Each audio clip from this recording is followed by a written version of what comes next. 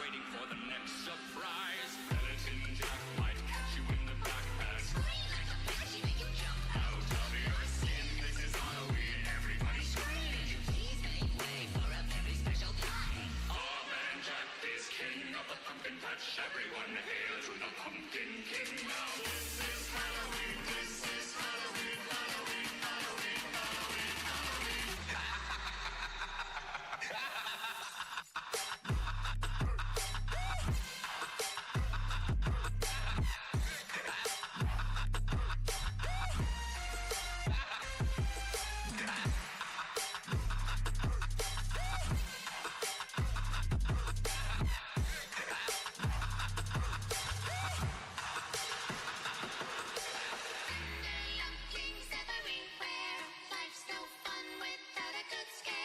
That's our job, But we're not mean. in our town of Halloween. In this town we call home. Everyone hail to the pumpkin song.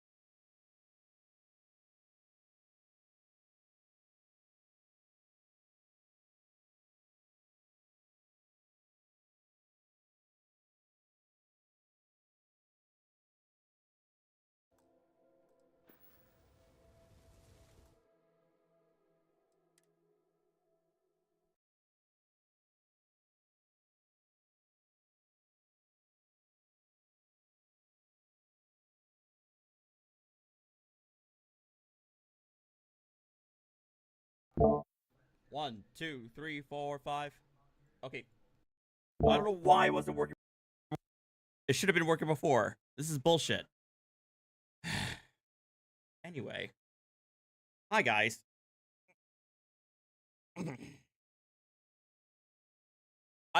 The app I use showed that it was receiving audio, but for whatever reason, it wasn't going into OBS. I don't know why. Anyway, hi. Sorry for the abrupt stream. We're going to be talking about or listening to oh,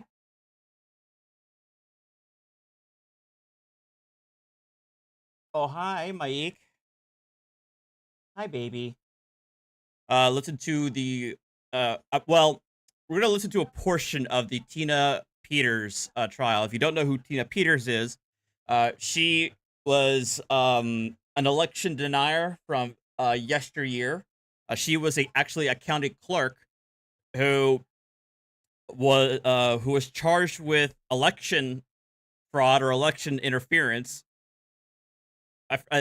She was charged with like 8 counts. I don't know what the specific charges was, but allegedly she gave. Oh, awesome, Celine. GG's. LMFAO.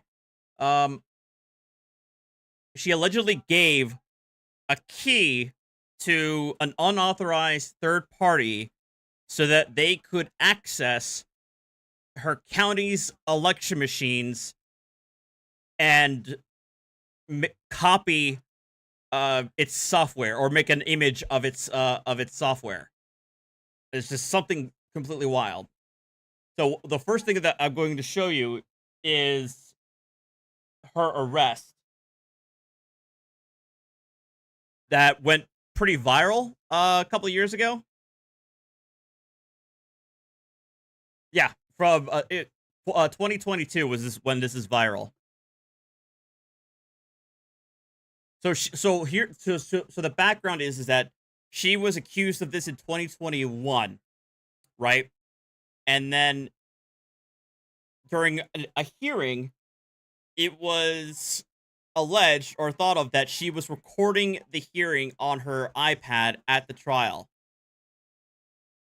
And I think they immediately when she left, the police got a search warrant to get her iPad, and then this is what ensued. But this is the arrest video that went viral that involved her. That was in a whole bunch of Karen compilations back in the day when those videos were all the rage.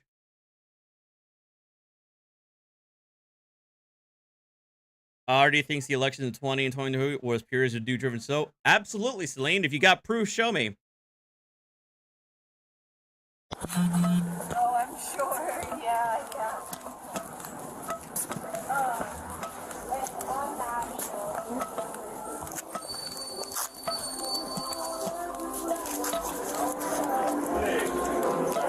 So Randy, let's just have the instructions. We have a search on for iPad. You're going to be searched for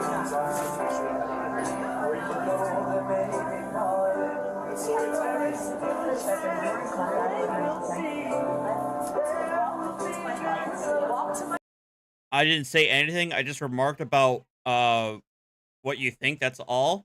Celine, I know you're probably a lot older than I am.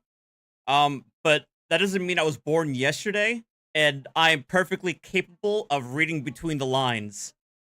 So I love you, man, but please do not insult my intelligence. You're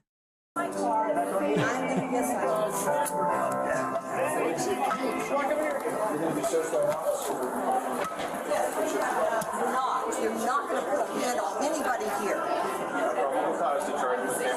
No, you do not.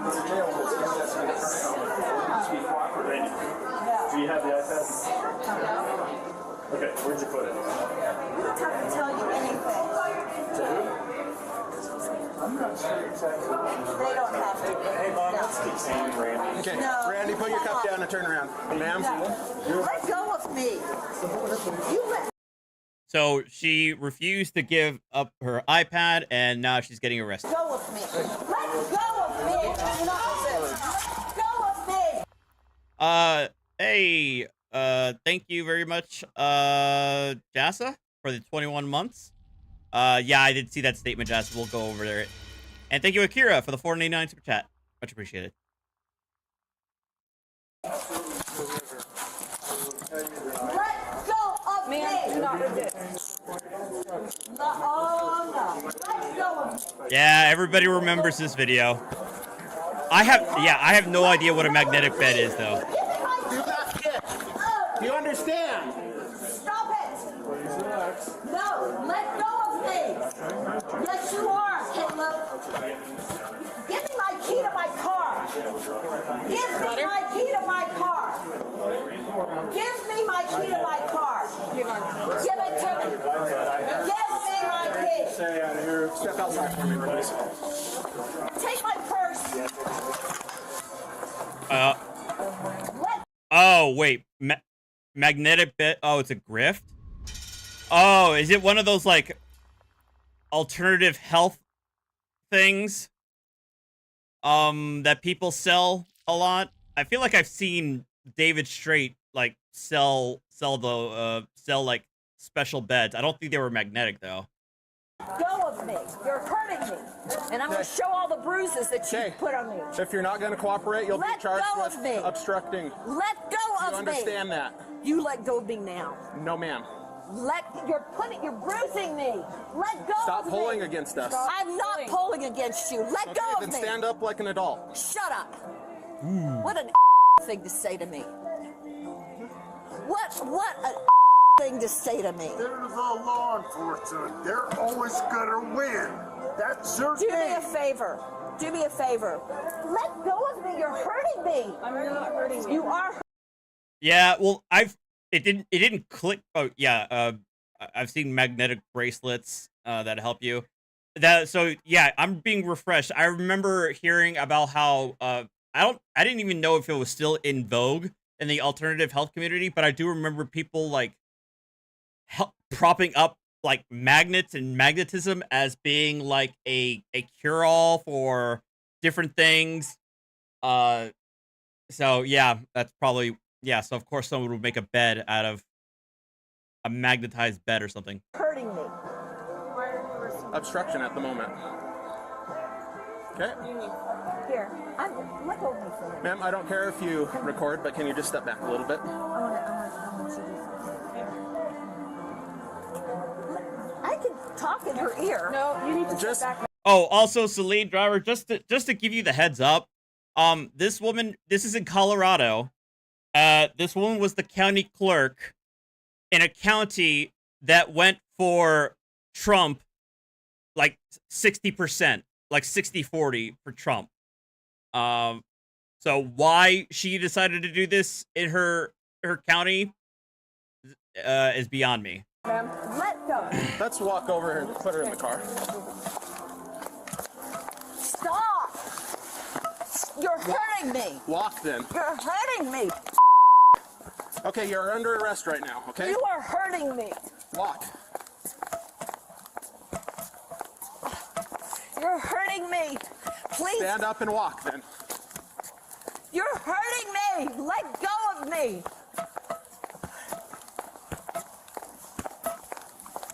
Let go of me. No, ma'am, you're under arrest. For what? Obstruction. I didn't obstruct anything. You're hurting me. You're hurting me. Okay. You okay? Yeah. What are you doing? You're hurting me. Get out of my pocket. You are under Yeah, Mesa arrest. County. You are being You're searched. hurting me. Stay back. Back up. Unless you want to be detained too, back up. I don't care if you record, just back up. Stand up straight, ma'am. I am standing straight. You're pushing me over with your hand. I'm holding onto your jacket. Walk away, lady. Walk away. What are you talking about? Get out of my pants. I am conducting a search. If you move, you will find additional charges. Find additional charges? This is like arrest without cause. You anything about that that run down the street? Language.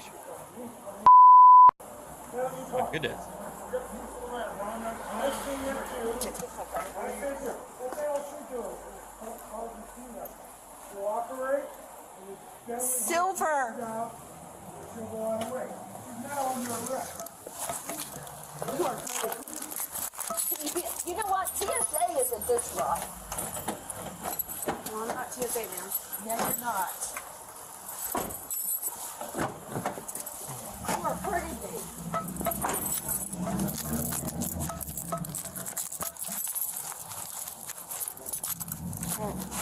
Ma'am, have a seat for me. Have a Sit seat. in the car.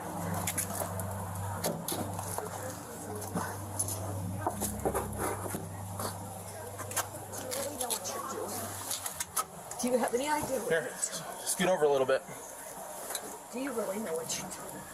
You're assisting Merrick Garland to not You're assisting Merrick Garland. show the truth of what Okay, the election. get over.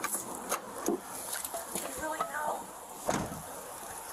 So as you can hear, like she was already went off the deep end, but she, ever since this entire fiasco began, never mind before her sentencing, she went full off the deep end. Merrick Garland is the Attorney General of the United States under the Biden administration. We'll have, Go ahead. we'll have Cannon come over here too and figure this out. Cause some trouble outside of my building, you Yeah, I'm gonna charge her with obstruction. She was trying to kick us when we escorted her out the door.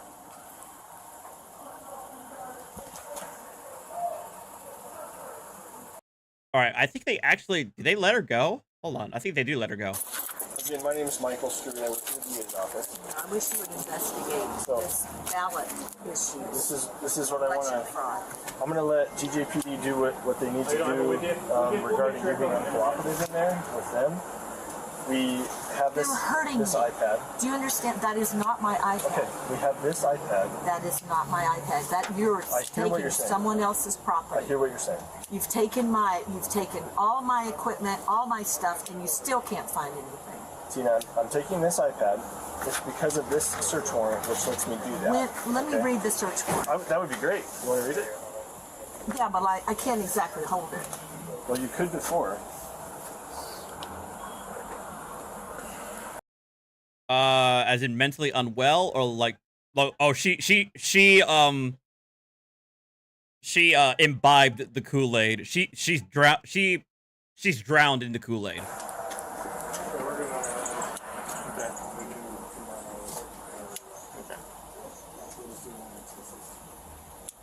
So, Tina, I'd love for them to take these handcuffs off of you and you can hold this. Would you prefer to do that? Yeah. Okay, I so- mean, you guys have hurt me.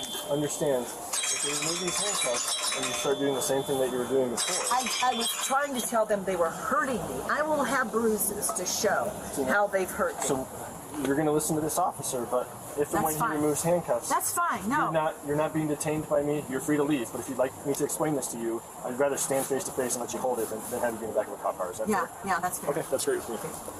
Can we just sit back a little bit? Yeah. Thank you. Step on it.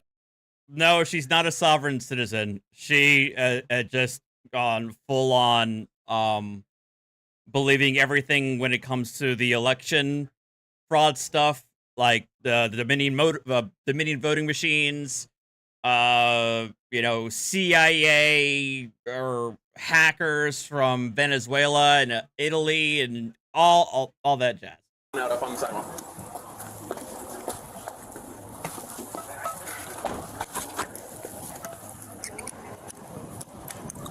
Just keep your hands behind your back. I don't have any choice. Just hold your hand right there until you can move it, please.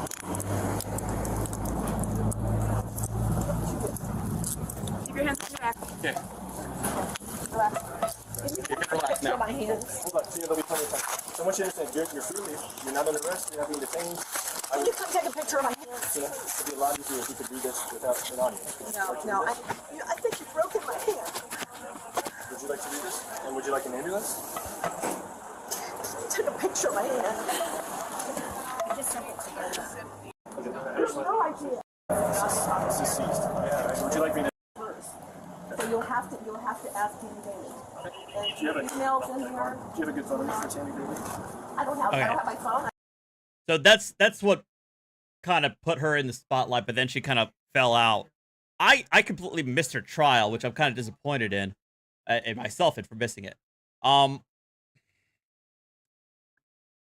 My issue though is I was not able to find the entirety of her trial. I've only been able to find like snippets. And they're pretty long. Yeah.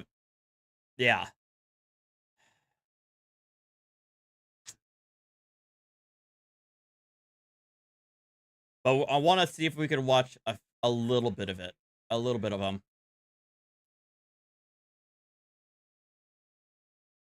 Oh, where did I have it? I had it saved up here.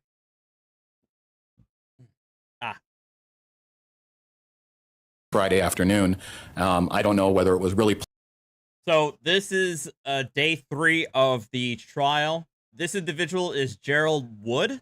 I believe he did forensics on Peter's behalf, and I think, or no, he worked with the county, and I think he was in control of the building that had the machines, and he gave her the key, and then she gave the key to a third party who made an image of the voting machines, I think. Planned the way it was or not, but it then apparently, like, she sold him down the river. it was winding up fairly early on Thursday. So did you come home on Thursday the 12th or wait till Friday the 13th? My flight was on Friday, but with all the turmoil going on and my family was distressed, wondering what was going on, and there were lots of questions. We were spending a lot of time on the phone, talking back and forth. So there was the group of people I was there with were coming back on that Thursday, and I had heard that they were coming back on Mike Lindell's private plane, that he was flying certain people back.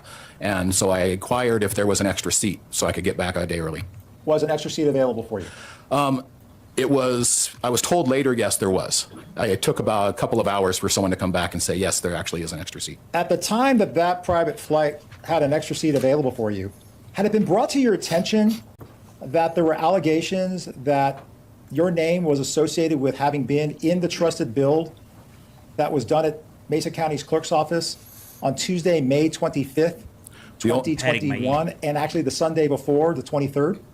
The only one that I recall was our Secretary of State, Janet Griswold, saying that. All right. So at that point, you still didn't have a lot of the information. Is that accurate? Correct.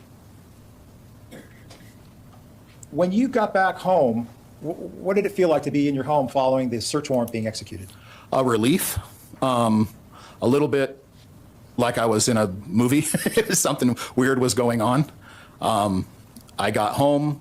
I wasn't sure what was going to happen, if authorities would know that I was on this plane and if I would be arrested as I landed. I didn't know what was going to happen. Was pleased that I was able to walk off the plane and meet my wife and get in a car and drive home without any interruption. And then we were going out for the evening. I don't remember what we were doing exactly, going to dinner or something, but we were leaving the house when a deputy pulled up in the driveway and gave our kids their phones back. Was that unexpected to have a sheriff's deputy? It was. And I was sitting in the passenger front seat of the car, and I remember he looked at me. I think he recognized that I was there, and I put thoughts in his head, but probably thought, it's like, oh, I didn't expect him back yet. At some point, did you start developing or learning of more information about the use of your name, the use of your personal identifying information in relation to the trusted bill that had occurred 3 months earlier in the clerk's office, culminating on the 25th and 26th of May, 2021? Yeah, I'd call it kind of a trickle process of hearing a little bit here, hearing a little bit there, learning some things, hearing speculation, hearing possible fact. Nothing was really confirmed for a while. What impact or effect did that trickle of information and news have on you in terms of your comfort level? I'm not sure how to answer that, comfort level, but it certainly kept us guessing, and it caused us to kind of evolve what we were thinking about it and how what was really happening and who was telling the truth and who was not. Did you have any worry about potential legal consequences that could come your way because of these allegations? I did, right from the start. Were they including potential criminal exposure? Yes. Potential civil liability? Yeah, all of it. And questions about what it really meant, and if it was a setup, if my name was planted, if evidence was planted, who knows what it was at the time. Yeah, lots of questions about how that would impact. So based on that uncertainty and concern about potential liability in the legal system, did you have to do anything like consider retaining counsel to look out for your interests? Yes. In fact, in South Dakota, I started asking about that. I don't know what to do here. I've never had to hire an attorney. I don't know what's involved. I don't even know how to evaluate one. But I started asking people and saying, do you know anything? Do you know anybody? Just knowing someone who could recommend someone would be a good thing. And so, yeah, I started looking into it immediately. Okay. How many months were you kind of under the public microscope of being a person of interest in the allegations that are at issue in this trial today? To my recollection, from that moment when everything blew up to... So far with this point system, there's not a way to give points. I've been trying to find an alternative to this one. I think I have, but I've been lazy in setting it up. Probably about the time of the grand jury. And during that time period, closer to the investigation that you called grand jury in February of 2022. Yes. Were you distancing yourself from some of your prior friends and associates? I don't think it had started just yet. I think that was later, throughout the spring of 2020. Never talked to. All right. We're going to, now I think this is his cross-examination. Mr. Wood, you can go ahead and take the witness stand, please. The parties are present. Are we ready to go forward, Mr. Shapiro? Yes, Your Honor. Mr. Case, ready to go forward? Yes. All right. Again, we're not going to watch the entirety of the trial because we'll be here all day and all night. But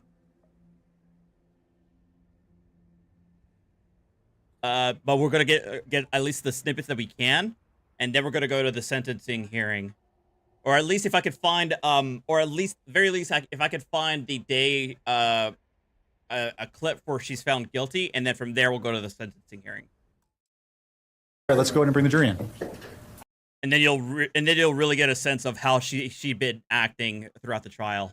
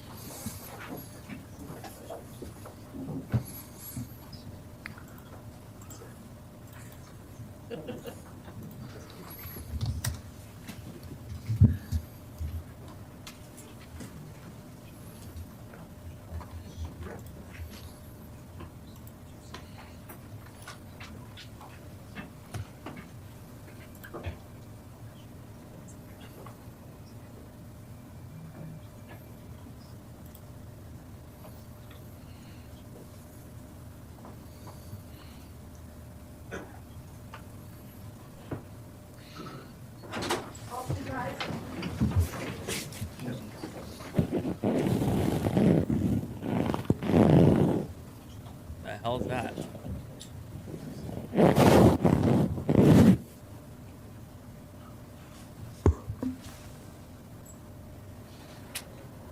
Go ahead and take a seat, everyone. Thank you. Just turned 3 o'clock. I know we're a little bit late. I promise we were productive while you were on break, such that we can move forward here efficiently. We're going to turn it over to Mr. Case in the cross-examination. Mr. Wood, I remind you, sir, that you're still under oath. Yes. Mr. Case. Thank you, Your Honor. Good afternoon, Mr. Wood. Good afternoon. Is this okay? I can hear it.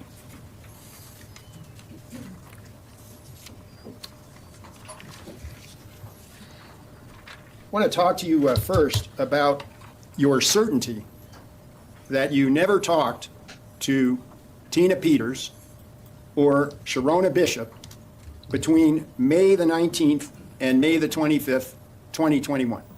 Okay. Do you recall that testimony you gave? I do.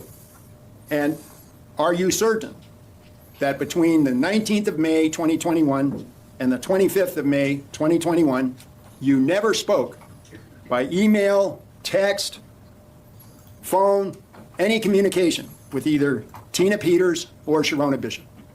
From the time that we parted at the clerk's office until then? Yes. Fairly certain.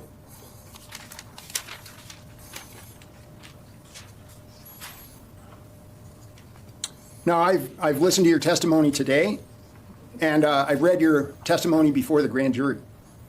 And I just want to see if this would be a fair summary of your testimony. Number one, you were not present for the imaging on May the 23rd. Correct.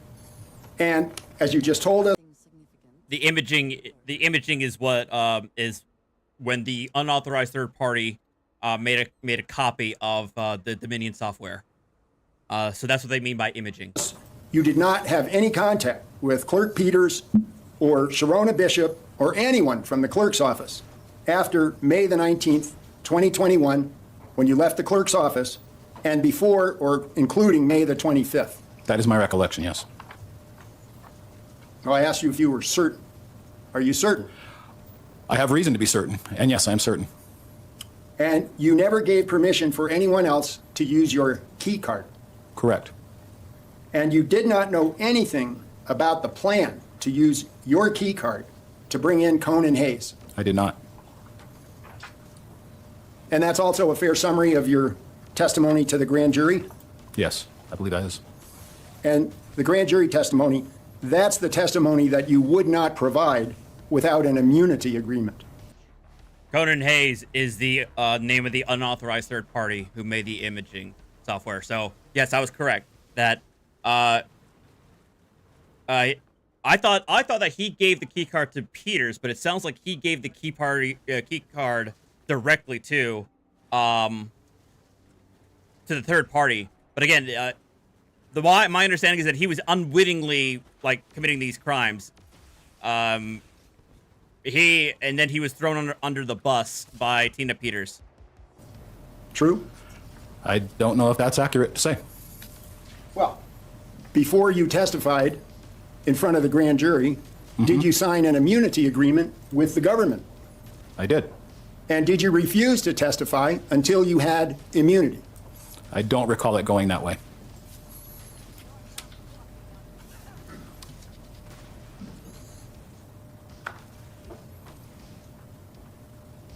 You got a subpoena to testify before the grand jury?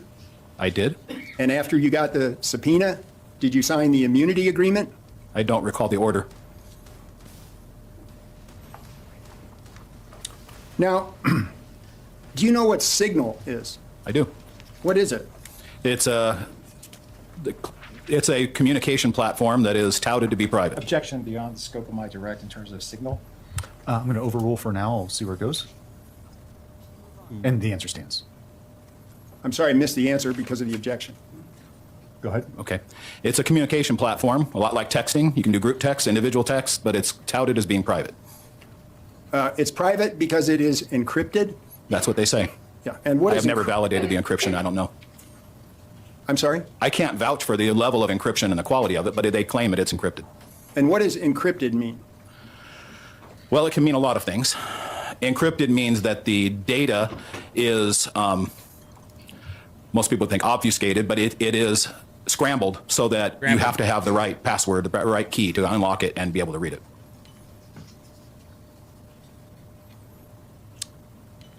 Can group chats be created on Signal? They can. Yeah. And in a Signal group chat? Yeah, they can. That's how the Proud Boys, or either the Proud Boys or the Oath Keepers, their Signal group chats were infiltrated. So the feds had access to all of them. Can multiple people message each other in the same text thread? Yes, they can. And is membership in that group restricted to the people who are included in the group setup? It can be. It can be open and it can be closed. Right. True. And an entire group that's in this text thread can be given a custom name like Broncos football? Sure. True. In 2021, was your cell phone number 719-930-0265? You know, for the record, that phone number has just been given out to the world. I would have preferred counsel be a little more tactful in how he questions regarding his cell phone. All right. When it comes to personal identifying information of that nature, next time let's approach, please. But you can answer the question. Yes, it was. No. And in 2021, were you using Signal on that cell phone number? I was. And within Signal, did you can give yourself a custom name, true? Yes. And in 2021, did you use the handle Trebuchet? That's Trebuchet. Trebuchet. As your I have used that name. I don't recall if that was my Signal handle.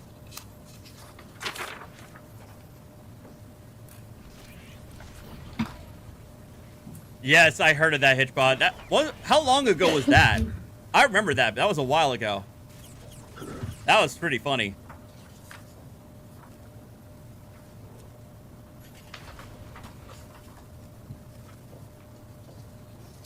Like, but would it isn't refresh your recollection to look at? isn't HireAHitman.com still up and running too? I feel like several people are still getting caught using that website. At a signal chat from May of 2021? Sure. You can approach. Sir, is this the whole? Oh, I'm sorry. Sir, is this the whole exhibit? No. Can I see the whole I'm going to exhibit? do it page by page. I'll show it to you as I offer it to the witness. You can approach. This is just Thank you. to refresh recollection at this time.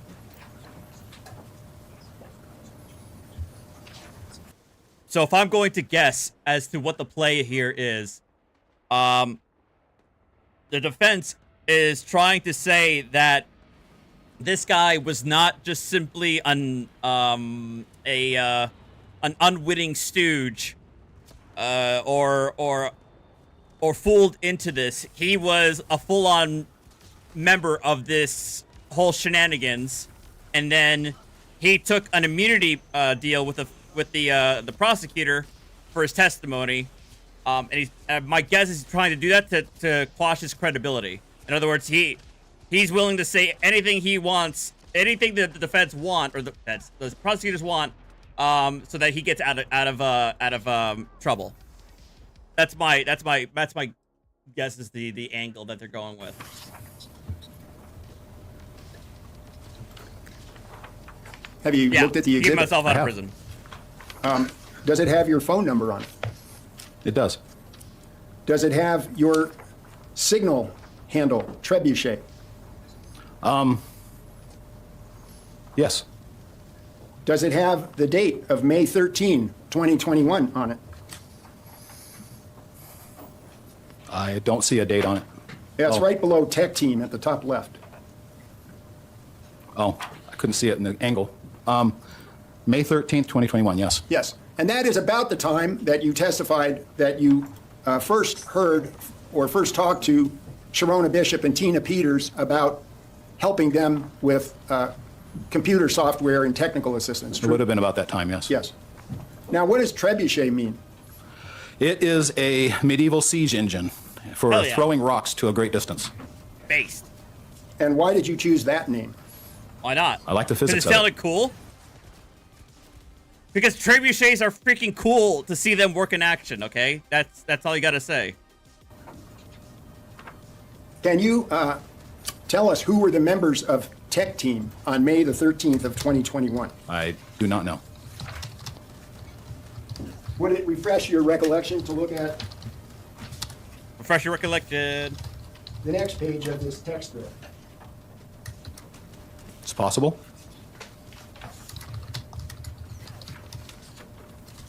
Sorry. I don't know why the name May I trebuchet approach, would Your be Honor? You may. relevant, but yeah, whatever. I'm showing you, I showed you before A009. Mm-hmm. And this page is labeled A008. Okay. Does that mean it comes before? Yes.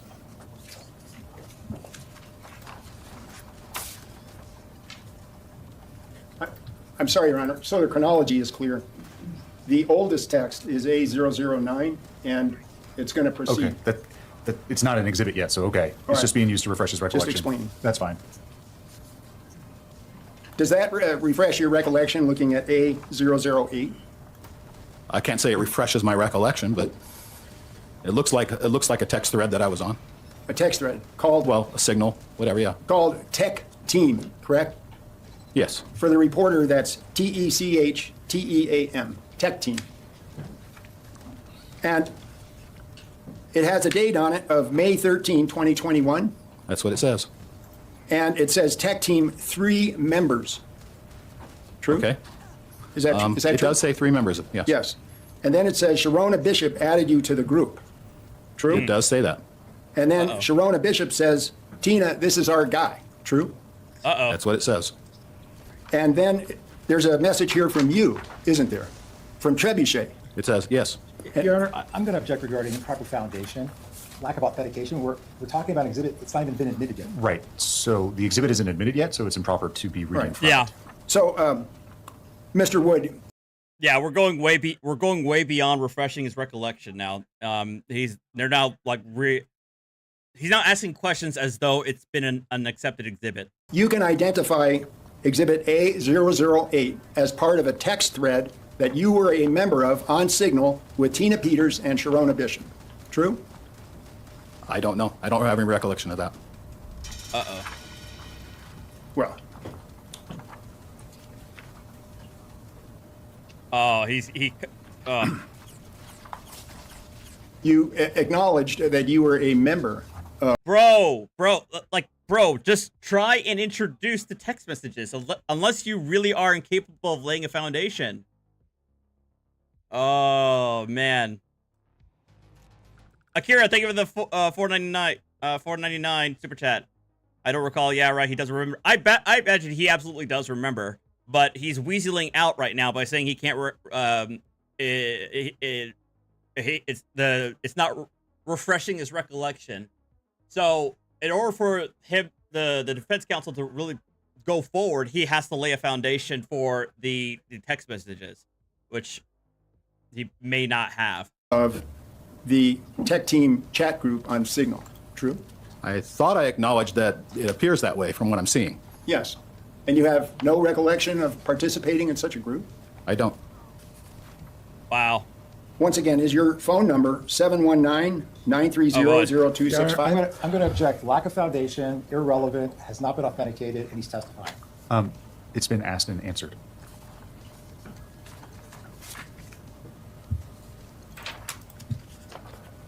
He needs to bring that in as an exhibit, or authenticate it at the very least, to be able to ask questions on it.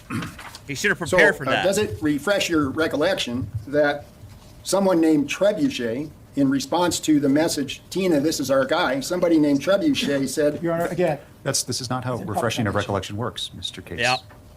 So, let's move on. May I approach, please? Yes.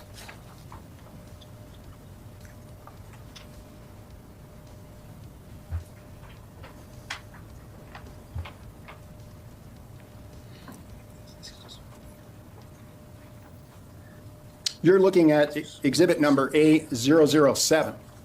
True? It does say A007.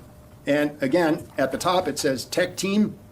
It does? Your Honor, again, I'm going to object. If he wants to lay the Can foundation... we have counsel approach? Let's talk about this up here.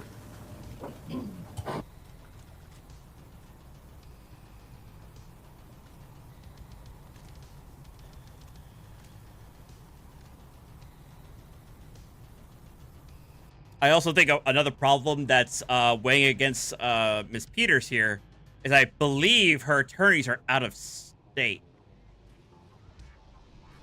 They're in as pro hoc vice, so a lot of them don't know the rules. Or no, wait, no, I don't think they are. I think they operate in different districts, so there are different rule. They don't know the full rules of this district.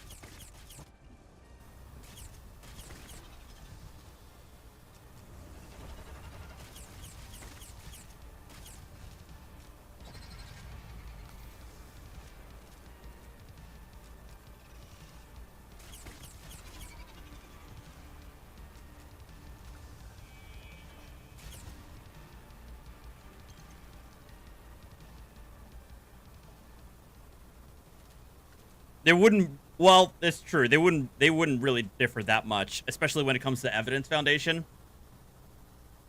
That's actually true. So I take back what I said a little bit there.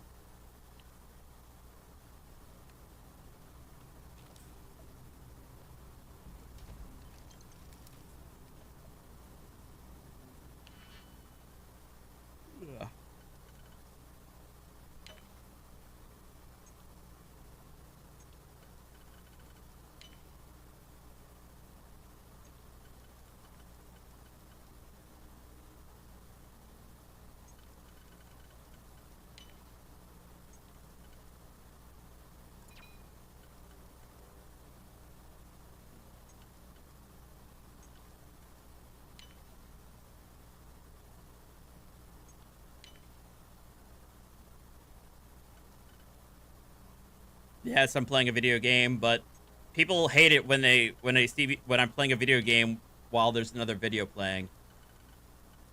That's why I'm not showing it.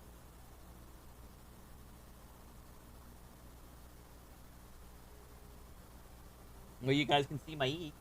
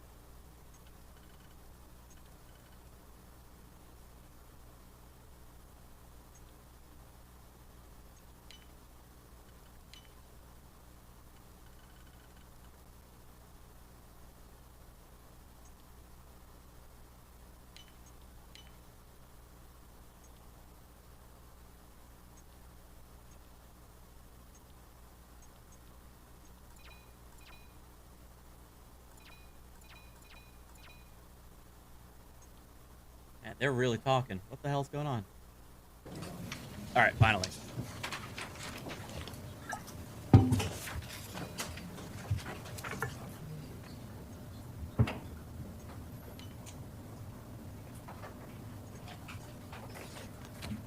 May I approach, please? Yes.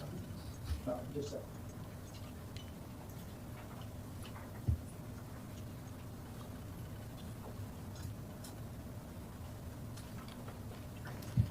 Thank you. You're welcome.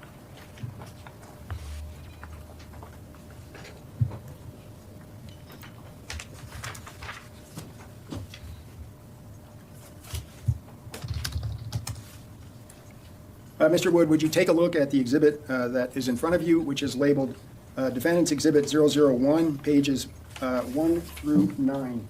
Yes. Thank you. What? My E. What?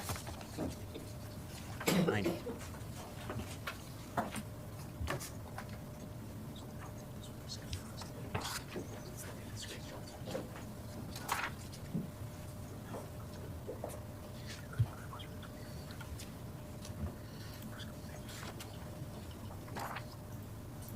You're being a fat kitty.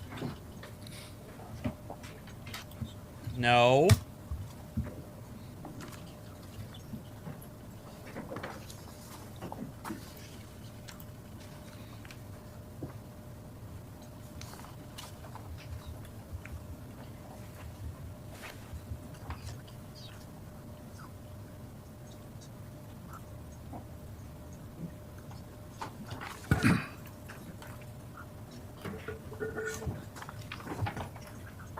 I think he's going to try and authenticate.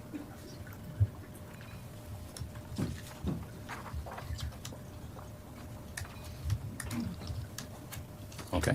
Have you looked at all the pages? And I'm sorry, I gave you the wrong identification. It is Exhibit A, as in alpha, pages 1 through 9. Okay. I thought that's what you said, but it's all right. Have you now looked at all the pages? I have. Can you identify Exhibit A as the tech team chat on Signal between yourself as Trebuchet, Tina Peters, the clerk and recorder, and Sharona Bishop? I can say that you have what looks like screenshots of it. I don't know. I don't recall any of this. Well, what do you mean screenshots of it? You have screenshots of text messages that you are claiming are between us. Uh-huh. Is this not a screenshot? I don't know. I'm not a software engineer, but All right. if you say so, I'll take your word. I don't think that's Those a are technical term. Yes, it's a screenshot. Okay, I don't know. Is that a screenshot? I guess the question is that, can you identify that as a communication that you had with those people identified in the exhibit? Do you know if you were a party to that conversation? I don't recall this conversation. Okay. So that means you cannot identify Exhibit A? Yes, I cannot identify it. I feel like he's full of he's really full of shit. But that's just me.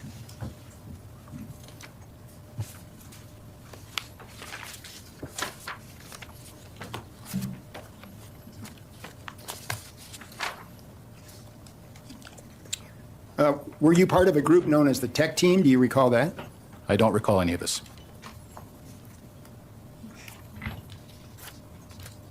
Uh-huh. So you said that in early April 2021, you received a call from Sharona Bishop. I think I testified, or I believe it was early May. I may have said late April in the grand jury testimony or something, but it was somewhere in that time frame. And you learned that Clerk Peters needed a person to help out with IT work around the office. That was it, yes. Do you know of anybody other than yourself who uses the name Trebuchet? I know other people who like the idea and can build them. I don't know anyone else, no. But I do know that I have an email address that uses that name, and I had to put numbers on the end because other people were using it. There's quite a lot of trebuchets out there as IDs. Well, do you know anyone Thank who went to you. the symposium Akira that uses for the name 499. Trebuchet? As far as I know, no one else. But Do you know- I don't know everyone at the symposium. Right. Do you know anyone else in the Grand Junction area that uses the name Trebuchet? Objection, speculation, and relevance. Yeah, speculation. I'll allow him to answer the question if he knows it. I don't have any knowledge of anyone else.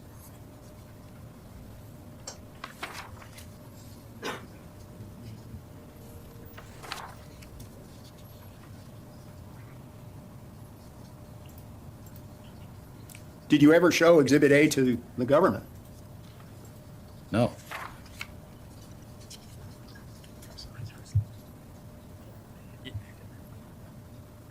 No, I don't think he would show a screenshot of a text message to the government. I think what you wanted to say is that did you ever show the text messages from your phone to the government?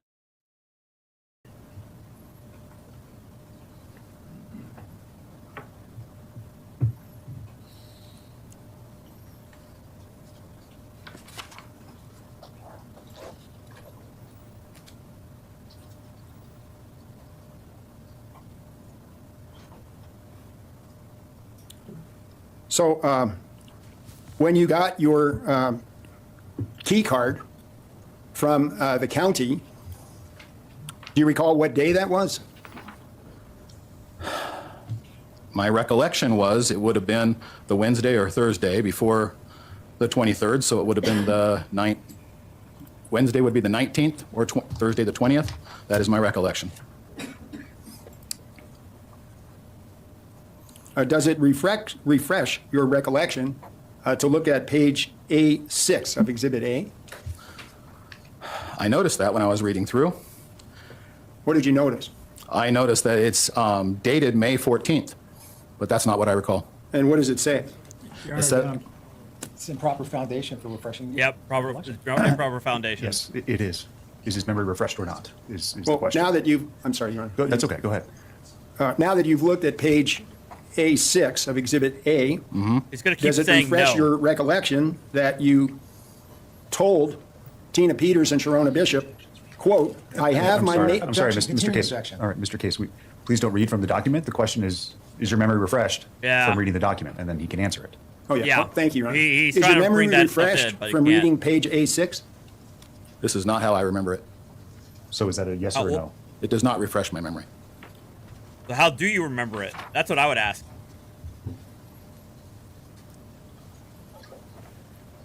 Do you know yes. who Sandy is? Ice Blade. I would guess at this point, I don't think I did at the time. I think that there is Sandy or Sandra in the clerk's office, but. Your Honor, I object. Question calls for speculation as evidenced by the answer. I'd ask that. It's overruled. You can. Yeah, I would go ahead. overrule If you know, that. you know. I don't know anyone with that spelling of their name. It's an odd spelling. What spelling?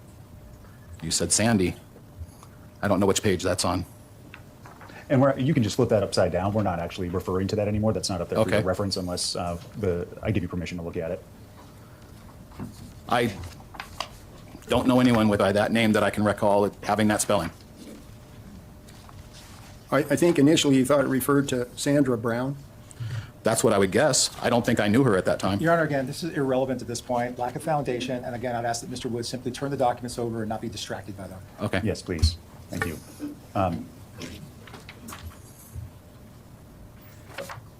Let's move on to the next question, please. I'm not following the relevance at this point if we're not getting this exhibit admitted.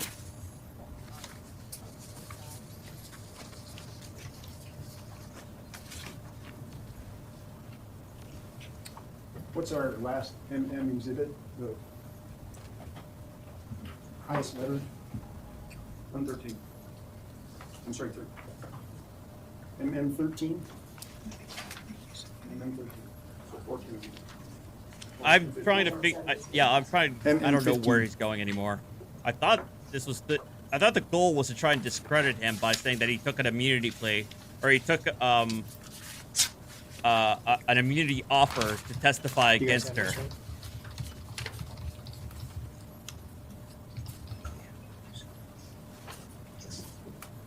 Yes. Yep, we're familiar with it. Okay, thanks. Are we approaching yours? Yes. Yeah. I knew when I stepped to the line. It's okay. There you go. I'm showing you exhibit MM, as in Mike 15. Do you recognize that? Yes. What is it? It looks like the, what do you call it, limited use agreement? Could you look at page 2? I can. Did you sign on page 2, exhibit MM 15? Your Honor, the people will stipulate to MM 15 as a limited use agreement executed between the defendant, his attorney, and the district attorney. MM 15 is so admitted. You can continue to ask questions, though. Thank you, Your Honor.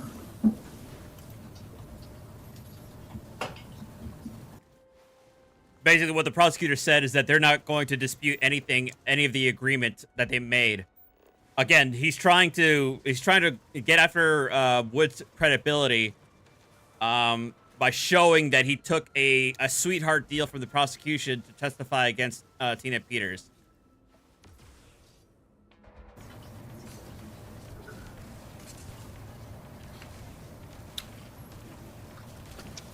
So, before you, the date of your testimony to the grand jury was February 20th, is that correct? I don't remember the exact date. 22? It was February of 22. I don't remember the exact date. It was after the date of this agreement, true? Yes. And this agreement was signed February the 17th of 2022, true? Yes. Now, when you were going to testify before the grand jury, you knew that Mr. Rubenstein, the district attorney, wanted to ask you questions about the events surrounding what happened at the clerk and recorder's office in May of 2021. Yes. And you knew that the district attorney also wanted to ask you about your attendance at the cyber symposium. Yes. And your testimony is still that you were not part of any plan to let anyone use your key card. That's correct. And your testimony is that you knew nothing about the imaging done on May 23rd and May 26th, 2021. I don't believe I did. In essence, you're completely innocent of what happened in Mesa County. Yes, I would say I am. And yet you refuse to testify before the grand jury without an immunity agreement. I don't know that that's the way it went. Ooh. I don't know that I refused. The immunity agreement told you that the government was investigating people for other crimes. True? The immunity agreement did? Yes. I'm not certain that it says that. Does it say that? You just need to answer the question. I'm not aware of that, no. And the crimes that were listed in the immunity agreement were election crimes. True? I guess so. I don't know what crimes it lists. Was cyber crimes in there?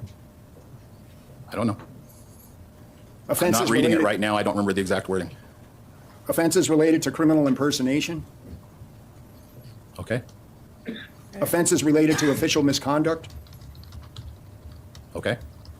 And your position is, I wasn't there, I didn't know, they tricked me.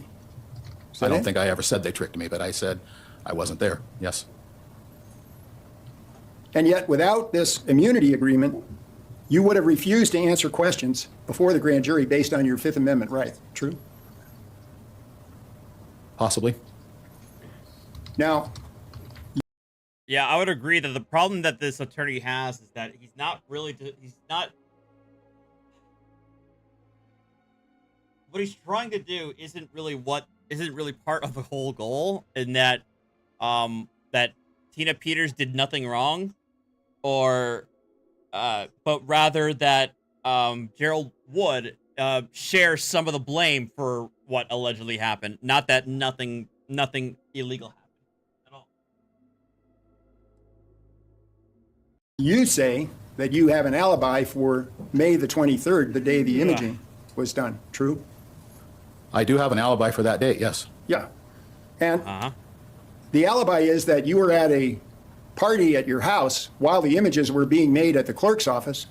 You were with your family at a graduation party, and you even showed us pictures. If those were the hours that it was done, yes. And if it wasn't those hours, if the imaging was done in the morning, in the morning you were at church where your wife is the pastor. True? My wife and I are both pastors, yes. Thank you. Now, would you agree with me that you would violate your immunity agreement if you lied to the government? It would be at risk of being invalidated, yes. And it would violate your immunity agreement if you withheld material information from them. Yes, material information that I had, yes. Right. And material information would be something like a text chat that you were a party to but didn't show them.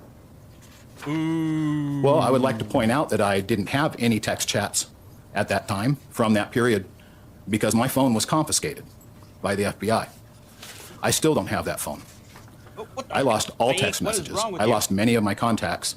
I lost important birth dates, important dates. I lost a lot of things. So you're asking me to recall on memory things that I don't have in my possession. Well, I've asked to refresh your memory with text chats with trebuchet on What are it, you but you doing, say Katie? you don't recognize them. True? I don't recall those. What do you want?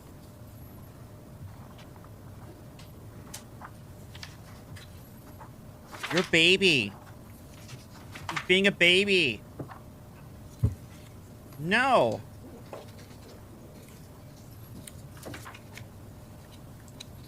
Hey, what's up, Devin? What do you want, baby?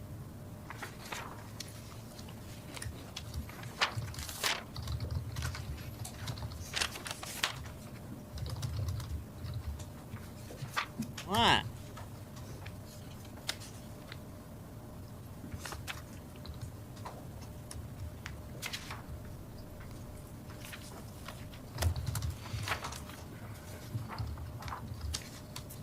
My... What? Now, when you talked to Clerk Peters, did she tell you that she was looking for somebody trustworthy? At one point she did, yes. Yes. That was when you were in her office with Belinda Nicely. True? That was probably part of that conversation, yes. Right. And she wanted somebody trustworthy who could make an image, a backup copy of the information on the election management server. True? She was inquiring about the possibility of doing it, yes. Right. Because she knew that on May the 25th, the government was coming to do the trusted build. True? Objection, speculation as to what the defendant Right, I knew. understand. Sustained. She told you that the Secretary of State, the government, was coming on May the 25th to do a trusted build. I don't know if she mentioned the date. Right. She did say they were coming to update the system. Right. And it was her understanding that she told you that when they did the software update, it would erase everything on the server, correct? No, I don't think that's correct. Well, what did she say it would erase?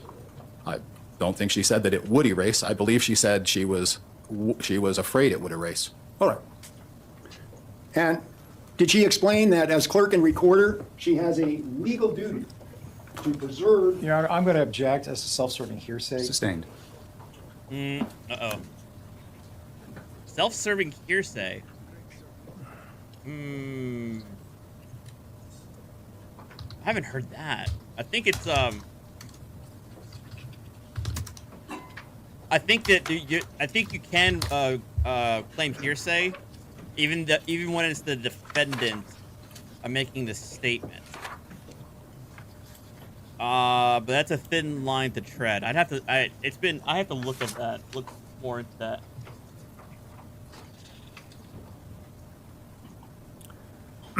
Now, you were in Sioux Falls, South Dakota for the symposium, I was.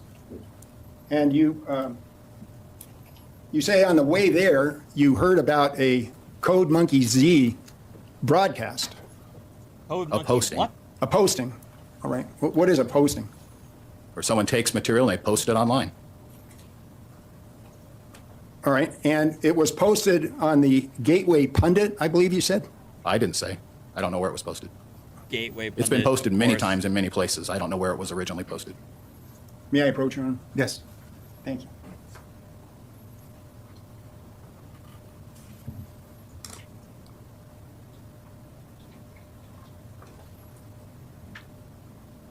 Now, I've put in front of you a thumb drive.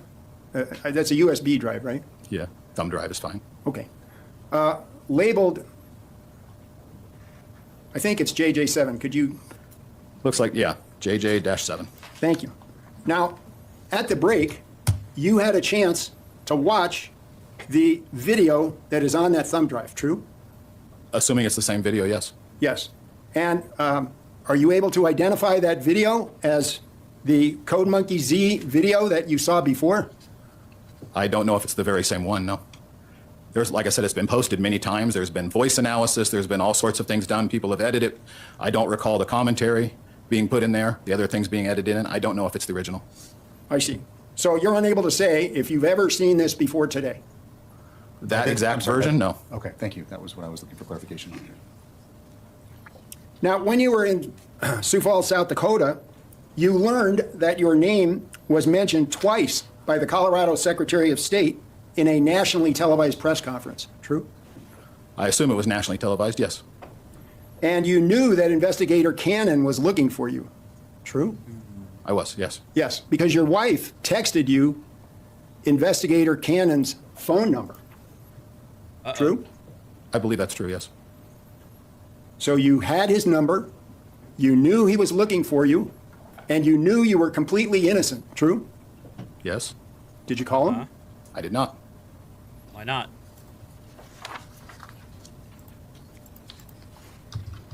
Now, while you were at the cyber symposium, did you get a new phone? While I was there, no, I did not. Well, did you start using a new phone? No. Are you familiar with the phone number 970? Your Honor, Hold on, Mr. Case. Is it possible the defendant can defense counsel could maybe just do the last 4 digits or find some other more sanitized manner versus publishing the PII? Right. So can you, let's try it a different way. Can you, and see if you can identify that as his phone. Right. Did you start at the cyber symposium, did you start using a phone number, last 4 digits, 9100? I don't know if that was the digits. I had a second phone at that time. And It was my personal phone and my work phone. I don't recall the phone number of that phone. Again, that phone has been confiscated and that number is no longer valid. but you did start using another phone at the cyber symposium, true? I did not start using another phone at the cyber symposium. I had that phone. It was a work phone. I had a work phone and a home phone, or personal phone.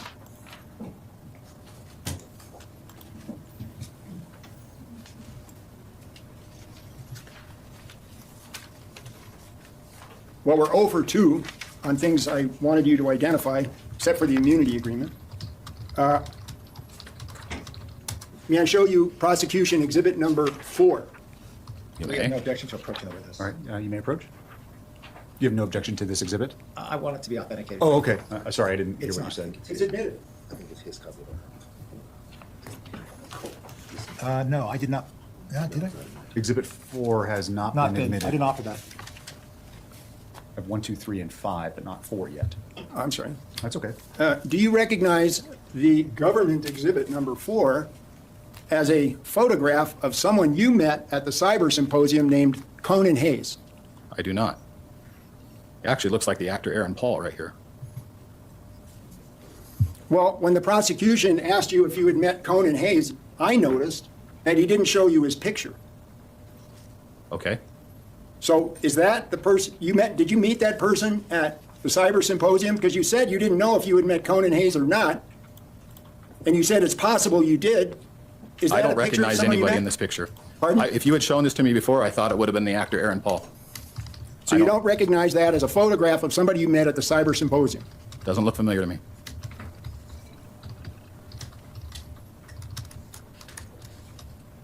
Now, you flew back on Mike Lindell's plane, I did. and were you kind of a celebrity on the plane? I don't think that would be the right word. No, Were you sitting next to somebody named Joe Oltman? I was not. Were you sitting next to somebody named Karen Siebold? No, I was not sitting next to her. Nearby, It's not that big of a plane. Define nearby. within 10 feet. Sure, could have been 10 feet.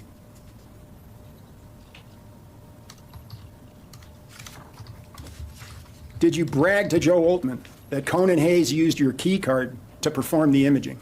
I did not. Did you and your wife, Wendy Wood, attend a luncheon with Laura Logan and other people when Laura Logan was out here making her movie about election integrity? No, You were not there? I was not there.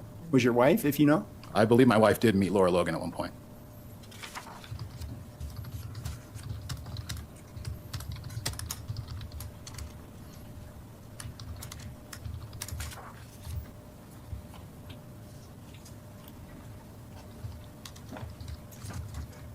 Now, when you traveled to South Dakota, you got there on the 9th of August. The rest of the group arrived on August 10th. True?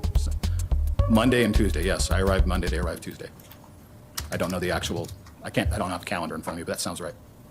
And when you walked into the symposium, you sent a message to the group that you were part of that was going to the symposium. Let me start over. Did you become a member of a chat group with the people that were going to the symposium? It's quite possibly. And when you walked into the symposium, did you send out a text on that chat thread to find the people who were coming from Grand Junction? Maybe. Did you say, "Where's my peeps"? It's possible. At the symposium, you spent time backstage, is that right? Yes. You were with the cyber group, true? The cyber group, yes. The cyber experts, yes. Yeah, the cyber experts. Uh-huh. And Conan Hayes wasn't with the cyber experts? The Not- cyber mercenary wasn't with the cyber experts? Not to my knowledge. Were you inside rooms meeting with lawyers? I had talked to a couple of people who said they were attorneys, yes.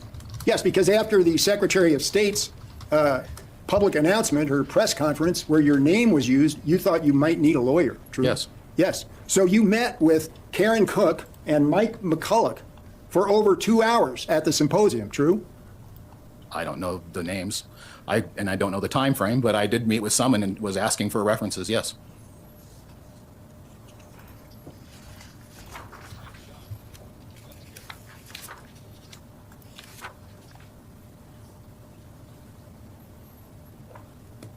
So Clerk Peters told you that she wanted somebody trustworthy. Objection. True. Asked and answered. Sustained, that was already asked and answered.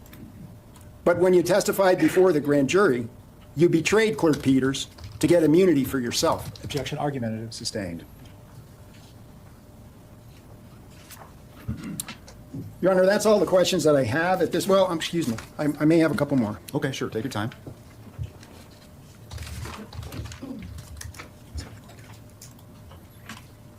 Yeah, so when Ms. Peters was discussing with you the possibility of you making a backup image of the voting system equipment, your understanding was that would be legal, true? Yes. I've never heard of it not being legal to back up a computer. Well, it is now, but it wasn't. Argumentative. Sustained.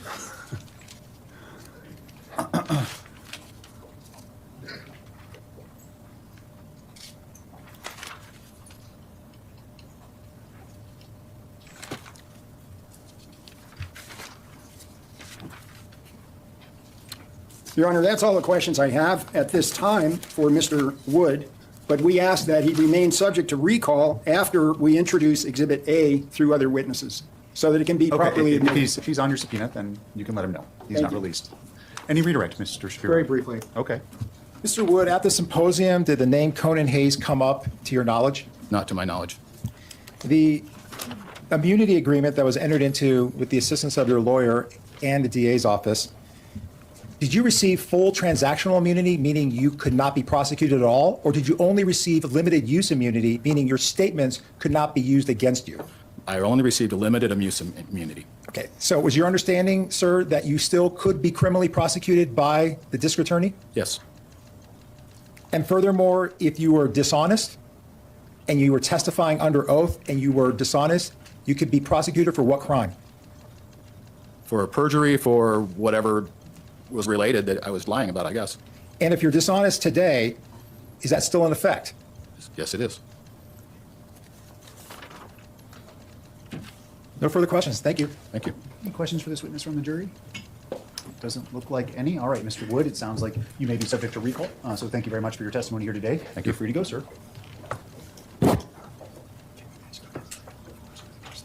No. Is he under your subpoena? No. I asked the court. Your Honor, we're asking that he be released from his subpoena. He's not under defense subpoena. Well, okay, you're released from the people's subpoena. If you're not under, Thank you. You can't serve him. yeah, the attorney can't. Okay, you're free to go. Have a good rest of your day. I'm serving you a subpoena. Your Honor, I'd ask the court to make a record regarding this attempted Right. service, which is improper. I'm over 18, Your Honor. I can serve. Mr. Wood, Judge, that I'm aware you're over 18. Here, I'm handing this to you, sir. I was told that. All right, you can argue whether that. Easy, everyone, please. So, do we have another witness, Mr. Yes, Shapiro? we are. We're Okay. ready to call Stephanie Wentholz. All right, thank you. there we go. And we'll go about 15 to The cat 25 muted minutes me. or so, and then we'll break that day. Yeah, the natural breaking point around defense that time. counsel Yes, Your Honor. served We will, we Wood a understand that, subpoena. and we will just try to do the early part of her testimony, and we'll complete with one playing of a audio, and we'll stop. Okay, thank you.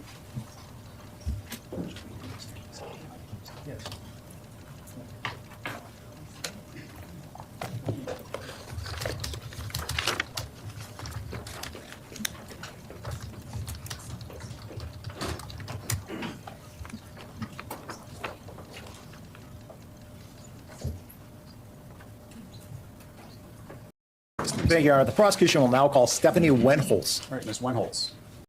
Good afternoon. Thank you for your patience on a Friday. What do you do for a living? I am an elections administrator. For which office, county, or jurisdiction do you work as an elections administrator? I work for Mesa County. I am the elections manager for Mesa County. And in Mesa County, is there just one election manager or two? Currently, right now, there's one, but there was two. Okay. Thank you for clarifying. And what is your primary day-to-day job and duty like? I help people register to vote. I help people understand the process of elections. I help with getting our election judges and set up vote service and polling centers. Basically, what I do is make sure that the people of Mesa County can have a successful voting experience and that the elections are secure and safe. All told, how many years of service do you have as a professional elections administrator? Approximately 10 years. And of those 10 years, how many have been here in Mesa County serving Western Colorado? I have been here in Mesa County for 4 years. Where did you work before coming to Mesa County? Prior to Mesa County, I worked at Arapahoe County, and I also worked at Gilpin County. So I have experience with a small county and a large county. All right. And again, refresh our memory as to approximately when you started here in Mesa, the year. I started in 2020. All right. I'm going to take you forward to April 23rd of 2021. So about 16 months into your tenure here in Mesa County. Am I accurate with my math? Yes, you are. Okay, I have to ask because I'm a lawyer and I'm not very good with math. So I'm going to talk about that day. Rude. Is April 23rd, 2021 a memorable day in your professional life? Yes, it is. Why is that date so memorable to you? That is the day that we were told to go to a symposium that Dr. Frank was holding. It's also the day that Dr. Frank came into our office and was. Oh, yeah. So Dr. Frank, I think I remembered learning about this guy. He was also really big in the whole election denial thing. This guy sounds batshit crazy. He's also somebody who completely bought the Kool-Aid. Like he's like a math teacher, but then pretended to be an expert on electronic voting systems. Yeah, I forgot his first name, but his last name is Frank, Frank. Speaking with the administration team of the elections office. Did you have a prior knowledge or awareness of who this Dr. Frank was? I actually did, yes. Okay, and when you say doctor, what type of doctor are we talking about? A physician, a dentist? What are we talking about? From my understanding, it might be a mathematician. Okay. And were you being directed to go to some presentation involving a mathematician by the name of Dr. Frank? Yes. Okay. And when was this presentation supposedly set to occur that day? It was in the evening, approximately 6 p.m., I do believe, at the time. And where was that presentation going to happen at? It was at the Doubletree Hotel, right off of Horizon. Prior to that 6 p.m. presentation, did any other memorable event occur involving Dr. Frank and others that you were present for? Yes, there was actually a meeting with Dr. Frank in our office. It was actually in Tina's office. All right. How did you know there was a meeting that was occurring in the clerk and recorder's office on the afternoon of the 23rd of April, 2021? So we were told that he was coming into the office and that we would be coming into this meeting one by one when it was necessary for us to come into the meeting, and I was at the end. Were you familiar with any of the participants? When you finally went to this meeting, were you familiar with any of the players, the people who were in the meeting? Yes, there was Belinda, who's the chief deputy, Tina, Sandy Brown, myself obviously was in there, Brandy Vance was in there, Sharona Bishop was also in there, and then I had never met Dr. Frank, and then some other gentleman that I was not familiar with. The person you identified as Tina only by first name. What is Tina's last name? Tina Peters. And that person was what in relation to you in a professional capacity? She was the clerk and recorder for Mesa County. Sorry. Tina Peters, who was your clerk and recorder at the time, do you see that person in court today? Yes, I do. Can you please identify that person in terms of where that person is and what article of clothing you see that person wearing? Yes, she is to my right. She is wearing a navy blue blazer with a red top. Thank you. Your Honor, let the record reflect that Ms. Wenholz has identified the defendant subject to cross-examination. The record will so reflect. When you were summoned to this meeting, did you have any idea what the topic of the meeting was going to be about? We knew about Dr. Frank. We kind of had a little bit of an idea because he had put information out about other counties. One particular county, I had a good friend there, and they were saying that the voter rolls had these phantom voters, and he was going to come in, and that was what his speech was in regards to, is phantom voters. Okay. So just to clarify, did you or did you not actually face office with the people you just identified? I did actually attend the meeting. I was in the last 10 minutes. Okay. And that particular meeting, was a recording made of that meeting? Yes, there was. Who made the recording? I did. I'm going to show defense counsel two compact disc CDRs, 22 and 22A, People's Exhibits. You may approach. Yes. Why am I shouldn't be getting Comcasted, guys. Is there a difference? Ms. Wenholz, are you familiar with People's Exhibit 22? Yes, I am. What does it appear to be? It is a recording of the recording I created. How do you know that compact disc contains the recording, a copy of the original, that you yourself made? It is actually initialed by myself, and I've also dated it. And the initials indicate what? That it is authentic. I agree that this recording is authentic. Okay, so you yourself have heard the recording on 22? Yes, I have. What does 22A appear to be? 22A appears to be the same recording, it's just enhanced.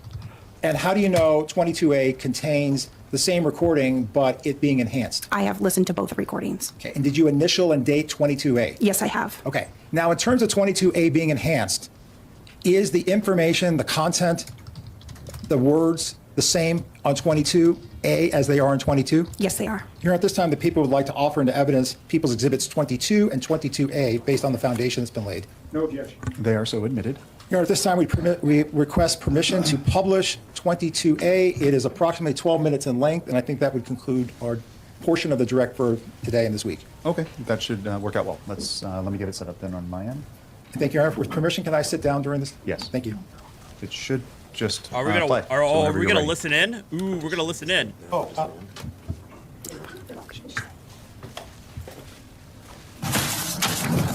All right, guys. You are the expert. Oh, God, no. I am not.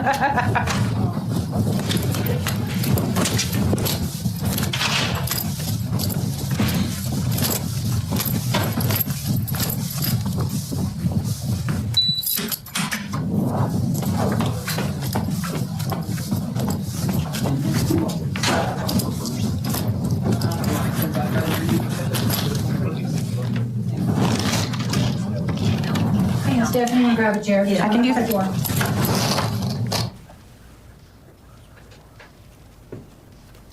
Chair. Oh, I think we're going to be in this office back here. Thank you.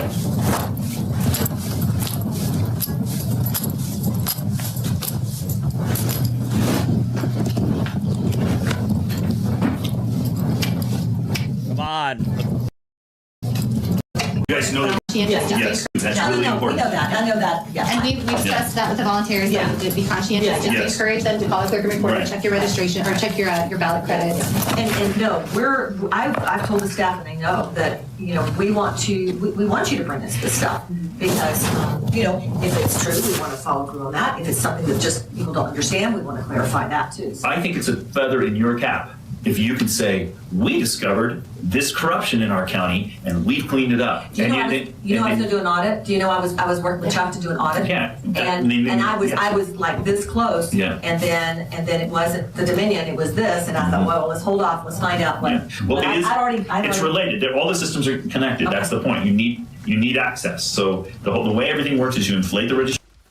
So the woman speaking right now is Tina Peters. I think the man speaking is Dr. Frank, the mathematician and supposed expert. Registration rolls at the beginning, which gives you a big credit line. Now, you don't merely inflate, you just don't have to remove too, and that will automatically. Most people, you might be an exception because you're a stickler, but they're. Can you tell them I'm like, no, this is the law? Okay, yeah. Well, almost every person or clerk or board of elections people I've been talking to them all across the country, I show them a graph of the county and I show them who's registered. All of them, without exception so far, their jaw drops because you never look at the data that way. You're not used to seeing the graph of how many, what is the population of your county, and then how many people are registered. And it's like, everybody's registered? What? Because you never look at it that way. You don't look at the data that way. And so when I show it to them, they're going, what? That can't be right, but it is. And then that's the first warning sign that you've got too many people on your registration rolls. Then the question is, those ballots, maybe pretend, just for the sake of rhetorically, pretend these are what the real ballots were and these were the phantom ballots, okay? And then, so what I've been doing is I've been helping people find these phantom ballots. And the way you find them is pounding on doors. It's the only way I've found that. I mean, I have software I've written that helps you narrow the lists, but you got to pound on the doors. Okay, so Stephanie's just coming in. Hi, Stephanie. Hi, it's wonderful to meet you. I'm trying Hello, to. Stephanie. Hello, it's nice How to are meet you. And I'm trying to go. Yes, We have 10 minutes left, so I really threw I was like, okay, I'm trying to get there.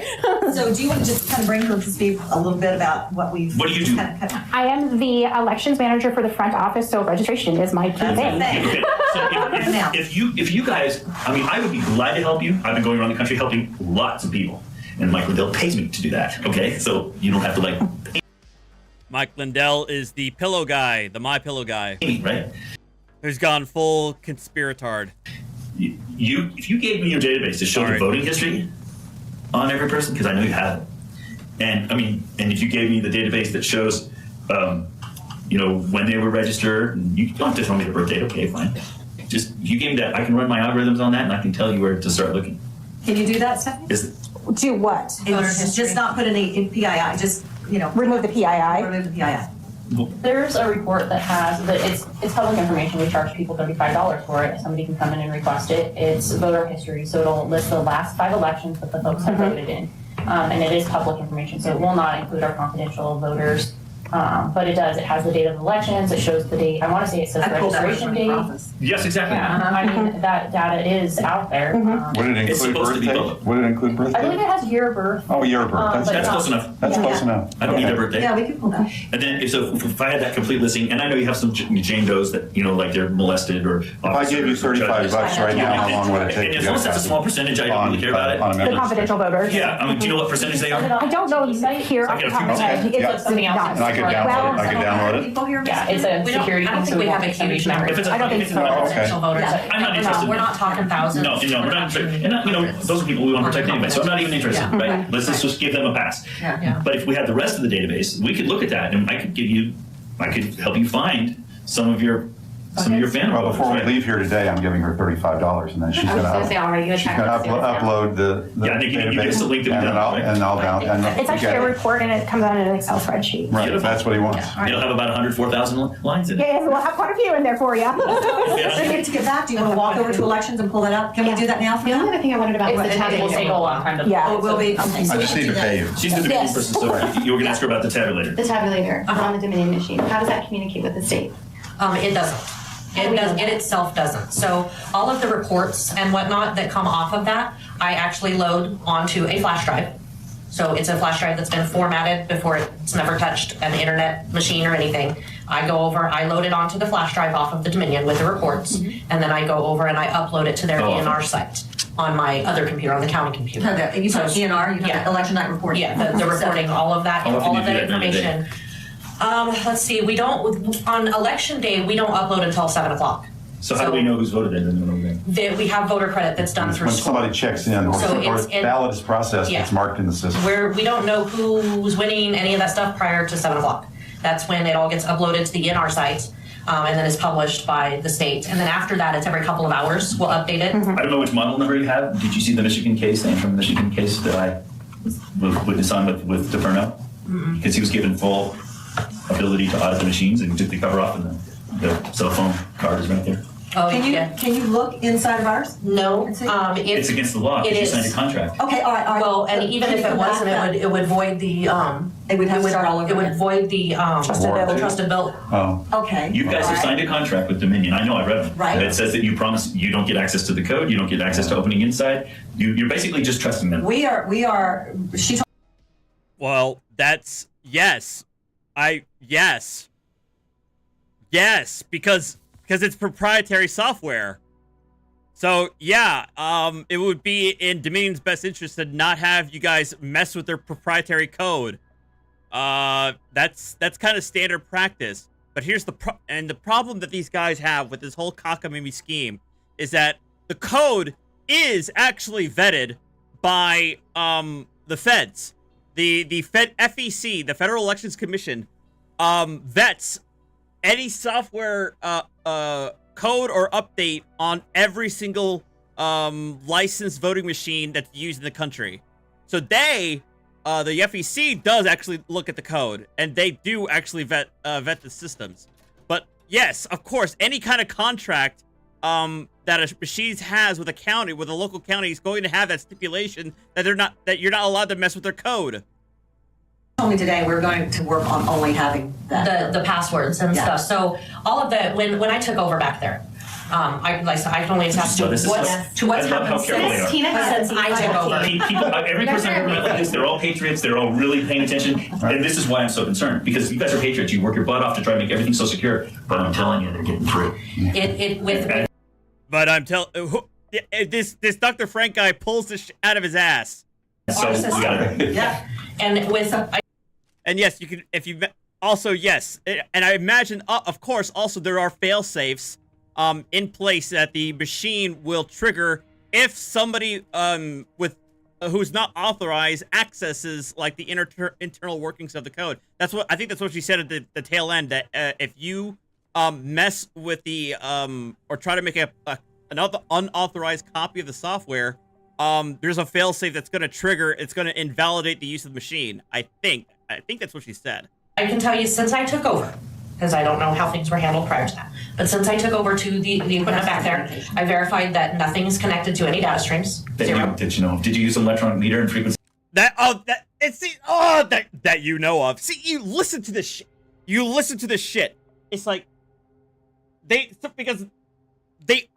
is how conspiracy theorists work. There's always another layer. There's always another angle, another layer, another excuse. Analyzer to see if there's anything being transmitted from it? But I have looked through the settings, and there is no Wi-Fi access as far as I can tell. Neither did they in Trump County. Cell phone. They use I cell can phone, only right? do so much, but They as use far as I cell can spectrum. They tell, use I cell did spectrum look to make sure instead that there of was no Wi-Fi, so you Wi-Fi can't or detect it. Bluetooth or anything like So you that can have no accessible on that Wi-Fi, equipment. no It is Ethernet. not connected to any And data an stream. It anthem, has they- not been since You open I took over.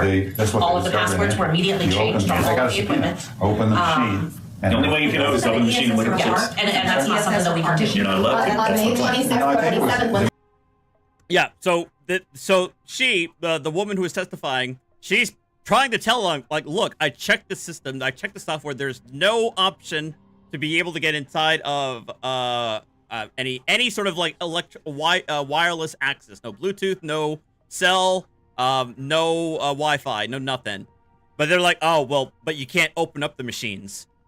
So again, there's always another layer.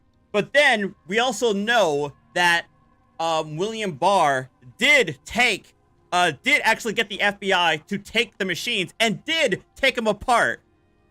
And there was nothing. But of course they would say that. The FBI, all the three letters are in cahoots. So you can't trust them either. In Antrim? Well, he would know because he's involved in The it. plan, as far as I know, they're updating the software. Are they going to open the machine? Okay, I don't okay. think so. So here, Not as far as I know. So I'm just going to ask him to come back. Sean has all this stuff. I was talking about, because Wait, my brain's going a million miles, but you're talking about this chippering or something that could change. That's what you're talking about. It would change the results. Is that what you're thinking? I think any machine that changes results is a too easy to catch. So how would it would transmit. So Transmit it's a transmitter. information. Telling you Like how a many cell phone votes have gone signal for is who. what- Oh. Right. But transmit it to who? Transmit it to who? And then what? The receiver manipulates the data and then what? Sends it back to the... So he's thinking that there's a Hey, you wanna transmitter or come in something May? inside. There's a person who works with this every day, and they have never thought of that. And that's exactly. And she's super and she's super Dr. Frank, aggressive. what type of machines were they using in I Antrim thought it County? was the ESS car. In Antrim? Yes, and Dominion. Oh, it was and Dominion Oh too? yeah, they took the cover off, and there's the board right there. Okay, all right, so That's why this is such I'm a big gonna thing. step out on a limb. You wanna come May 26th? They're doing an audit here. They're going to wipe the machines. Well, they're not Well, no, gonna they're wipe doing the another machine. Oh, this would be my opportunity. Upgrade the machine. Sorry. This is my Mine opportunity. got Oh, upgraded. yeah, yeah. And they're probably not doing anything that. I don't think I'm your guy to do that audit, but I know the team, and they'll do it for you, All right. and they'll come in with the best in the country. Okay, well, listen, so. And because we're practiced at this now. It's okay. And this is Randy might have to leave right This- now while we talk Yeah, about if you talk this. about this, I might have to go out. All right. Why don't you leave while we talk about this? why. Because she can't Oh, get conflict. A Yeah. conflict. That's You all. guys are such, you guys are very, Yeah. thank you. No, thank you. All right. for that. Very nice to meet you. It's nice to meet you. Thank you so much for your help. Later, Stephanie, Yeah. you might need to walk. Oh, I'm sorry. handle that too. I'm sorry, David. It was nice meeting you. Thank you for coming in. You're welcome. Thank you, Stephanie. Thank you.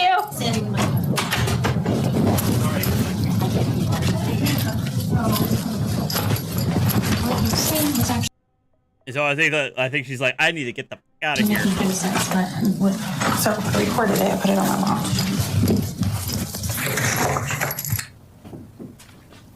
Your Honor, with permission of the court, just a handful of questions, then we'll stop. Sure. I said 4:30, so we have a few minutes. Thank you.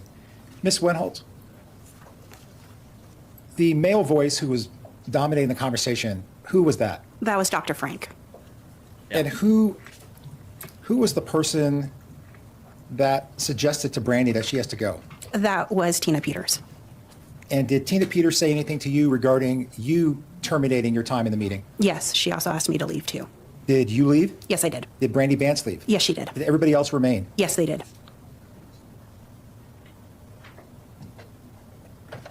Who asked Dr. Frank if he wanted to come on May 26th? That was Tina Peters. You know, I think that's a nice Peters- breaking point for today. We'll reconvene on Monday morning at the time set by the court. All right. That's going to conclude the week. It's been a long one for all of you and everyone involved. Most importantly, I hope you have a Okay, so we don't get to go further into that, unfortunately. The next full day trial video that I was able to find was on day 7, in the middle of the defense counsel's case. We're not gonna go through all this mess.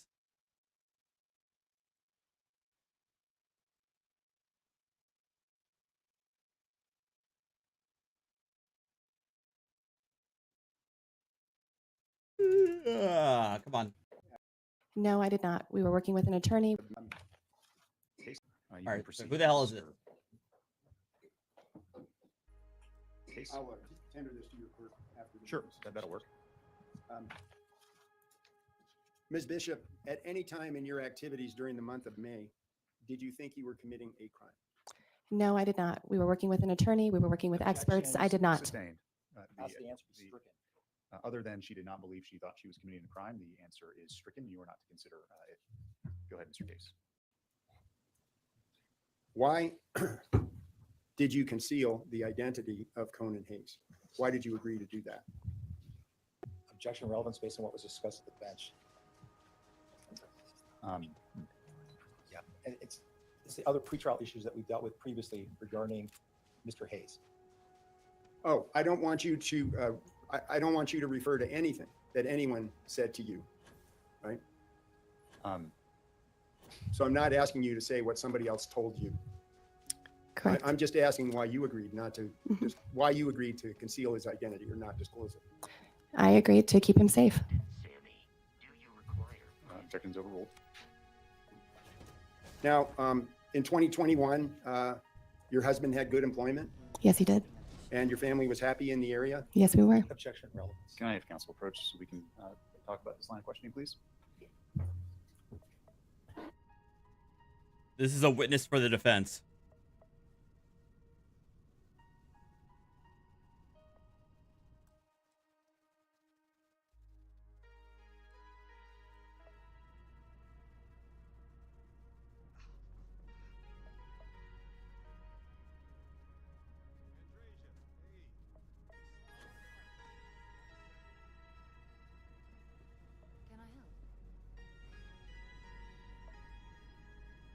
The objection sustained.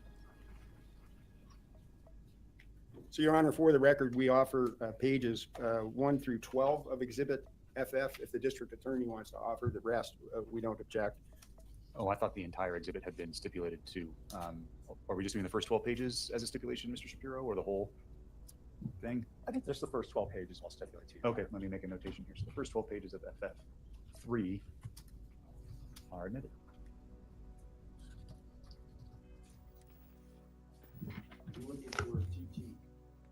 Oh, I think you left it on the lectern? Oh, no, it made its way all the way around. Ms. Bishop, thank you very much. I have no further questions for you. Thank you. All right, Mr. Shapiro, if you have cross. Oh, should we turn on the lights or do we need the projector? At this moment, I don't need a projector. I may be coming back to it, Your Honor. Okay, well, we'll turn them on for now. Ms. Bishop, good morning. Good morning. You have never worked as a government election worker, correct? Correct. You were never an employee of Mesa County government? I never was. You never attended any formal elections training hosted by the Colorado Secretary of State's office? I did not. You were never assigned a key card access giving you unfettered access to the tabulation room of the Mesa County Clerk and Recorder's office? That's correct.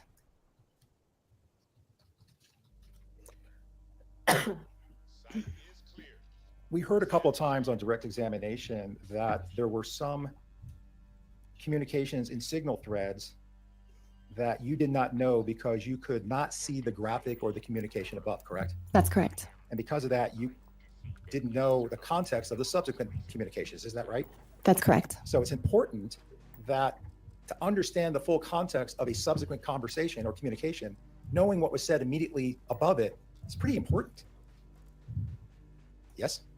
Can be. And that's why you hesitated and you were not speculating as to what you may have communicated or sent in a screenshot you couldn't see. When there's a black box, I'm not sure what that black box says.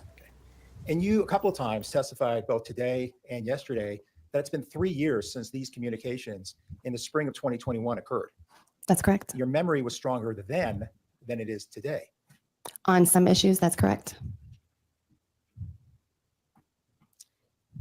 In Defense Exhibit FF3, the participants of this signal thread, again, just for the record, included yourself, Ms. Bishop, the defendant, Tina Peters, Mike Lindell's attorney, Kurt Olson, correct?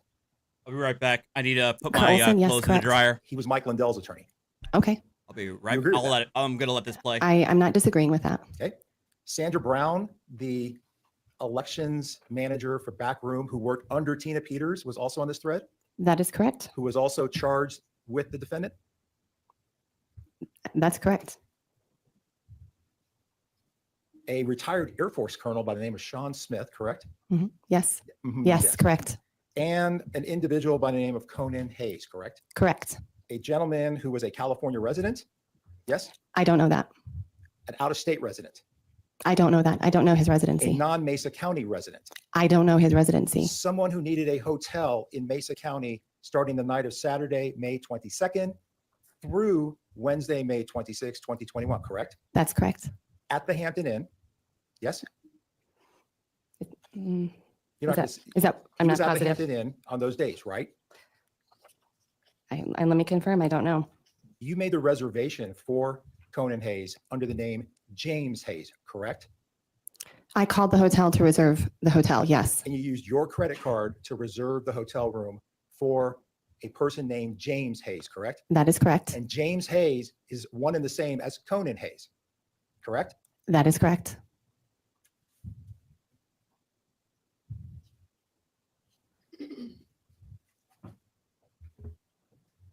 And then you also, in this FF3 exhibit, you added Belinda Nicely, the defendant's right-hand lieutenant, her chief deputy clerk, correct? Correct. A co-defendant of the defendant, right? Yes. At that time, You've she answered my was not. question. At that time, she was not. At that time, she was not a charged co-defendant, correct? Correct. And this is a conversation that began on May 18th, 2021, right? Correct. As the trusted build was being prepared to be conducted a week later, starting the 25th, correct? That's correct. The trusted build was very important to you, correct? I was a volunteer that was really concerned about our votes, our elections You've answered counting. my question. And so, yes, I'm it gonna ask a was. simple question. The trusted build was important to you, yes or no? It was important to me as a voter. Yes. Yeah. Okay. The forensic image prior to the trusted build occurring was important for you, yes or no? That's not correct. You testified yesterday in front of this jury on questioning from Mr. Case.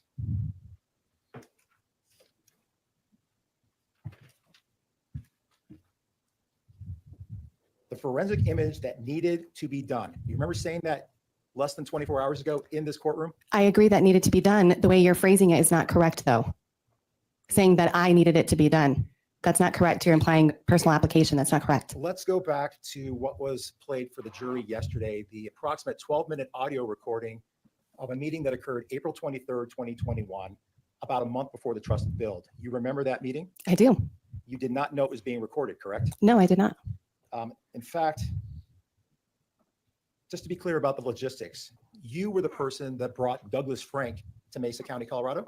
I am very supportive of transparency. I asked Dr. Frank to come here to speak to the people in Mesa County. Ms. Bishop, I just need you to listen to the question and answer it as posed, please. Thank you. You brought him, yes or no? I did. No I asked him to come. editorializing.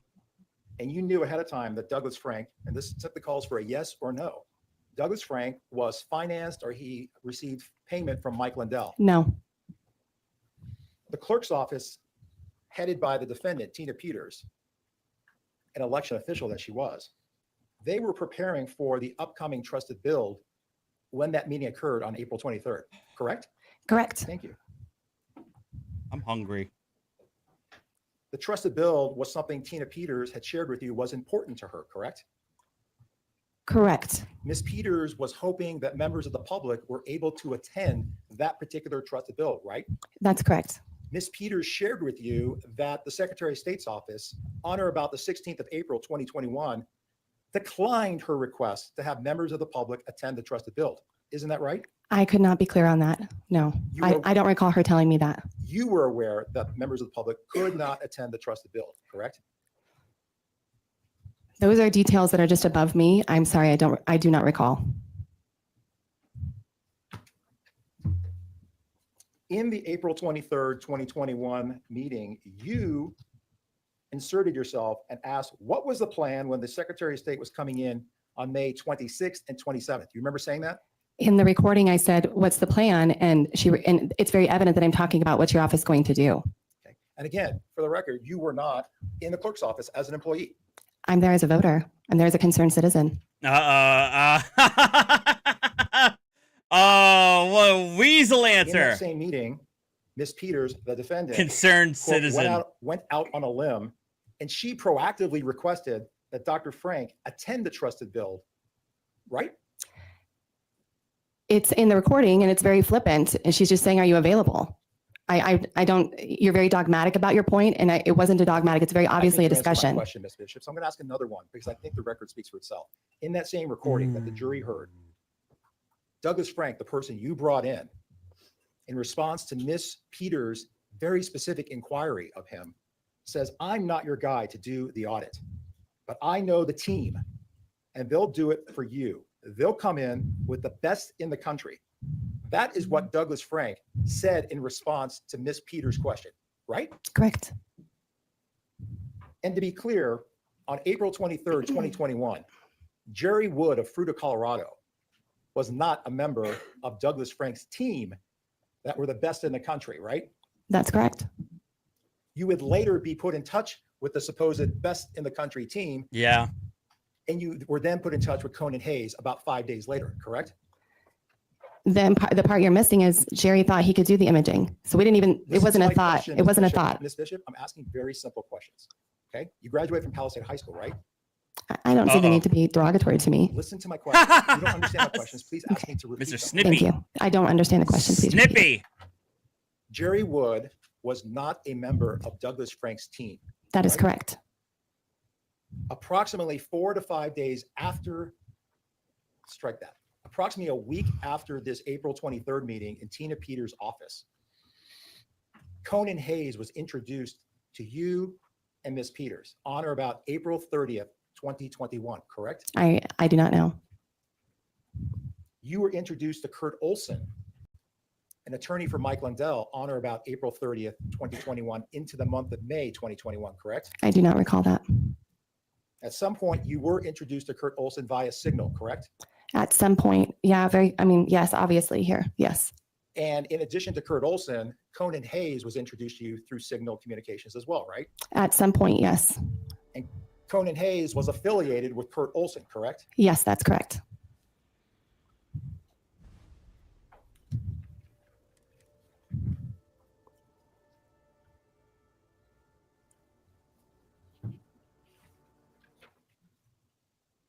Where are we going here? Oh, I think there's going to be some Signal chats displayed. What's this? This is cross-examination of Ms. Bishop. So whenever you're ready, Mr. Shapiro, you can continue. Do we need to turn off the lights? I think that Yeah, was... sure. We'll be using it we will be using it in just a few moments. Oh, okay. So we can prepare for that. Yeah, we'll go ahead and turn off the lights now.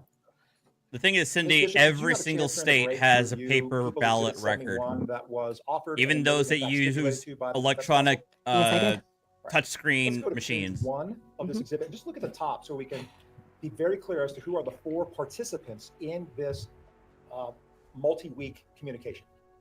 Just gonna wait for the projector to fire up. Okay. No, it's not that. It's me. Give me a moment. There we go. Oh, permission to publish 71. Yes, go ahead. And we'll go to page 1 of 71. And we can just focus really on the top box, Ms. Weimer. Ms. Bishop, do you agree that these are the 4 participants?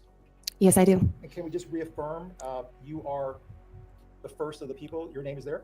Yes, it is. And then right below you, the defendant is the second participant? That's correct.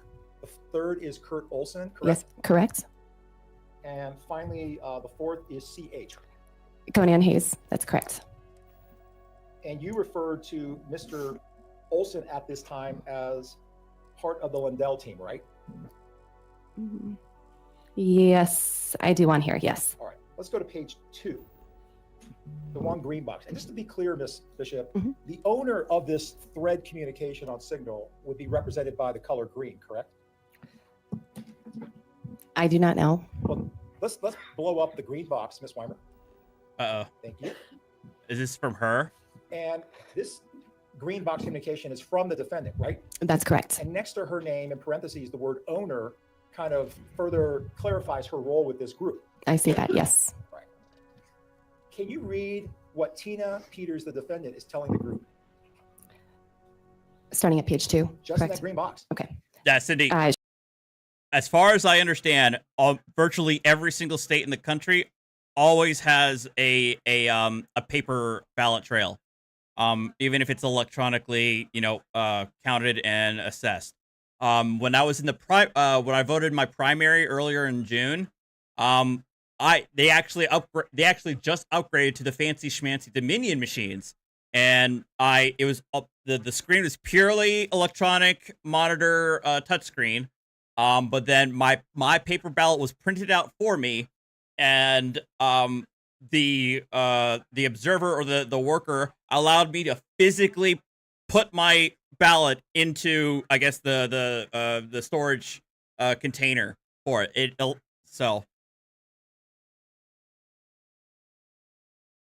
She says, "You bet, Kurt. I and my office are at your disposal. I will do all I am able to help. We will talk tomorrow, hopefully. Friday is a busier day, and my availability will be hit or miss.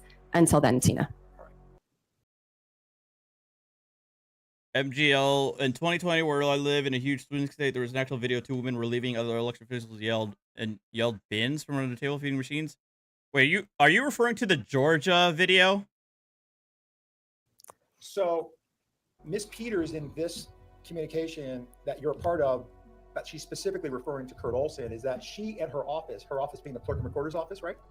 That's correct. That's her office. Are at his disposal, meaning Kurt Olson's disposal, right? That's what she's written. That's what she wrote, correct? That's what she wrote. And then she further clarifies, quote, "I will do all I am able to help," right? That's what she wrote.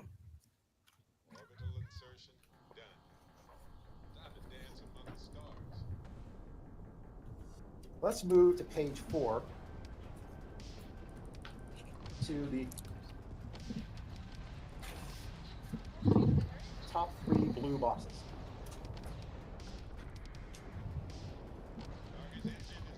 At the top, Kurt Olson is adding CH for the first time, right? Yes. And this was April 30th, 2021 at 6 in the morning? That's what it says, yes.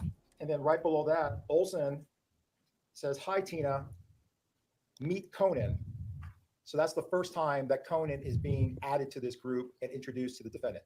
That's correct. And presumably this is the first time you had the opportunity to be looped in as well. I believe that's correct. And that, again, as I asked earlier, was April 30th, was when Conan was brought into this group.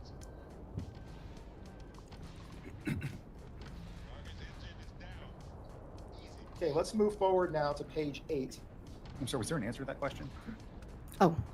I'll withdraw whatever my question was. Non-response, I'll move on. I apologize. Okay, all right, we'll move on. Ms. Bishop, we're moving on to page. Oh, no. Oh, Michelle. Oh, God, you're referring to the Georgia. Michelle, you know that video was completely debunked, right? All right, we'll do the one at a time. The first one at the top, the date. Michelle, please tell me you're not buying that. April 30th, Michelle, 2021. please. Late at night, about 10:25 p.m., correct? That's what. Michelle, do you not know that whole Georgia video, security camera video, was completely debunked? Like literally the next day after it was presented. And not only that, Rudy Giuliani had to admit in court that he lied about the video because he was sued by one of those election workers for defamation. And Rudy stipulated that he did, in fact, lie about what he claimed that they did. and he lost the case for several $100 million. That entire thing was fake.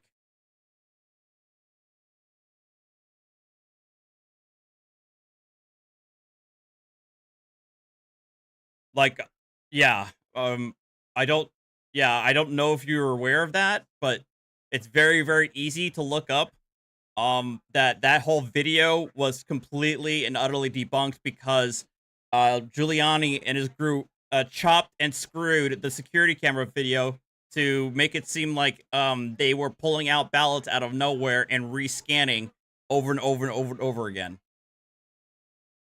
And now Giuliani owes them several $1 million in a defamation suit.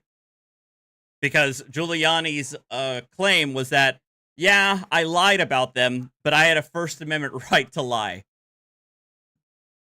Yes, this is the infamous video in Georgia.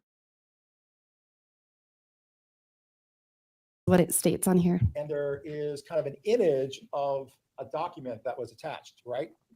Yes. Okay. And do you have an awareness that the Secretary of State's office issued its trusted build guidelines on that same day of April 30th, 2021, from Jesse Romero to all the clerks who were Dominion customers? Are you aware of that? I'm not aware of the specifics of what you're saying. Okay. But there is a kind of a attachment of at least a document that was forwarded by Tina Peters on that day, the 30th of April. Okay. You agree there's a document there. I can't be clear what it is. Okay, let's go right below that. Ms. Peters then, about 15 seconds later, says, quote, "A little concerning that they are being so secretive and adamant about non-transparency, maybe nothing, but then again." That's from Tina Peters to the group, right? That's correct.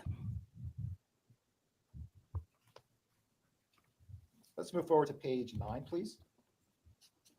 Like I said, And you let's get a go to the first green box at the top. Once. I've been watching on and on 6 9 months. You get political, like, no wonder why the only pussy you get is your cat. Wow, damn. Woo! Thank you very much. Okay, so continuing on the same late evening of April 30th, 2021. Now, man, what a burn. At 10:32, Tina Peters says, I didn't quote, realize you "They decided you wanted to be a only allowed bitch, me but two all right. people, otherwise they walk." Did you see that threat? We've got to figure a way to have your IT guy here and then I with no continuation. You see that? I see that comment. Okay. You were aware from Tina Peters that the Secretary of State's office were only authorizing 2 additional county staffers to be with her during the trusted build, correct? From this comment, yeah. From this comment, yes, I would have read that. And if there were more than 2 county staffers, they, meaning the Secretary of State's office, they were going to walk and not do the trusted build, correct? From this statement, that would be correct. All right. And it was important that the Yeah, like I like how I didn't insult her. I didn't say she was stupid. I didn't say she was a moron. I didn't say anything derogatory towards her about what she said. I just told her that that's been debunked. You can look up Georgia video, election 2020 video, and that's the response I get. The Secretary of State's office don't walk, right? That is correct. It was critical that the trusted build happened as scheduled, right? I believe that's correct. And then she ends with, "We've got to figure a way to have your IT guy here," correct? That's what it states there. And your IT guy here is referring to Kurt Olson's IT guy here, correct? That looks like that's what she's saying. And Kurt Olson's IT guy is Mike Lindell's IT guy, correct? I don't know what the nature was of that. He's speaking. I don't know who she's speaking about. All right, let's go. Let's move on. I don't think there's really much else here. Oh,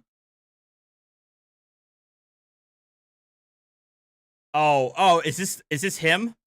Is this the guy? Is this Frank? I think this might be Dr. Frank. The objection regarding Dominion's. Has everyone seen that?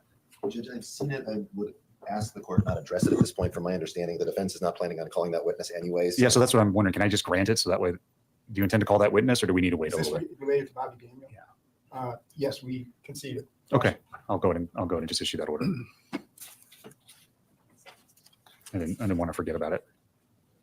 I wasn't aware it had been filed. Yeah, it was filed over the lunch hour sometime before, I think.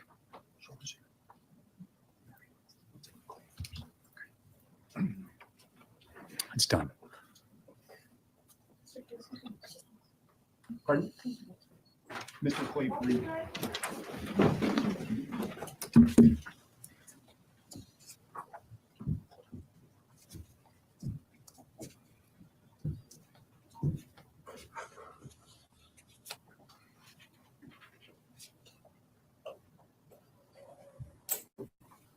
Go ahead and take a seat, everyone. Thank you. The jury is now present. I know that was a long delay, but what I can tell you is it was not time wasted. Just trust me on that. It was very productive time, and I think you'll find that it was not wasted because of how quickly things are perhaps going to move along going forward. We may be back on schedule is what I'm trying to say. But with that being said, does the defense have an additional witness they'd like to call? We do. We call Clay Parikh. All right, Mr. Parikh, if you can come on up here. There's a white strip of tape on the floor. I'll swear you in. Please raise your right hand for me, sir. Do you swear or affirm under the penalty of law that the statements and testimony you'll give to the court will be the truth, the whole truth, and nothing but the truth? Yes, I do. Please take a seat over here in the black chair. And once you're seated, if you could state your name and then spell your last. My name is Clay Uday Parikh. That's P as in Paul, A-R-I-K-H. All right, Mr. Case, he's your witness. Mr. Parikh, what state do you reside in? I reside in Alabama. And what's your occupation? I'm a cybersecurity professional. And who do you work for? I work for Northrop Grumman. And how much cybersecurity training have you had? I had a lot of cybersecurity training. I held the CISSP, which is a Certified Information Systems Professional certification for over 17 years in good standing. I'm also a certified ethical hacker, and I'm also a certified hacking forensic investigator. And I've done everything in the information technology business, from site design to accreditation. Have you looked at the CodeMonkey Z video that started this case? Yes, I have. And subject to pretrial ruling, that video will not be shown to the jury. So we're asking you to talk about just the BIOS passwords or whatever passwords were shown on that video. So I'll just do a short series of questions, and then would you let the jury know what you saw on the video means? First of all, was a full BIOS password visible on the video? No, it wasn't. All right. So would a partial BIOS password be of any benefit to a hacker unless he had the whole password? Not really, no. Why? Because especially specifically in this case, where they're following a Dominion build procedure, the BIOS that the county's given. I'm going to object that this is calling for expert opinion, which is the witness has not been endorsed, or excuse me, it's not been qualified. Yes, let's. Yep, that's true. He hasn't been accepted as an expert yet, so I'll Okay, sustain thank that you. objection. Got a little ahead of myself. Mr. Parikh, have you testified as a cybersecurity expert in prior cases? Yes, I have. How many times just in the last 10 years? In the last 10 years? Yes. Once in federal court, and Your Honor, I'm going to object. May we approach? My goodness. I guess why do we need to approach? Why? Your Honor, this witness is being brought in for a limited purpose, which was not part of his disclosed expert opinion. The scope of the disclosed expert opinion is irrelevant. This topic is not part of any discovery made available to us. It is irrelevant that they try to qualify him as an expert. Okay. Uh-oh. Well, I'm going to go ahead and allow Mr. Case to continue. Go ahead, sir. Thanks. So back to your experience. Did you say once in federal court? yes, and about 5 or 6 times in circuit courts, to include my own state of Alabama. CISSP. I have no idea. If I may add, I have been clarified as an expert because I have 9 years of testing experience in the voting system test labs. All right. We offer Mr. Parikh as an expert in cybersecurity, Your Honor. Yeah, subject to your prior objections. Yes, Mr. that's Shakir. my prior Okay. objections. So what are you offering him as an expert in? A cybersecurity? Cybersecurity, I'm sorry, and voting systems investigation, I guess was the term you used. Okay, I'll have counsel approach and Like, I've heard of I'll ethical find out. hacking before, so I know that's a thing. They're like hired by like companies to like test their systems, test their security systems to find, you know, holes and security loopholes and whatnot. I know that's a thing. I know that's a thing. I didn't actually know that you can be certified as one.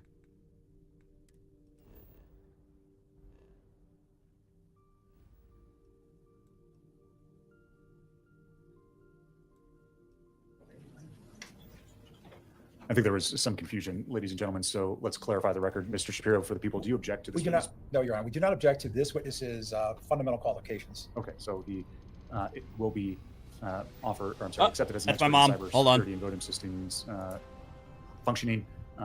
It's again up to the jury to decide what weight to Hello? award to the testimony of this witness, as you do with all witnesses. So, Mr. Case, go ahead. Streaming. Do you remember the question that I asked you before the objection? Yes, about the partial BIOS password being usable. Right. And I according got the to laundry. Dominion procedures and the way the procedures for installing the minority system work, the county's provided the password. Your Honor, I am going to object regarding Pants, talking about the window. I don't know who made a sound. Did you hear who it was, Deputy? Yes. I bought 2 pairs, yeah. Oh, I know. I'm not looking at you. You're looking at me. I know you didn't make the sound. I'm sorry. The objection? Oh, really? The objection regarding Dominion's policies, protocols. All right. Bye. I didn't think he was getting into that. And in any event, I overruled. So we talked about this. So go ahead. Yes. Sorry, And the reason I sorry. refer to the name of the vendor, Dominion, is because that's the system that's used. Because there's standard practices when you do an installation for any type of information system. And that's what voting systems are. They're just an information system that has special applications. And in their procedures and in the county's procedures for Colorado is specifically, when the procedure's done, the BIOS password is to be changed. That's part of the installation, the last part of the phase. And in the state of Colorado, if I remember everything correctly, that the Secretary of State assigns up BIOS passwords because it's to make sure that there's some integrity so no county official could abuse that. Now, in the video you saw was the partial BIOS password, the password that was on the system before the trusted build was done or after the trusted build was done and the hard drive had been wiped. It would have to be before because it's in the installation process at the very beginning of the steps. So therefore, whatever was seen at the beginning is irrelevant to the end result. So if a hacker looked at that video, let me give you the timeline. The password changed on May the 25th. Your Honor, I'm going to object as to leading. This is his witness. I didn't hear I need to hear the question, but you can certainly renew the objection. So let's hear the question. May I ask you a hypothetical question, sir? Yes. Assume that on May the 25th, 2021, the trusted build was performed. Okay. Now, at that time, would the password visible in the Code Monkey Z video have been what was on the video? In other words, was it the password that was there before the trusted build? If the trusted build was done in accordance with the procedures, it would not.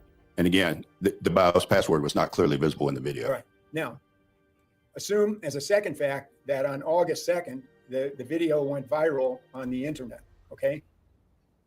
Could a hacker have used what you saw in the Code Monkey Z video to cause any harm, interruption of service, or any damage to the Mesa County voting system? No, I can. And the reason I state this is, as a hacker and someone who's hacked for the federal government, those videos would be the last place you would go. You don't pay any attention to that. And me personally, I would have not used any part of that because I have a totally different technique. All right. That concludes my direct examination. Thank you, Mr. Parikh. Mr. Shapiro, cross. Thank you. Mr. Parikh, apparently some human being had to blur out those passwords, correct? I didn't. Somebody had to blur out those BIOS passwords, correct? Uh-oh. The whole video looked blurry to me, but yes, it all depends on the technology used. Specific question. Somebody had to blur out the passwords when they were posted. Yes, sir, but let me clarify. There are different ways for blurring technology. For example, in CRT cameras, I do have a master's in cybersecurity in that privacy portion. So it could not be a person, it could be an application. When I am talking, okay, we don't talk. And sir. Well, sir, I'm sorry. I'm retired Marine artillery, and I do have hearing aids, so I apologize. Okay. Well, I don't want to have to raise. I didn't raise my voice, and I certainly don't want to have to. But I'm sorry, I don't want to. But now I know you're hard of hearing, so if I have to do this again, I'll be a little bit louder next time. Let's not talk over each other. The question was very straightforward. If I we knew want I to ask it should've muted. again, so that way we can just Idiot get for not doing that. the answer. And thank you. Mr. Case will have a chance to redirect. Go ahead. The bottom line is what you observed were passwords that were blurred out, correct? Yes or no? They were blurred out. You but answered my question. My next question is going to be this. Presumably, given your expertise, a human being involved with the creation of the video blurred out those passwords, correct? No, because I could not answer that question because there are different techniques and a human would not necessarily have to blur out the video. Technology could be used to blur out those videos, correct? Correct. Okay.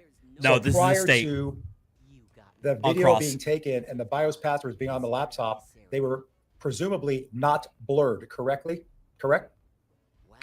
That could be correct. But again, in those, You answered my question. Thank you, sir. All right, thank you. Mr. Case, redirect, sir.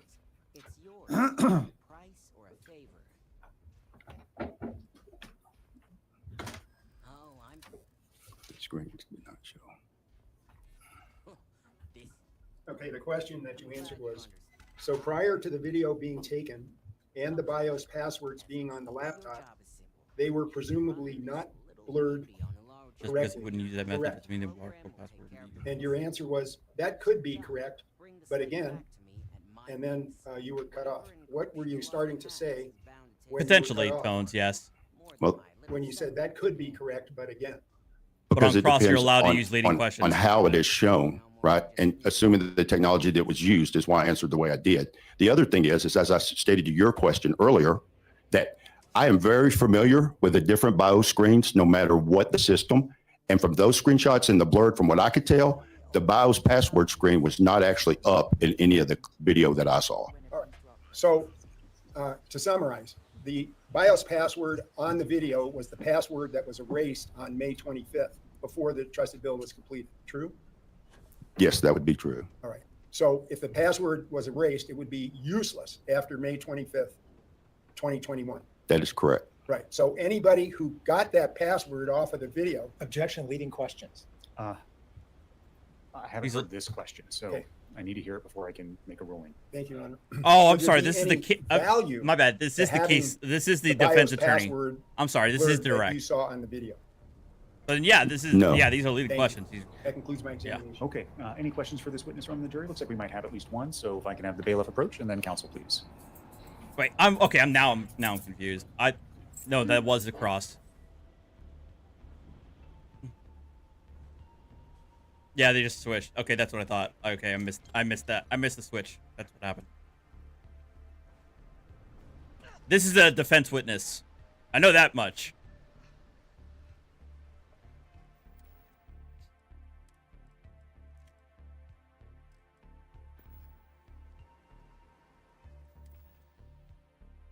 Mr. Parikh, can the blurred part over the code be removed with a form of tech? Can the what part of the? Sure. Can the blurred part over the code be removed with a form of tech? It depends. It depends on the tech that was used to blur the code. There are so many multiple techniques to that and different styles of code because there's things that can define the motion and to pick. It's a complicated technical question but there, in general, yes, but it's dependent, sir. Okay, thank you. It's dependent. Mr. Case. Our next witness will be down. Oh. I'm sorry. Did you have any questions based on that question? I do not have any further questions for Mr. Mr. Spiro? To the juror's question. So yes, in general, depending on the technology, the blurred part can be unblurred. Yes. Depending on the technology available. Yes, again, the You answered the password is question. irrelevant, though. Okay. All right. Thank you. Mr. Parikh, thank you very much for your testimony here today, sir. Is he released from his subpoena? I'll take that as a yes. And you have a good rest of your day, sir. Thank you.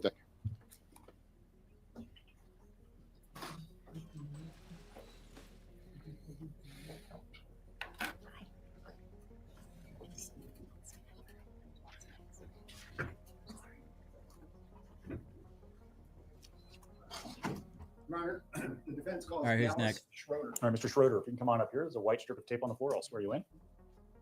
This is also defense. Please raise your right counsel. hand. Do you swear For or defense affirm on the witness. penalty of law that the statements and testimony you give to the court today be the truth, the whole truth, and nothing but the truth? Please take a seat over here in the black chair. Once you're seated, if you could state your name and spell your last, please. Dallas Schroeder, Schroeder. All right. That hair, Witness, though. Mr. Case. Thank you, Your Honor. Mr. Schroeder, in 2021, did you hold a political office? I did. What was your political office? I was a clerk and recorder for Elbert County in Colorado. How long had you served in that position in 2021? I started as the clerk in September of 13 as an appointed position. I was elected in 2014 and re-elected in 2018. As county clerk and recorder, were you aware of statutes that imposed legal duties on county clerks and recorders such as yourself? Objection relevance. I'll overrule that objection at this time. As county clerk and recorder, I feel like that was were relevant. you aware of Secretary of State rules that imposed legal duties on county clerks and recorders such as yourself? Yes. On June 17, 2021, was there a change in Secretary of State rules that applied to you as the county clerk of Elbert County? Objection relevance. Can I have counsel approach?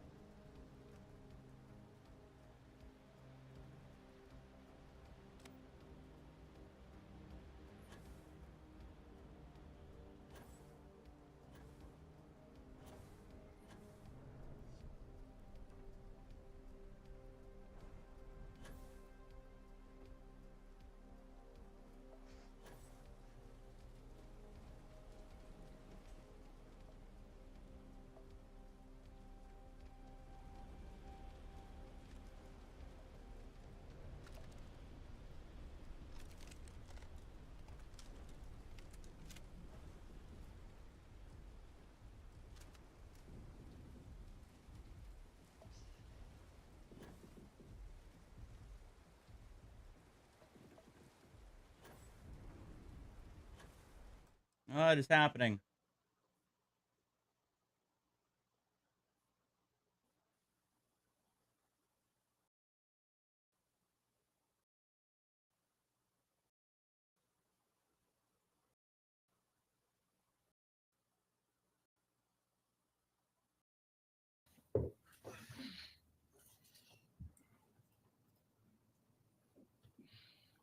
A long ass sidebar.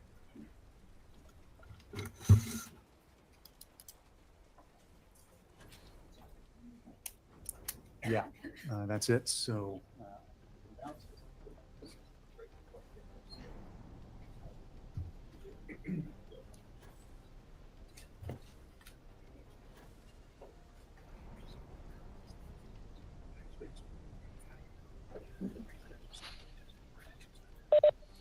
All right, Mr. Cook, can you hear me? Yes, I can. All right, please raise your right hand for me. Do you swear or affirm under the penalty of law that the statements and testimony you'll give to the court today will be the truth, the whole truth, and nothing but the truth? Yes. All right, please state your name and spell your last. That's Mark Cook. Last name spelled C-O-O-K. All right, Mr. Hartman, he's your witness. Your Honor, I'm going to briefly go through his credentials, but the prosecution and I have agreed that he's being called for a limited purpose and that he is qualified under 702. Very well, but you may go through his credentials. All right. Mr. Cook, what is your occupation? IT systems consultant. What training and experience do you have in IT and systems consulting? I've been running an IT business for almost 4 decades. Have you ever had a case? Oh, sorry. Didn't mean to cut you off. Oh, go ahead.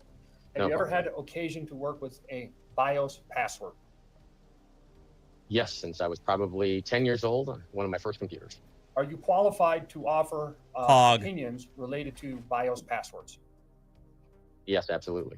Have you had any training or experience related to security, passwords, or specifically cybersecurity or securing not elections, computers?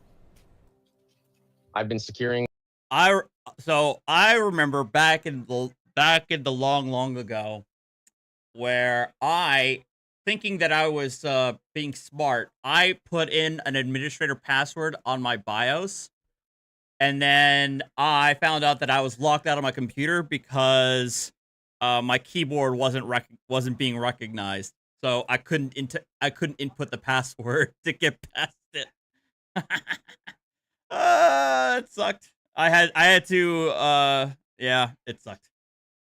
Computers for almost 40 years. Part of my job. Okay. Your Honor, I would not fun. Taking note that we have stipulated to his being qualified to answer the questions, I'm going to get to the point. However you'd like, yes. All right. Mr. Cook, did you have an opportunity before today to review the Gateway Pundit publication of a Code Monkey Z video related to Mesa County? No. Did you have an opportunity to review a video that was provided to you and marked as JJ7? We're not going to introduce the video, but you reviewed that video for court today, correct? Yes, that is correct. All right. Have you also reviewed a document which we're not introducing, but we're calling as Exhibit X, but it is the trusted build procedures for the May trusted build in Mesa County, Colorado? Yes. Okay. Based on those two documents and reviewing the video that we supplied to you, are you able to see the passwords that are present in that video? No, I can't see any password present in that video. Is it clear that there is an area on a screen where a password would be entered, which has been completely obliterated? Yeah, the Linux. That's what I did. Tell by the field if a password. I would reset be the there in CMOS first place because it's so blurry. Yeah, I the reset doubt the a password CMOS would be there, or and yeah, there's or absolutely for no the way to read BIOS. any type of password there. Okay. Let me ask you, based upon the procedures in the Mesa County Trusted Build Dominion Manual, whether or not at the beginning of those procedures, there is a requirement to enter a BIOS password. Yes, there is. Okay, what is a BIOS? What does BIOS mean, by the way? Capital B, capital I, OS, capital O, capital S.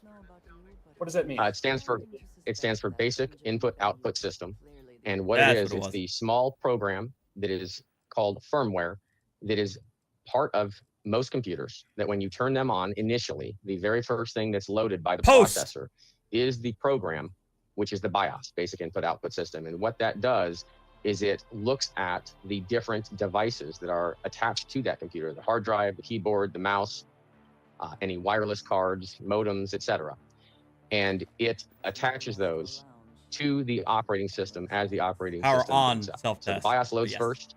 It determines what it's allowed to access based on the settings configured in the BIOS, and then it hands it off to the operating system for the operating system to boot up the computer. Okay, so just so I understand, if a person has access to the BIOS, they can turn on or turn off wireless connectivity. Yes, that is correct. They can enable and disable the ability for the operating system to connect to the integrated or connected wireless card. Okay. Yeah. I want to just be clear here. You can also turn on or turn off, like the ability to attach or remove an external drive. True? Through a BIOS that's correct. configuration. All right. Affirmative. All right.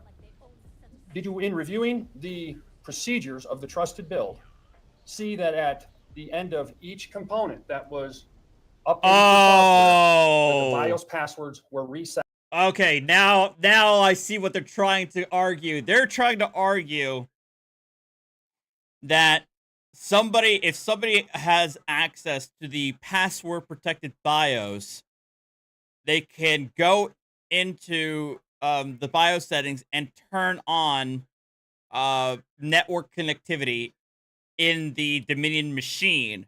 But the problem is that there has to be hardware. There has to be an actual hardware connected to the system in order for anything to happen. Set at the end. Yes, there's instructions in there to set the BIOS password. All right. So The new BIOS. if the procedures followed, the BIOS passwords are reset, correct? Yes, that is correct. Okay. In your experience, is there any value to a password that is an old password? No, the old password, if a new password has been set, the old password is unusable and provides no value to be able to get into the BIOS. Is it a good security process to reuse old passwords? No, you would never want to reuse old passwords, only set new passwords. Yes. One last thing is, in the configuration of that password and the beginning, were you able to look at the video and see at what portion of the trusted build that the video was taken? In other words, it looks. Let me be very specific. Can you offer an opinion as to whether or not, according to the procedure, it would have been before or after the reset of the BIOS password? Objection, that goes beyond the scope of what he has been qualified to offer an opinion in. It goes to the value of the password. I disagree. I can answer that. I know you might be able to answer it. Just give me a moment. I'm going to overrule the objection. I think that is in line with what with my pretrial ruling. So go ahead. You can answer if you know. Okay. So based on what I see in the video, it looks like there's a couple snapshots, one outside the BIOS and one inside the BIOS.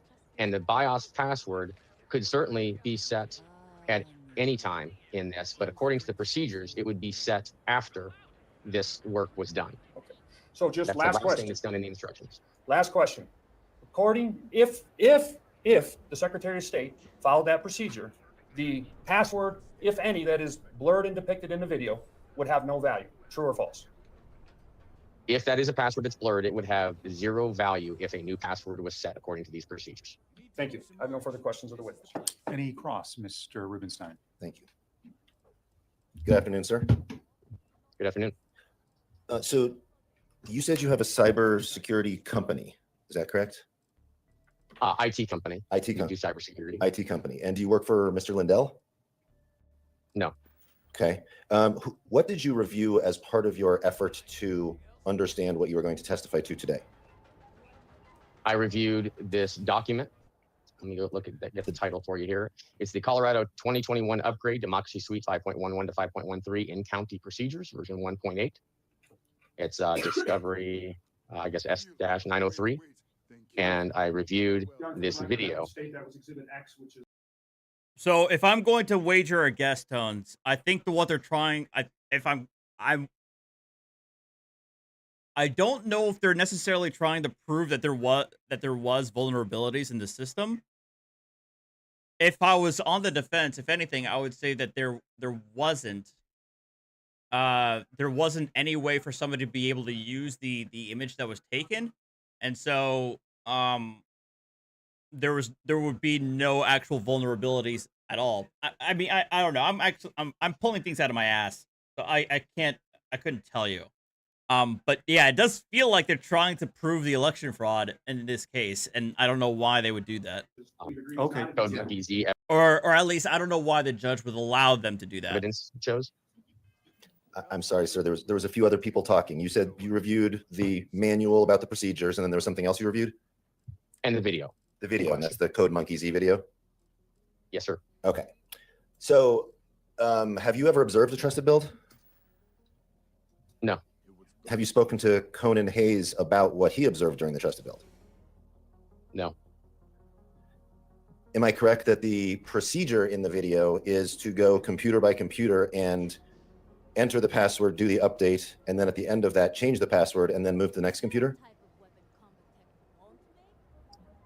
That's sort of what it appears. It didn't specify which computer is which, although it goes over the workstations and the server separately. It just calls the computers the Windows 10 computers. So as you go down the line, you enter the password, do the work, and then change the password. Yeah, that's what the instructions show here. And then you move to the next computer and you enter a password, do the work, and change the password. Yeah, those are what the steps show here. And you would agree that you were looking at a spreadsheet on a computer on that video. Is that correct? No. What is it that, how would you describe what you were looking at? Well, it depends on what part of the video.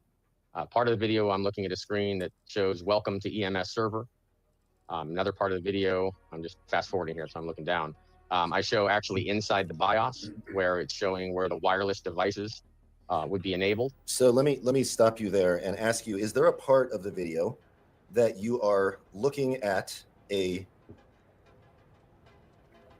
image of a laptop computer that has a spreadsheet that has, if I'm looking at this right, 1, 2, 3, 4 different columns and a black bar that's blurring out about, estimating maybe a quarter of the last column? Can we tell him the timestamp? Yeah, if you can give me timestamp, that'd be great. Unfortunately, Judge, I'm looking at a still shot of it. The entire video, I think, is only a few minutes. Sir, could you? I show 1 minute, 20 seconds for my video length. Could you mute your audio and watch the video that you have without showing it to us, so that you would that refresh your memory as to whether or not there's a part of the video that has that? Sure, not a problem. Hitting play right now, watching it. Yeah, come on up, counsel.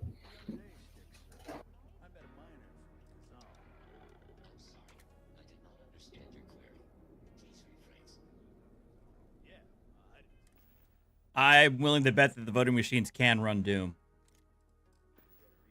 Everything runs Doom.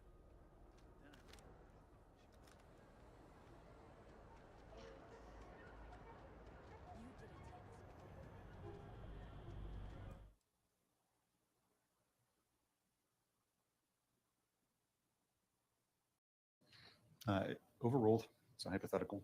If you know, you know. I think he answered. It's already been answered, Your Honor. Yeah, the answer. All right. Could you repeat the question? He answered in the affirmative. So the question's been answered.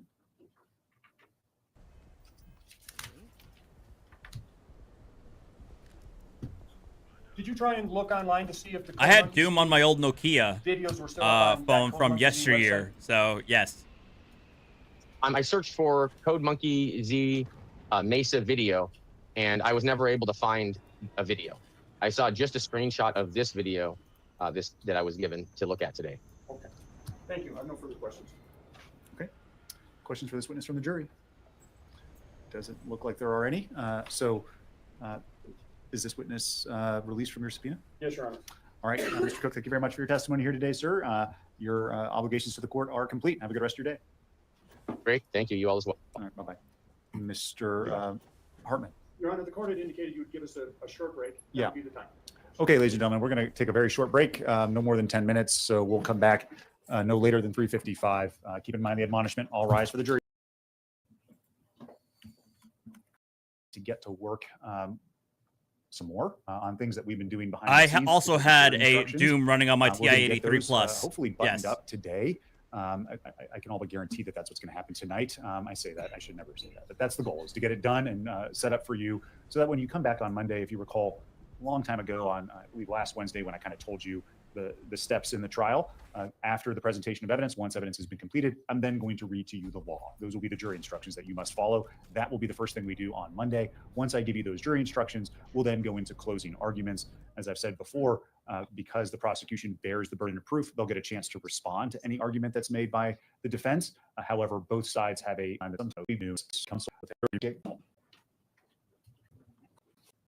Rule 29, Your Honor. I'm sure. Go ahead. Yes, sir. Your Honor, I'm going to incorporate by reference my arguments to all the issues, except as to, I'm asking the court to reconsider at this point of the trial, the count 7 and count 8. And I want to just argue those two, if the court would. Sure. I would reincorporate all of my arguments as to the other ones, but these are the ones I want to discuss in detail. Your Honor, count 7 is identity theft. The requires that a false name cause the procurement of a thing of value.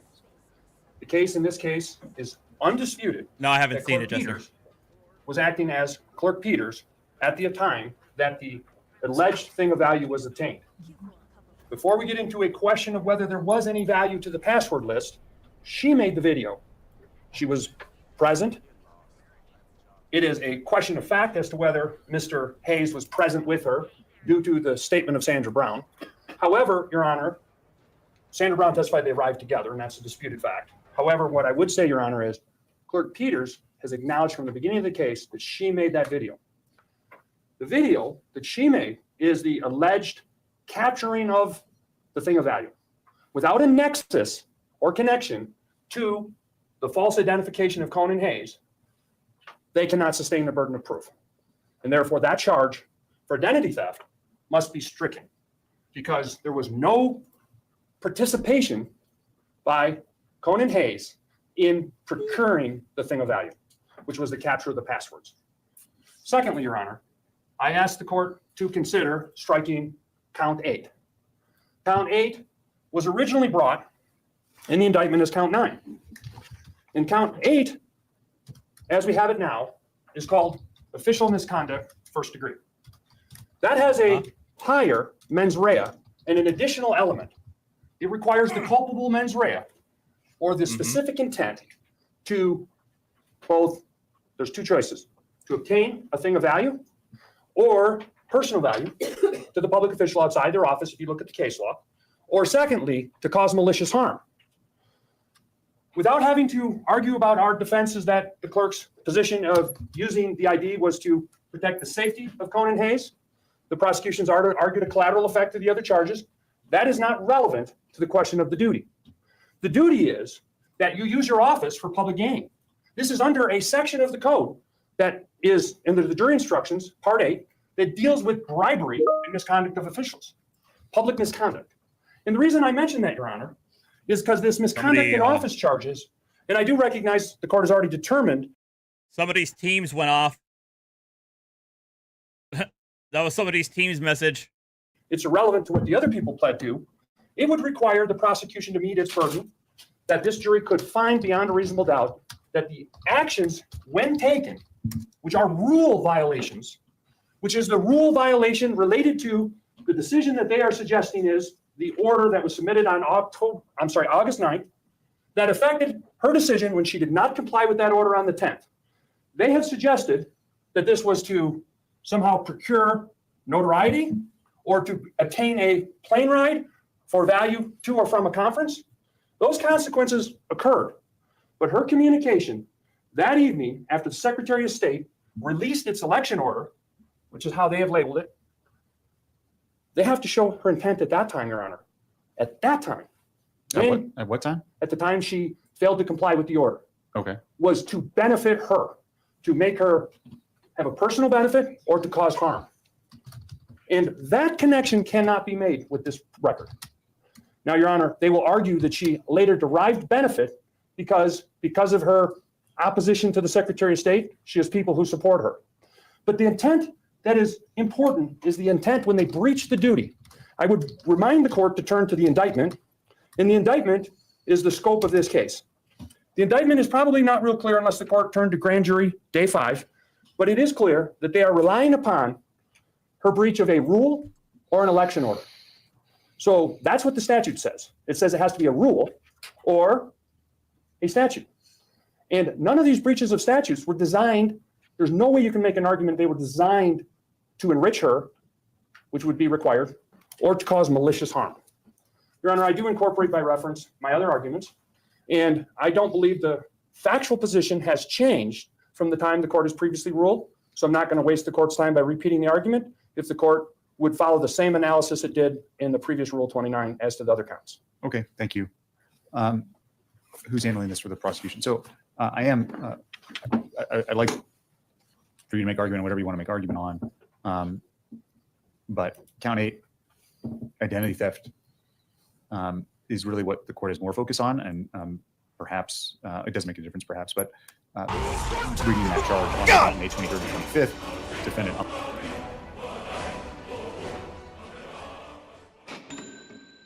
Gia just super chatted with 99.99.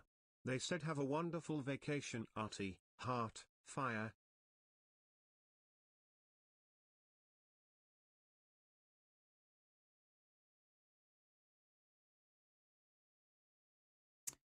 Thank you, Gia, for the $99.99 super chat.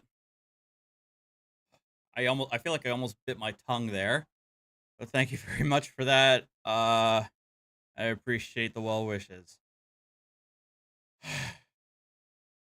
unlawfully, feloniously, and knowingly use the personal identifying information, financial identifying information, or financial device of Jerry Wood without permission or lawful authority with the intent to obtain cash, credit, property, service, anything of value. So it has been stipulated in the case that Ms. Peters is the one who took the video, not Jerry Wood. So help me understand, if you can, why I should bind that charge over. Judge, simply the defense seems to think that the only option is taking the video, which is not. There's actually quite a few other benefits. I can immediately name two for the court. One is what really seemed to be the purpose of Mr. Hayes being there is he wanted to be an observer in the trusted build. He sat there and watched what was going on so that he could report back to a bunch of other people. That is a thing of value. That they did all of this just to get him in to watch it. That image didn't have to be taken the day that he was there. That image could have been taken the day Dr. Frank showed up, the before image. The after image could have been taken months later. They needed the trusted build to occur so that he could watch it. All right, the record's been made, so let's. I'm satisfied. I don't need to hear more. Your response to the rest of the argument, please. Simply, it says committed an act related to her office on first-degree official misconduct, an act related to her office, but constituting an unauthorized exercise. That's from April 23rd to August 15th. I mean, that is a huge date range. And I can tell the court two of the benefits are the feather in her cap and all of the subsequent things that she was trying. What's for the teaching stuff, what's mens rea and actus reus? Mens rea is, in short form, mens rea is the state of mind. I forget what it literally means, what the literal translation means from Latin, but it's supposed to mean the state of mind. In other words, the criminal act, the criminal intent by the suspect. Actus reus is the act, the action that the defendant took to commit the alleged crime. So mens rea can be both specific and general, and in some instances, like in what I actually know, well, yeah, it can be specific or general, but general intent crimes, they're not really like,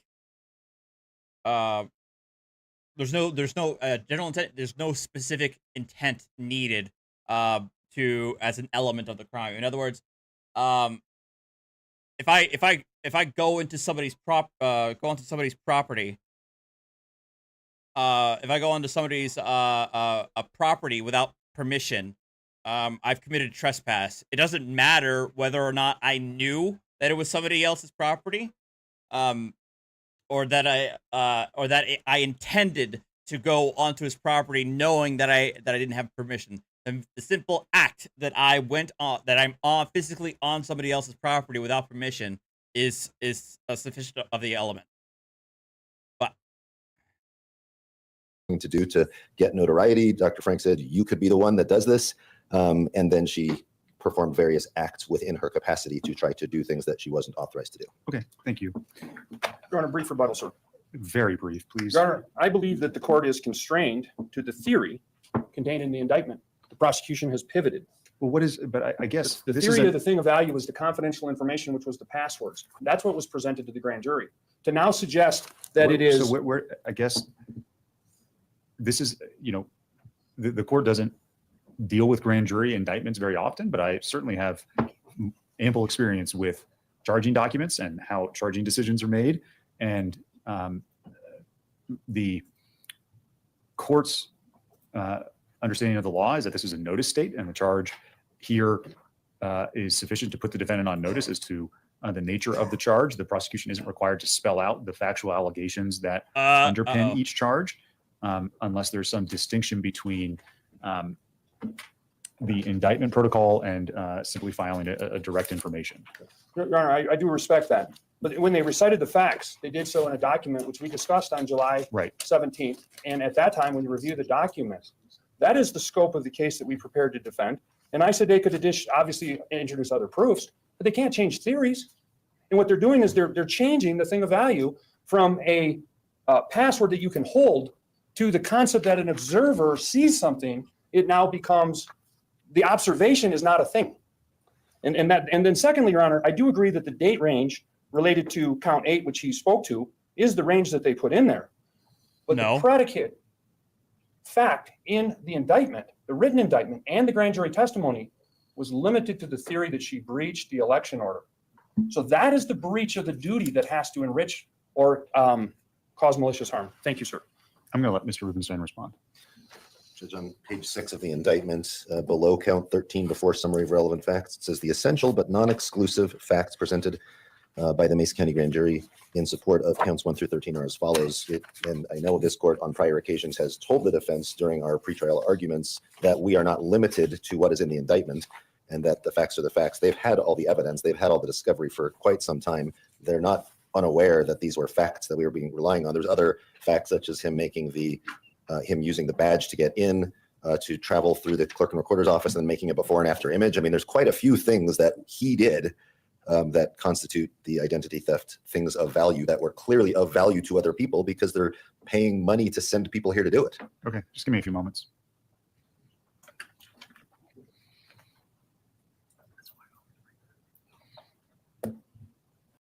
Yeah, I would agree that with the prosecution there, the thing of value is the image.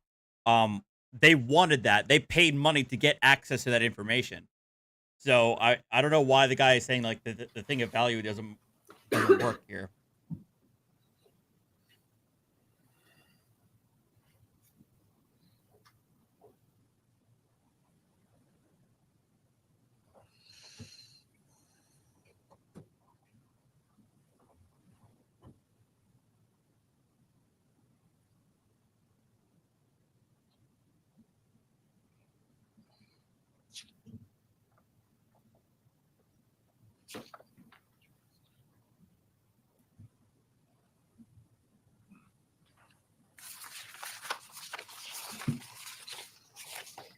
So the indictment says on page 7, beginning in April 2021, in advance of May 25th, 26th, Trusted Build, defendant, and others, either as principal actors and/or acting as complicitors, devised and executed a deceptive scheme which was designed to influence public servants, breach security protocols, exceed permissible access to voting equipment, and set in motion the eventual distribution of confidential information to unauthorized people. Furthermore, the defendants, without permission or lawful authorization, use the name and personal identifier. Okay, I think all right, let's move on. I think the charges still stand. So ultimately, she gets found guilty, and so we're gonna go skip to the end, to the sentencing, which it gets kind of wild.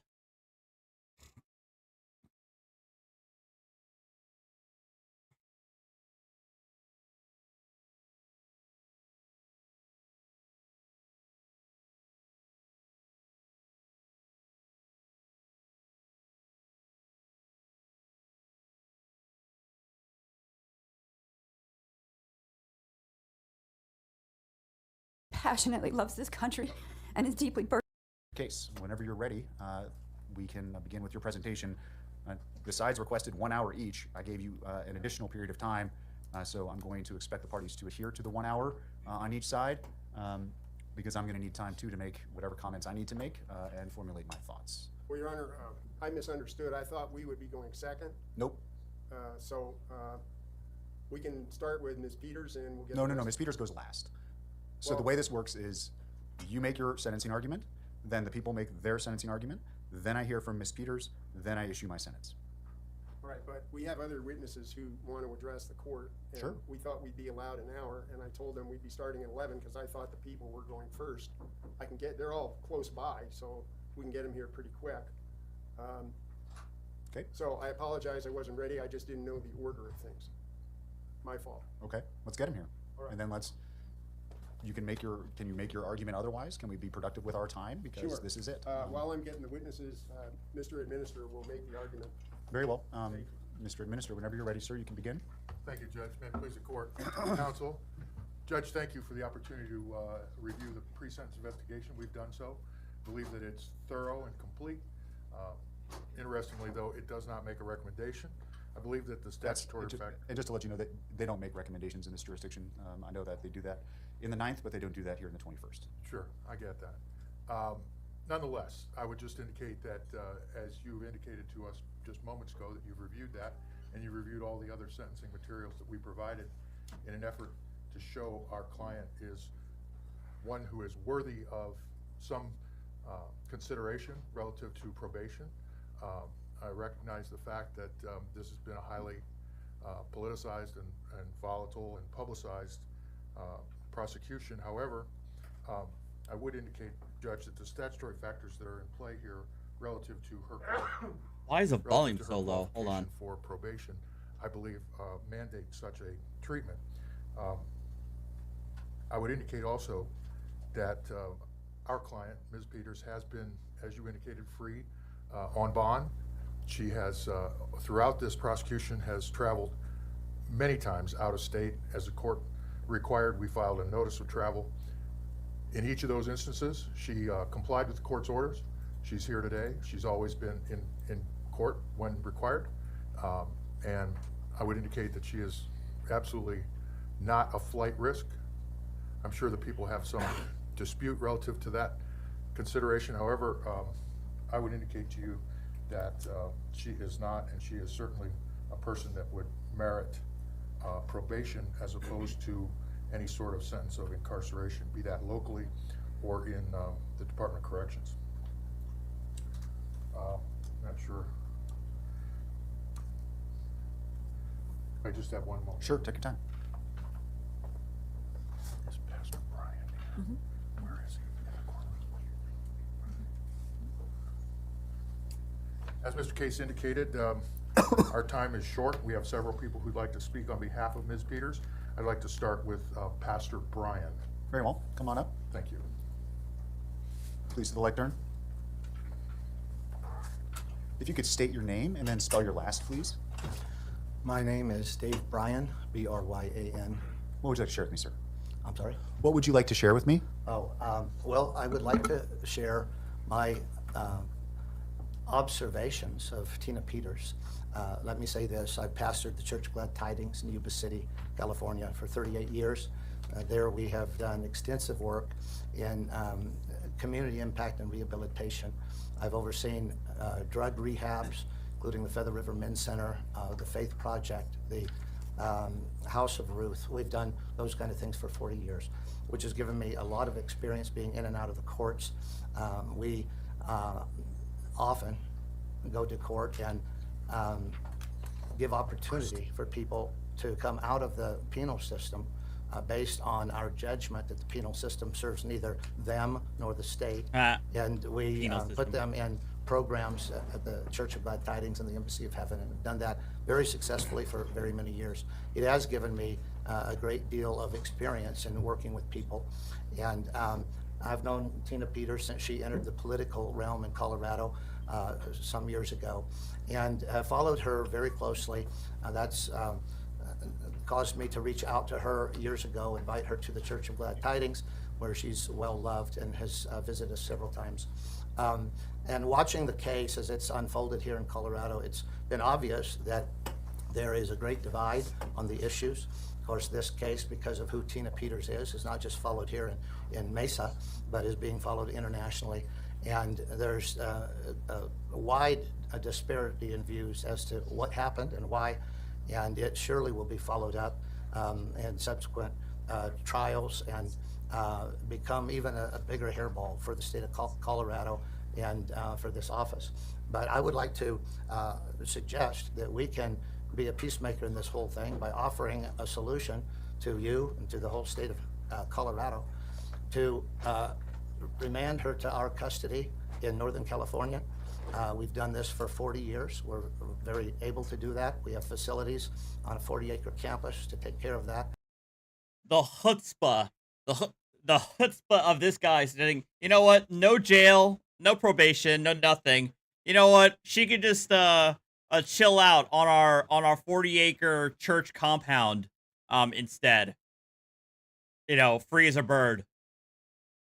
As her rehabilitation. That's wild to me. One thing that is exceedingly clear to thousands of people who are viewing this case is that it serves no purpose for Tina Peters to spend even a single day in custody. She is not a threat to the community. She's not a threat to the state. She's never been a threat to any other human being. And it could only smack of political vindication and cause the divide over this case to be wider and wider. However, for her to be put on probation in California would solve lots of those problems and certainly be welcomed by us. I think that the case has been made very strong that the state of Colorado is not interested in Tina Peters or her political philosophies or her value system, but you could have a solution here, Your Honor, that really calmed the storm in many, many cases. It's my observation that the storm is just really getting started with this sentencing, particularly if it's seen to be political vindication or anything. Yeah, he's trying that to. is, He means to say above and vindictiveness, beyond not just vindication. a simple, straightforward case. And so I just would like to recommend that to you. We would be more than happy to take this big, audacious hairball. It's not about her trying to steal the votes, Deacon. Is that she did the thing. She did the thing that she accused others of doing. She tampered with the voting machines and exposed the voting machines to unauthorized third parties. Like, yeah, that's what she did. To California, and I could guarantee the success of that. Again, we've done it before many times. It's a great solution in terms of putting this behind you and behind the state of Colorado. Tina Peters has learned her lesson. She'll not be involved in the state of Colorado politics anymore. And I think it could be a win-win solution. And so I would just like to submit that to you as a possibility. Thank you, sir. Thank you.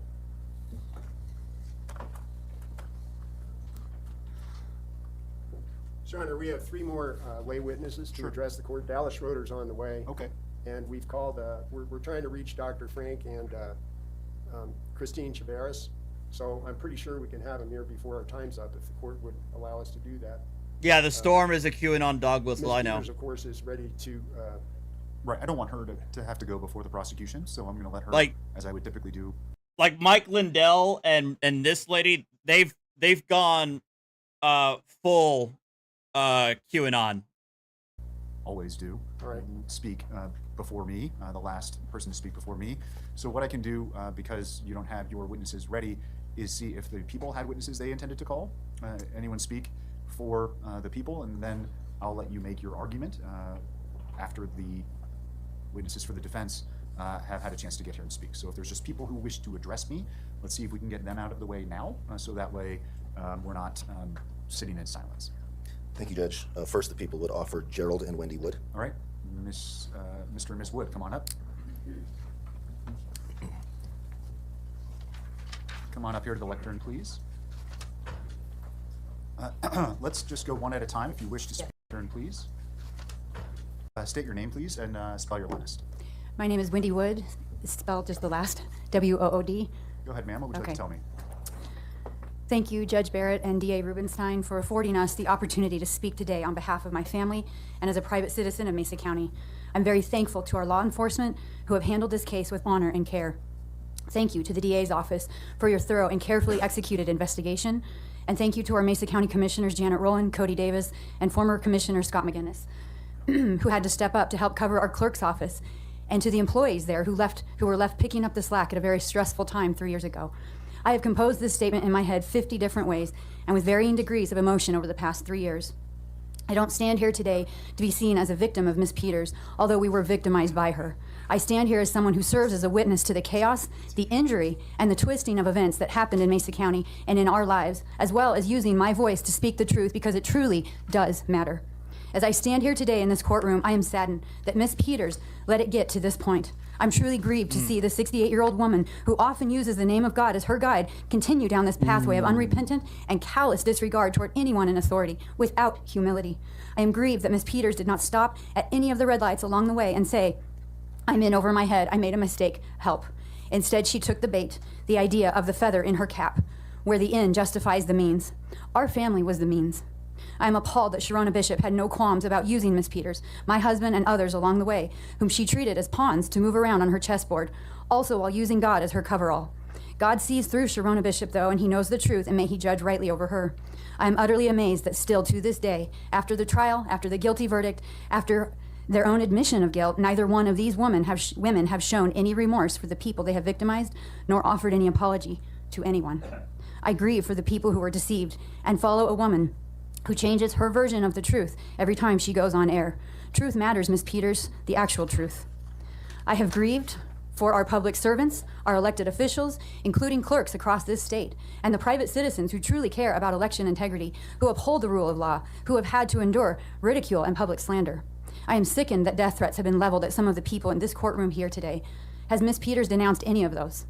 I have grieved for our children, 3 of whom are in this courtroom today.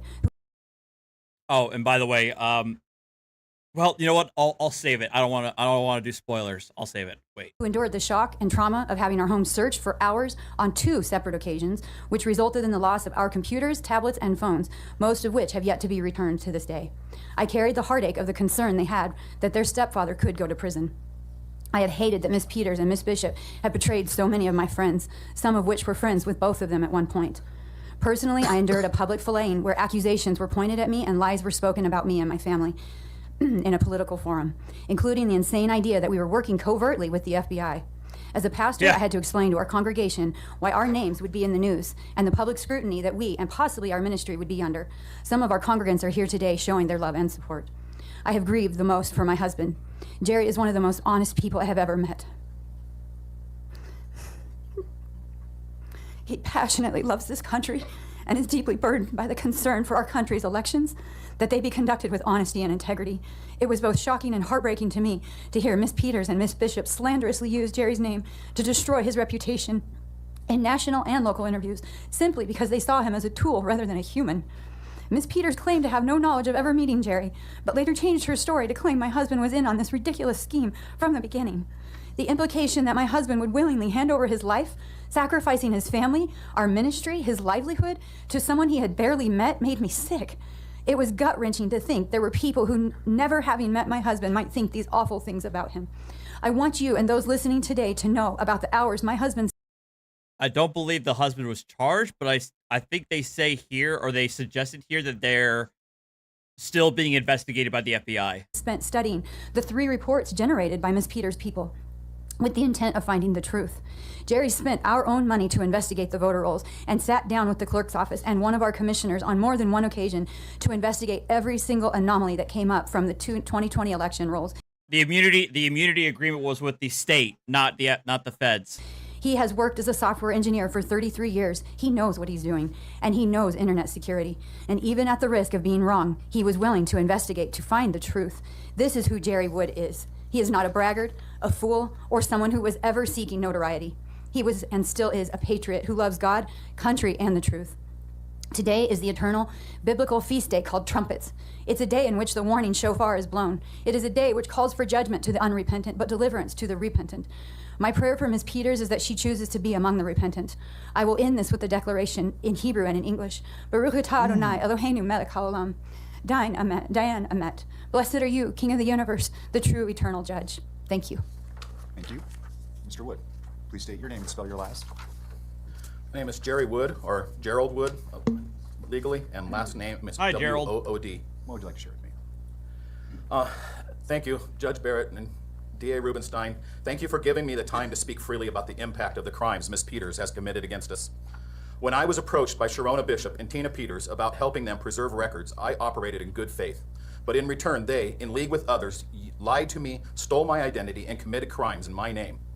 These crimes, using my identity, put me and my family in jeopardy under the microscope of investigation. To this very day, I appear to be still under investigation by the FBI, all because of what Ms. Peters did to me in the pursuit of her own fame and fortune. She caused my name to become national news linked to her crimes, and she has repeatedly dragged my name through the mud with her lies and direct slander, putting any future job applications at risk when any potential employers do a simple web search on my name. My family has endured 2 multiple-hour incidents where search warrants were served. We were prisoners in our own home for that time, while every inch of our home was searched, and 12 to 15... Why did they use this guy's name specifically? Because he's the one who had access to whatever facility maintained the voting machines. $1,000 of equipment and paperwork was seized. Most of these things have not been returned, and we may never see them again. Her selfish and willful disregard for anyone but herself has placed my current job and my reputation with my customers in danger. I work in the software security industry, designing, writing, and supporting software that millions of people across the world depend on daily for their life and safety. Thanks to Ms. Peters, anyone who searches my name will be faced with a flood of her slander and security breach allegations. As a result of Ms. Peters' actions, my wife and I, who are pastors of our church, stood in front of our congregation when this all first blew up to tell them that my name was national news and I was completely innocent of the allegations. We are fortunate to have a church family that knows us well and did not believe the news stories at the time, but Ms. Peters' lack of care for anyone else put our entire church ministry at risk. During this trial itself, I was again subjected to false evidence that was presented in an effort to discredit me to the jury, community members, and national news. When I left the stand, Ms. Peters' own attorney committed fraud for all to see, attempting to illegally serve me with a blank subpoena form, claiming it to be valid service. Time and again, Ms. Peters has appeared on camera to slander me and attempt to drag me into the pit with her. She has never, not once, shown an ounce of remorse for the things she has done. Instead, she continually doubles down on her lies.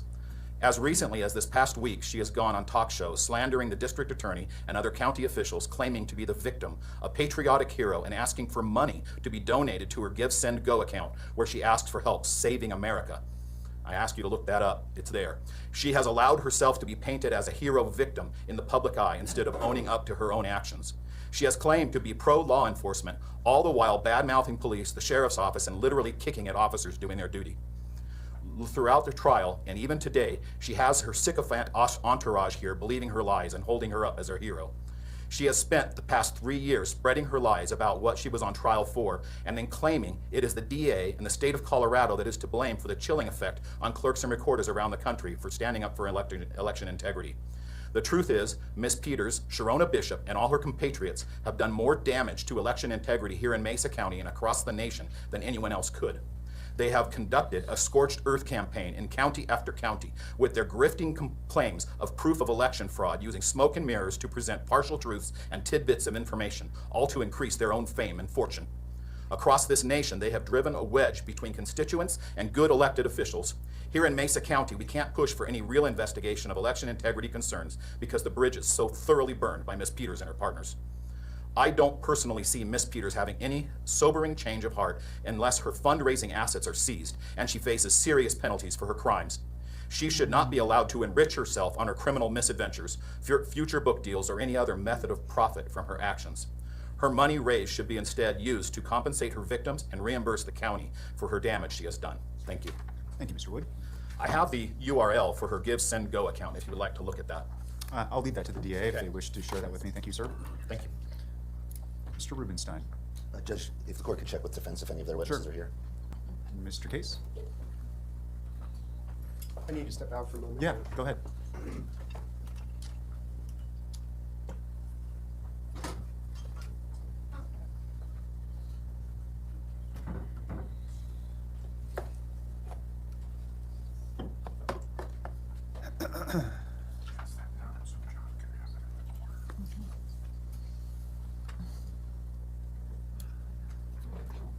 Everybody's on the way, but not quite here yet, so a few more minutes.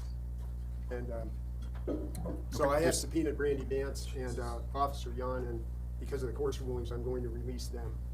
Okay. Next, the people would ask Mesa County Commissioner Cody Davis to speak. Okay. Mr. Davis, come on up to the lectern and state your name and spell your last, please. Good morning, Your Honor. My name is Cody Davis, D-A-V-I-S. What would you like to share? Oh, I'm sorry. What would you like to share with me? I'm a Mesa County Commissioner, and I'm here to make an account. I'm gonna leave this playing. I'll be right back. I'm gonna go pick up my food.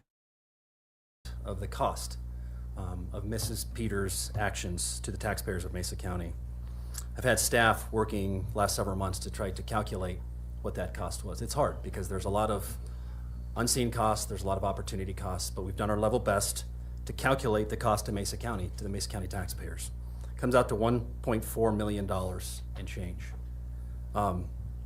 For some of the examples of the costs to the county, while Ms. Peters traveled the country on her elections tours, she continued to receive her salary for 16 months, despite being absent from her duties.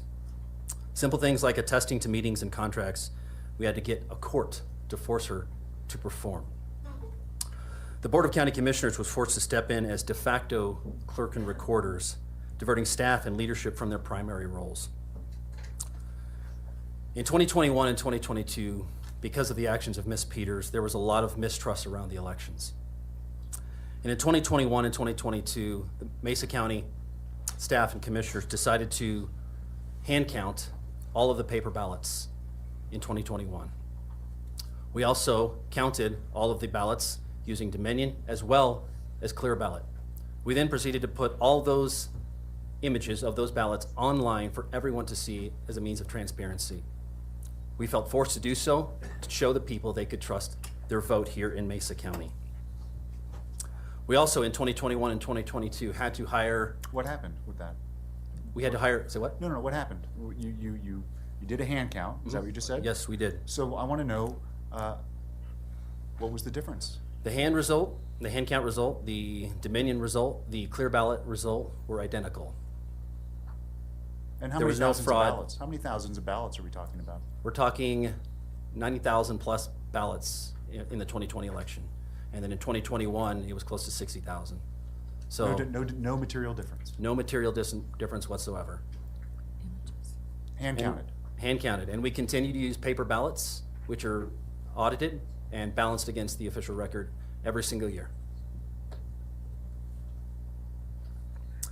In 2021 and 2022, we had to hire designated election officials, which is what the clerk is supposed to fulfill. So while Ms. Peter was gallivanting around the country, we had to hire outside sources to come and be our DEO. One of the largest components was our legal fees. And this isn't counting what the state of Colorado or the DA has had to put forth, but the county alone has borne significant legal costs in both civil and legal cases. The impacts on county operations. Staff time has been redirected to manage these issues caused by Ms. Peters. We've had HR issues. When she was serving still as clerk and recorder for those 16 months, staff felt intimidated or pressured by Ms. Peters and her supporters. She would call in and pressure them to say certain things or not to say anything at all. And we were forced to put many of those employees on paid leave during that time. We've had deferred legal work. Due to legal complexities and the work on Ms. Peters' case, internal tasks had to be outsourced to external counsel. And just the overall resource drain in the county. And those are all the calculable costs. Then there's the incalculable costs, Your Honor. The opportunity cost. If you look around, you'll see many attorneys that are paid by Mesa County in this room. You'll see sheriff's officers that are paid in this room that are not out doing the work they're supposed to be doing for the community, arresting criminals, prosecuting criminals. Instead, we're stuck here. Resources that could have gone to public infrastructure, whether building roads, filling potholes, hiring caseworkers, or hiring new sheriff's officers, are now diverted to this case, or to backfilling the responsibilities that Ms. Peters had. And then the biggest cost to me, Your Honor, I'm a 5th generation native. My kids are 6th generation natives to this valley. I love this place. I went out to Missouri for college and couldn't wait to get back to this community. This community has a lot of pride. We've got the Grand Mesa, the National Monument, Rattlesnake Arches, our Palisade Peaches, our bike riding and fruity, you name it. We have a lot of pride in this community. But our reputation has taken a hit. People from across Colorado and other states now associate Mesa County not with our natural beauty or agriculture, but with the infamous actions of Ms. Peters. Her behavior has made this county a national laughingstock, overshadowing our accomplishment and our values. Your Honor, Ms. Peters' actions represent a betrayal of the trust placed in her by this community. She has caused immense harm, and this is not who we are as a community. We now face the daunting task of repairing the damage she has caused, both financially and reputationally. Your Honor, we ask that you consider the full weight of these impacts in your judgment today. Thank you. Thank you, Mr. Davis. All right, looks like there's some folks here for the defense. Mr. Case, your first person you'd like to speak. Dr. Crane, please. All right, sir, if you'd come on up here to the lectern and state your name, spell your last. Say again, please. State your name, spell your last. My name is Doug Frank, Douglas G. Frank. My last name Frank. What would you like to share with me? I'm the person during the trial that was referred to as Dr. Frank. I'm grateful for this opportunity to speak to the court today. Thank you for this. Since first meeting Clerk Peters in April 2021, I've interacted with her on dozens of occasions, both remotely and in person. I've observed her behavior in a variety of situations, and she's always behaved with the utmost integrity. I've been investigating election fraud for almost 4 years now in 48 states and have met in person with hundreds of election officials. When confronted with systemic problems and fraud in their elections, most officials panic. They are afraid to speak up or ask difficult questions of their state officials. They say, I don't want to be Tina Petered. I have a family to feed. But not Tina. Faced with life and career-threatening decisions, and despite great personal fear on her part, she has stood. As far as I'm concerned, she's not only a Gold Star mom, but a Gold Star patriot. No one is paying me to do this. I bought my own plane tickets and paid for my own hotel room. I'm proud to call Tina my friend and stand beside her during this ordeal. During the trial, I was described as the math teacher from Ohio. There's nothing wrong with being a math teacher, but more accurately, I'm a PhD physicist with 60 scientific peer-reviewed publications. In 1990, I was nominated for a Nobel Prize in Chemistry for a breakthrough discovery that was featured on the leading journals in the world in science. 1996, I helped establish a school for extraordinarily gifted youngsters in Cincinnati, Ohio, where I served as the math and science chairman for over 20 years. These are amazing students. If you put 10,000 kids in a room, only one of them would have an IQ like the kids we have at our school. I've also been designing electronics and writing software and computer programming since I was a teenager. I'm one of the first 300 people on the internet. I'm no stranger to math, science, and technology. I've been mathematically modeling elections since the 80s. So when I was asked by members of the Pennsylvania State Legislature to investigate their election, I was able to reverse engineer the algorithms that were being used to manipulate our elections. It was this work that caught the attention of Mr. Lindell, who made a documentary movie about my work called Scientific Proof. It was during the filming of that documentary that I met Conan Hayes, the hacker that was referred to during this trial. I also became good friends with him and Kurt Olson during that time. During the trial, I was surprised to learn that there were recordings made of my first meeting with Clerk Peters. I didn't know about that in April of 2021. Unfortunately, only the shorter recording was played during the trial. If the jury had been allowed to listen to the longer recording, they would have heard exculpatory evidence that at all times Clerk Peters... Is this Frank? Oh, man. I want to hear it. Yeah, I want to restart. Come on up here to the lectern, state your name, spell your last.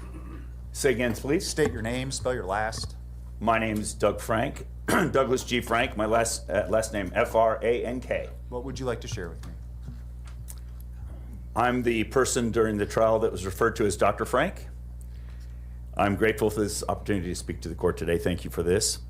Since first meeting Clerk Peters in April 2021, I've interacted with her on dozens of occasions, both remotely and in person. I've observed her behavior in a variety of situations, and she's always behaved with the utmost integrity. I've been investigating election fraud for almost 4 years now in 48 states and have met in person with hundreds of election officials. When confronted with systemic problems and fraud in their elections, most officials panic. They are afraid to speak up or ask difficult questions of their state officials. They say, I don't want to be Tina Petered. I have a family to feed. But not Tina.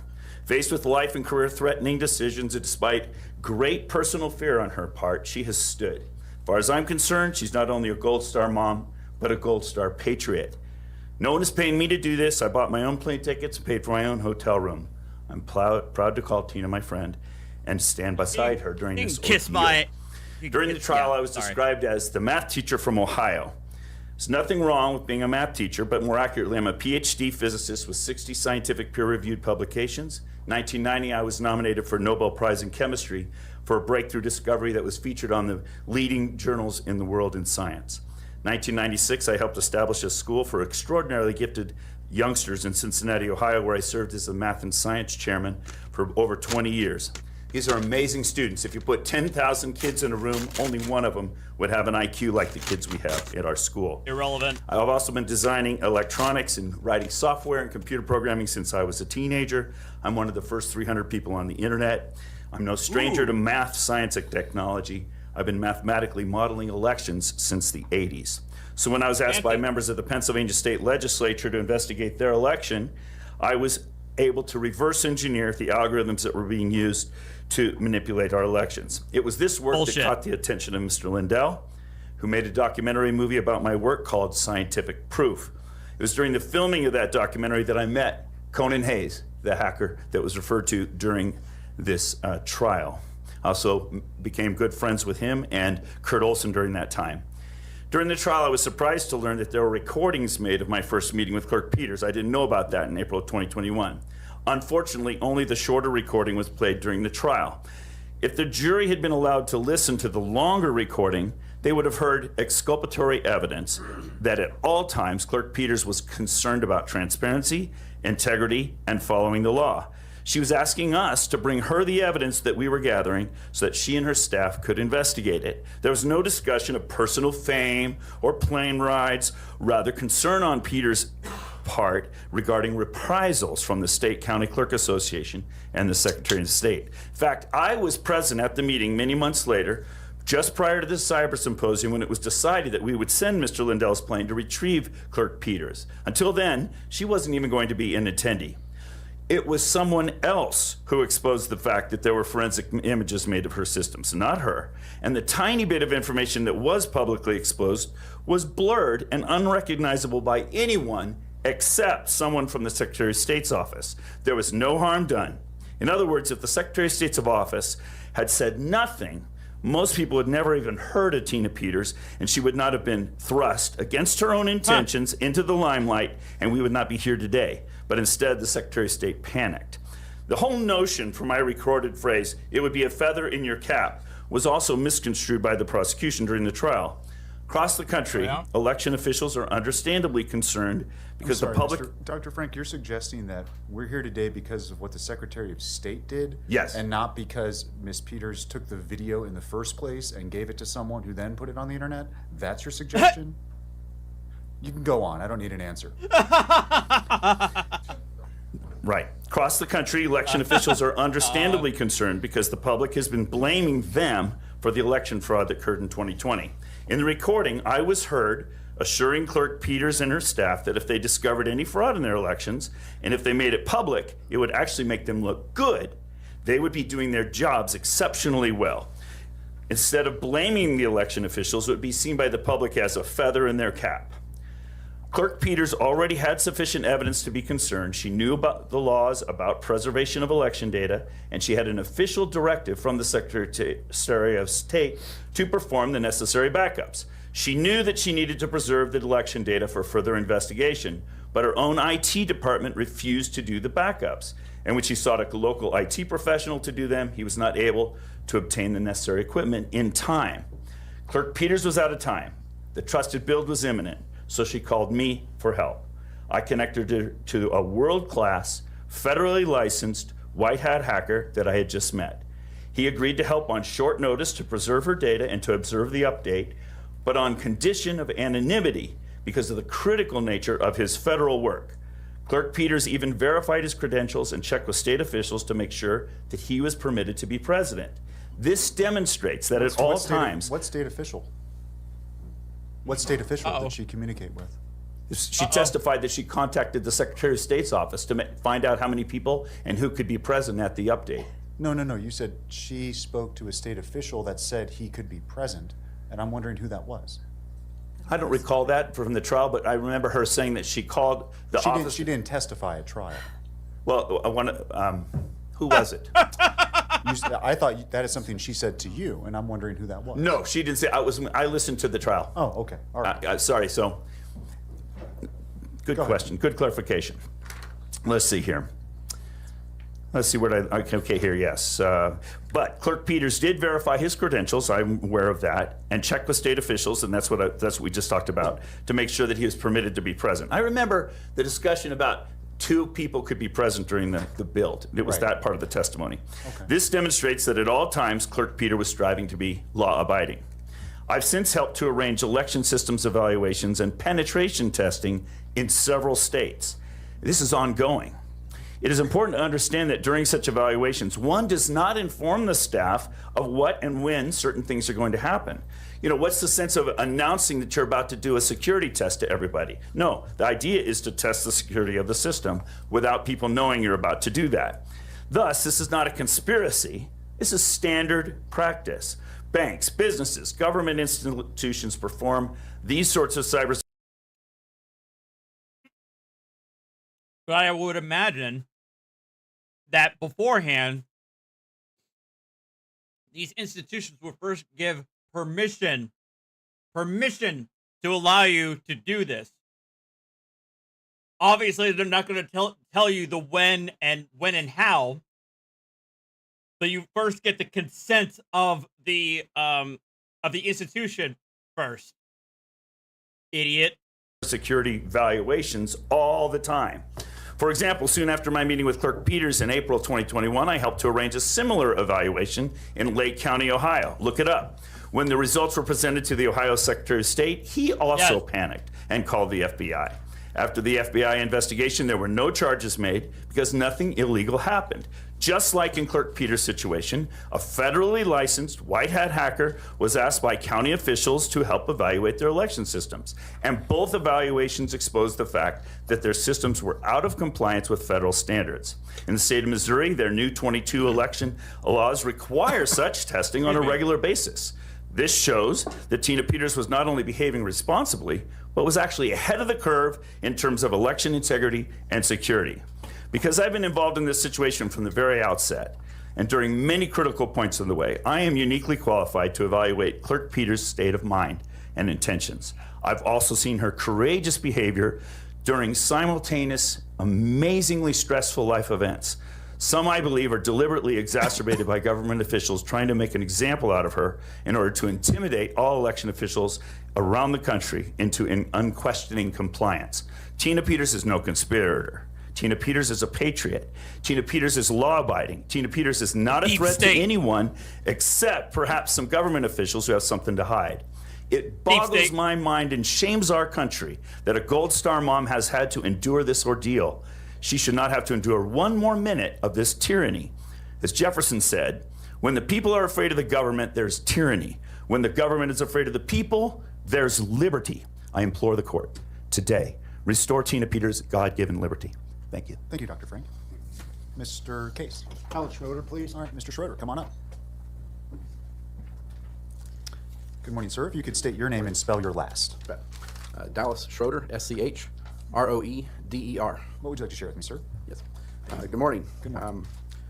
As a note of, just to bring you up to speed on my experience, I was the Elbert County Clerk and Recorder, appointed in September of 2013 through the rest of that appointment from a resignation from the previous clerk, and served 2 4-year terms on my own as a clerk and recorder.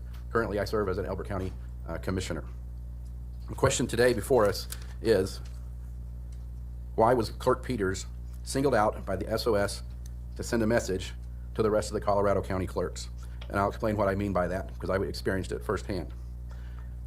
What are we supposed to do as clerks? That the message is being sent? Don't question anything. Follow the SOS blindly. Follow the edicts from the SOS without question, or else. Or else what? Be attacked publicly. Have punitive punishment extended from the SOS in conducting your elections.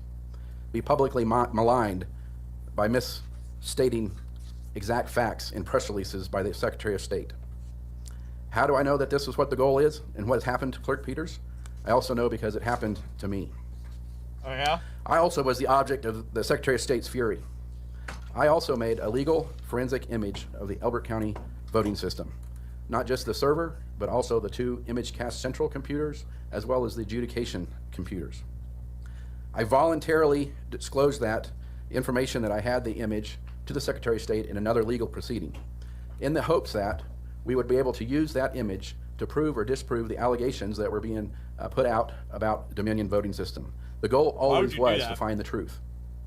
The Secretary of State was not interested in working with us on that. Instead, they sued us. And the court ruled that we had to turn those drives back over to the Secretary of State's office, which we complied with the law. But as I said, the goal all along was for my images to either prove or disprove the allegations against Dominions. I've challenged publicly the Secretary of State to use those images to prove or disprove the problems that may or may not exist within the Dominion system. Dumbass! Nothing has been done. To my knowledge, nothing publicly has been done with my images that we turned over to the Secretary of State's office. And that leaves me with no other conclusion than that the SOS is intent on preventing evidence of deficiencies of Dominion. Oh, that's what it is. That's what... It couldn't possibly be that you without authorization, made a copy of the Dominion voting systems in opposition to contracts, and possibly the law. You couldn't possibly be that. No, it has to be the Secretary of State is in on it. Dominion voting systems, and that system should not have been certified. Well, what happens when a clerk and recorder, such as Clerk Peters, who has the most pulse on the ground, understands what's going on with her electorate, understands what's going on within her system, when something is off, when something doesn't quite make sense? What is she to do? Well, obviously start asking questions and start making an investigation to see what may or may not be wrong there. The problem is that Clerk Peters gets no help from the Secretary of State's office. From the moment after the 2020 election, the Secretary of State's office continually referred to the voting system and the voting standards in Colorado as the gold standard. There was no help from the Colorado County Clerks Association. Their continued mantra was that any allegation had already been debunked with no evidence of such debunking. Mr. Schroeder, yes, you heard, maybe you weren't here when Commissioner Davis was at that lectern. Were you here for that? I was not. And he said that the county undertook a hand count of the elections that had occurred, I believe in 2020 and 2021. Was that right, Commissioner? 2021.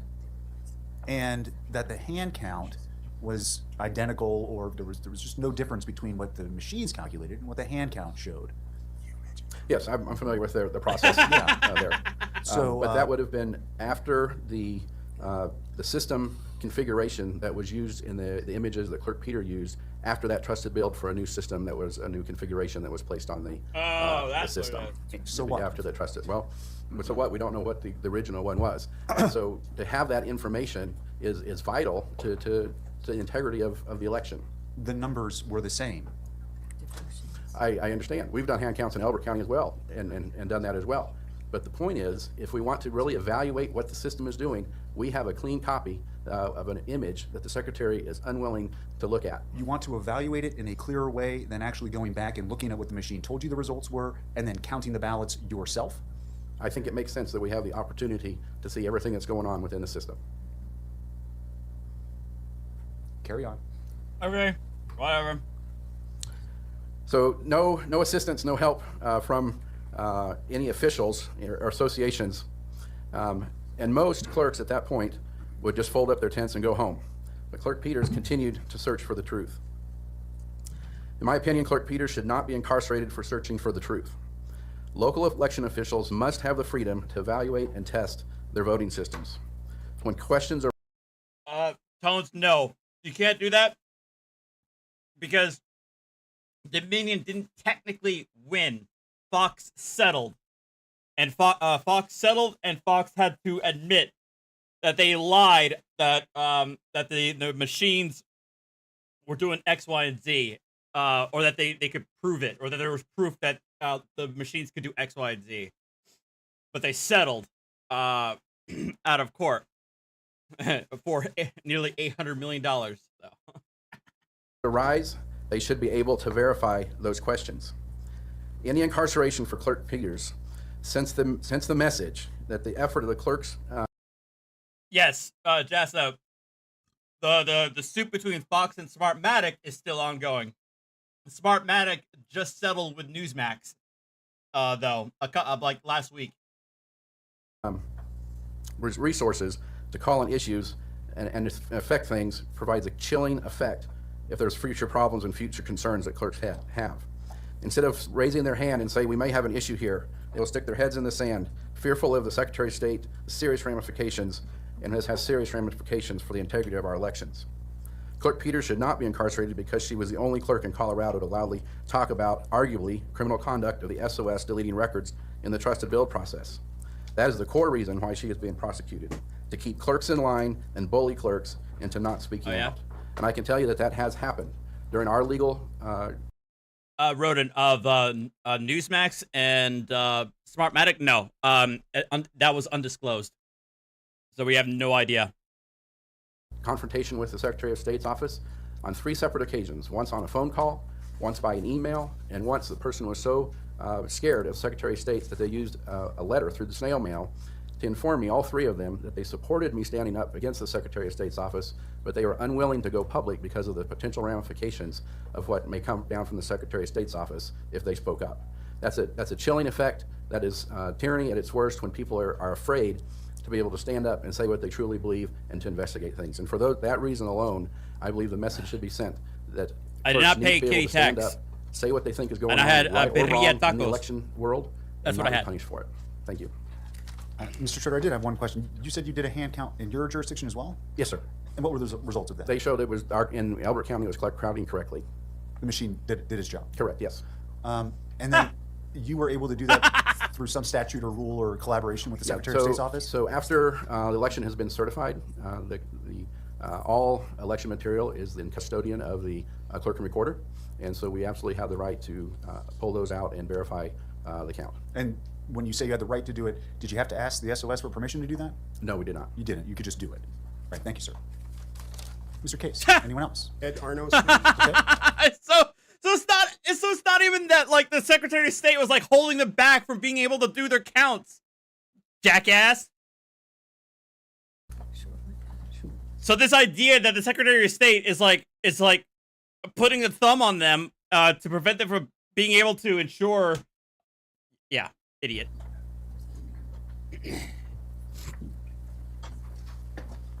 Good morning, sir. Oh. Good morning, sir. If you could state your name and spell your last, please. Ed Arnos, A-R-N-O-S. What would you like to share with me? My background for 45 years is in managing and creating hardware and software for computer systems, as well as supporting and responding to problems that have occurred in them. I'm sort of not an expert in any one area. I'm more of a Renaissance computer person covering many areas. The thing that I was asked to speak to is it was anticipated that the county might assert that they had to replace the computer system because of the breach that occurred when an unauthorized person came into the computer room. And I objected to that strongly because the Secretary of State has provided in the rules the hardware diagnostics that will confirm that the hardware is working according to specifications, and that the Secretary of State doesn't normally provide it, but at the time of the trusted builds, a version of the software that's certified to conduct elections is available. It's my assumption that the Secretary of State would have that, and restoring that means that that computer system is usable. It's certified by the Secretary of State.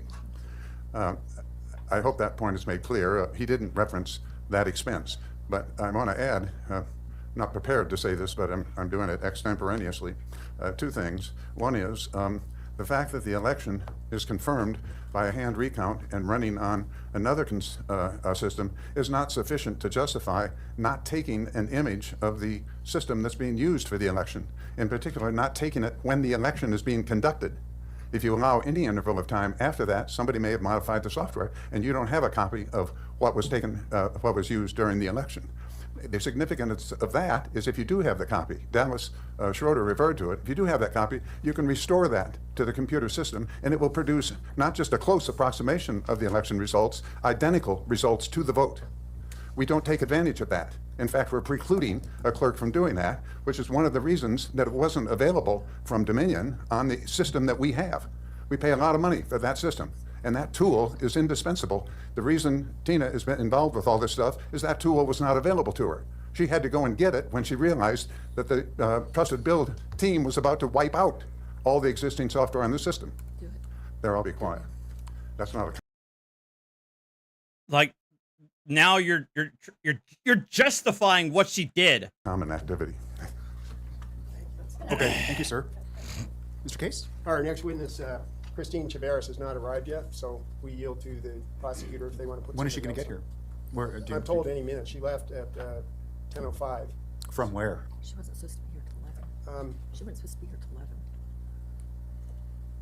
I don't know her home address. Well, I'm not looking for the address. From Delta? From Montrose? No, she lives in Grand Junction. Oh, okay. Her office is over at First and North. Oh. So. Okay. But she didn't think she was going to be here. Mr. Rubenstein, do you have another witness you'd like to call? I do, Your Honor. The people would ask former Congressman and former Mason County Commissioner Scott McGinnis to speak. Mr. McGinnis, if you would like to come on up here to the lectern. If you could state your name, sir, and please spell your last. Yes, sir. My name is Scott McGinnis, spelling M-C-I-N-N-I-S. What would you like to share with me? Well, first of all, thank you, Your Honor, for allowing me to put forward my opinion as a former county commissioner who dealt extensively with this matter. I concur with the remarks made previously by Commissioner Cody Davis. With the defendant in this case, Your All right, this is the state's individual. Honor, this court has before it a significant breach of trust, deception, and clear dereliction of duty. In Mesa County, the defendant, when elected, joined a team of community-supported and trusted elected officials who led 1,300 employees of this county. This would include the clerk and recorder's office, the sheriff's office, the DA, the commissioners, the treasurer, the assessor, etc. Excuse me. The team also, in a broader sense, included many, many employees in departments like health, personnel, legal, etc. The community counts on this team, and our community has high expectations, not only for the employees, but mostly for the elected officials. The defendant was welcomed to this team and seemed to have a strong start. The previous clerk, Sheila Ryanier, left that office in excellent shape. But soon after the clerk's office and the clerk began to require more and more attention from the commissioners, legal and personnel, not a big problem, but it wasn't normal. Then what got my attention and made me a little skeptical was when out of the blue, sometime around when the gentleman Franks held a local conference about elections, the defendant came to a weekly commissioner meeting and demanded, without reasoning or reasons, excuse me, that the board break the contract with a company named Dominion, which would cost the county at least a couple of $100,000 under the terms of contract for breach. We denied the request, but I was curious. I wondered, where did this all come from? Then all of a sudden, from that point, Your Honor, the train began to derail. The defendant seemed to have taken on a role as the leader of a pack alleging that a massive voter fraud occurred in Mesa County and had taken effect in the elections.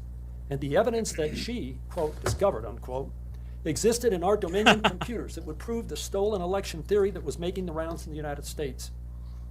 The defendant's actions then began, Your Honor, to rapidly cascade to a crisis level. Our constituents, fellow clerks, and people across the nation heard over and over many allegations, statements, studies of the Dominion fraud. For example, statements coming right out of our court hearing room, statements that 5,000 dead people voted in Mesa County, that the Chinese had hacked the city of Grand Junction's elections, that the paper ballots and even the envelopes these ballots were put into would prove this fraud. The defendant and her following believed the commissioners and the Secretary of State were complicit with Dominion. There were heated meetings, and as a result, and the elected officials, as a team, we were seeing our trusted capital with this community, that we had built with this community, crumbling before us. The county felt a duty of due diligence to check out every allegation they made. We checked out every one of them, and it cost us a lot of money. And along this line, we looked at other things too, but we did what we should have done, and that's the due diligence. And the people that came and made these comments, they were entitled. These are good people. I know some of these people. They're good people. And we felt an obligation to make sure that we followed through on this. But I want you to know, Your Honor, as of this moment, as of this day, this hour, this moment, they have never produced not one fraudulent vote. Your Honor, not one fraudulent vote in Mesa County. Despite all these allegations, despite all these studies, despite the clerk repeatedly burying around the nation about Mesa County being kind of central for the country to break out the fraud in the election that occurred. What about vote flipping? What's that? What about vote flipping? We had no fraudulent votes proved in this county, no fraudulent activity. I will tell you that it's possible that a dead person can vote in an election because of early voting. So you may have somebody who votes, those votes are mailed in, and those votes are counted, as I understand it. I'm not a clerk. And by the way, we had very little experience on elections. But did you find that? Pardon me? Did you find that? Did you find that to have occurred? We'd have to ask the acting clerk. Okay. I don't know, but it's a good question. I did understand that it's not uncommon for 2 or 3 people to have died during the early voting process, which I think our process starts here in the next couple of weeks and goes for the next. Thomas, think of the 40 months. So they were alive when they voted, and then they died. That's what you're saying. Okay. Yes, I'm sorry. I should have made that clear. I understood it. We certainly didn't have 5,000. That you get the point. I do. Yeah. Okay. Then the night the cameras went off, and an important point there, Your Honor. Best of my knowledge, having visited with previous clerks, no one ever recalled, except when from the point the cameras were first installed, that those security cameras had ever been shut off. The Dominion computer then was hacked by the person that we least suspected would hack it. None of us ever thought the clerk would go in late at night on a Sunday, obviously to avoid recognition or attention, shut off these cameras and hack our computers. We never had any kind of suspect that would occur. But it sure did, and it was by this defendant. One should consider that the defendant Well, she had all of it, and we heard from previous witnesses. We heard that, oh, suspicious of this, suspicious of that. She reached out here. She couldn't get help there. Your Honor, she never went to the Sheriff's Department. She never went to the DA's office. She never went to the Secretary of State's office. She never went to the Attorney's office. She never came to the Commissioners. She didn't go to the CBI, the State Patrol. You get the point? She didn't ask for outside help. She could have easily gone to any of these agencies who have investigative authority and asked for assistance in these things that she's come up with. But she didn't do it. This is before her. The next thing that happened, this is her sentencing. Passwords got out, and complete chaos overtook us. The leakage of these passwords resulted in not only decertification of the election Dominion computers, but many demands by the Secretary of State's office and almost full-time attention of the legal department, the personnel department, and the IT department. The commissioners had to step in and take charge, and I guess, Your Honor, that combined we probably had cumulative about 3 minutes of experience in running a campaign. I mean, not a campaign, excuse me, an election. We were forced to step on because, you know what happened to the defendant? She's in another stage, in another state, on the stage, with the pillow guy, I call him the pillow guy. Right after that, she went on the run. She went on the run. Your Honor, if you don't mind, if the I can hear her laughing. I can hear her laughing. Okay, good. She went on the run. I mean, literally went on the run. And I can tell you, she left the team. And she went on the run for weeks and weeks. The defense. What happens to a vote if someone votes between October 11th and November 5th and dies? Depends on the state. I actually looked this up. I think there are 11 states that will. I think there are 11 states. I can't remember which one is which. There are 11 states that either count the votes or 11 states that do not count the votes if you pass away, if you mail in your ballot and pass away before the election. I can't remember which one was which, but there are 11 states that do one or the other. Defendant left the team and the folks, her own employee at the clerk's office, when we needed her most. And that's when we needed her. This is a crisis going on. We couldn't communicate with her. She would not call in. We had no idea. We did know she was going to different spots around the country. At one point, we did receive a message from one of her supporters that she was afraid of her life or worried about security. So we said, we'll give word back to her. The Sheriff's Department will provide whatever security is necessary. Come home, Tina. We had a public meeting, several public meetings. At the beginning of the meeting, Your Honor, I would say some of you out here may have communication with Tina. Please call the clerk. Ask her to come home. Ask her to communicate with us. We need her help. But she didn't. She was AWOL. And those 4 or 5 weeks were critical. Your Honor, it would take me hours and hours to go through the hardships, the lawsuits, and the significant problems, as well as the costs that this defendant has cost the good people of this county. And we all know what's happened to our reputation, which will take a long time to put it back together. We are a county of trusted elected officials. We are a county of good people. We're not a county with high crime rate. And we're not a county in the history of this county, the best of my knowledge. Let me take that back. I think several years ago, one person voted twice, here and in another state. Other than that, I have no recollection of any voter fraud occurring here. And again, Your Honor, they did not produce one vote. We even shown it. We said, just show us one. Show us one vote. They never did, and they haven't still. The defendant broke her trust. She broke her trust with departments. She broke herself with the clerk's trust with the clerk's office, and maybe even the good people who believed in her. The defendant is a disgrace. She has not brought forth that vote, that fraudulent vote. She has no proof of her allegations. She brought forth this disgrace, her breach of duty to the office. She brought forth the breach of her oath to the office. Her misstatements brought breach of duty, in my opinion, to her office. Her abandonment from the office. I believe this guy represents the County Clerks Association. And the employees, and abandonment from the community. She has brought costs easily exceeding, as you'd heard earlier, and is a county clerk himself. And these costs would not have been incurred but for her actions. She brought disorder to this community. Your Honor, even in a couple of days after her conviction by her peers, right after the conviction in this courtroom, she publicly came out and said, no, the conspiracy is now out of Serbia. It doesn't stop. There was an article last week in the Sentinel where another location for this conspiracy and this Dominion stuff. Serbia? She damaged the reputations of many people, and you've heard from a couple of them today. Her actions brought to this community nationwide negative bad press. And throughout all of this, while she was wanting to be a national self-proclaimed hero about solving the election that they claim was stolen, she knew the damage she was creating. She knew the damage that was happening to people in this community. She knew the damage cost-wise. She knew the damage to a lot of different things. It isn't somebody who innocently fell into this. Your Honor, with all due respect, in Yeah, my opinion, true. The defendant should suffer for the consequences of her actions. Thank you for your time, Your Honor. All right, thank you, sir. All right, is she here? Yes. Okay, great. Christine Chaveras.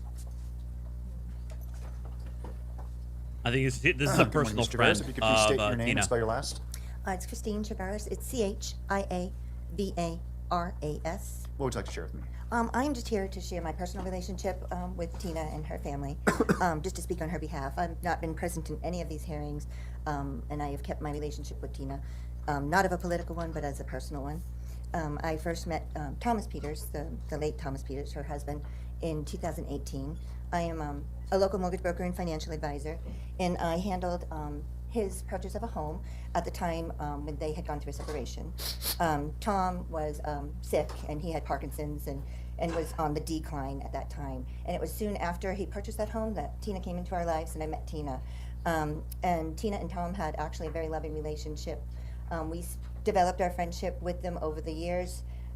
My family, I have 3 children, ages 37, 35, and 30, all married with grandchildren. They've all been a part of both Tom, and I'm sorry, both Tom and Tina. If you need some tissues, they're right there. Sorry. So this has been very close to our hearts, so we've stayed away from this. Tina is very much so a part of our family. We've spent a lot of time together. We spend our holidays together. She's a part of my kids' life. We've spent time up at her property in Colburn with the kids. And so we became very close. When I worked with Tom's decline was more than what I could handle. He became a personal friend of mine and my kids, and we helped take care of him.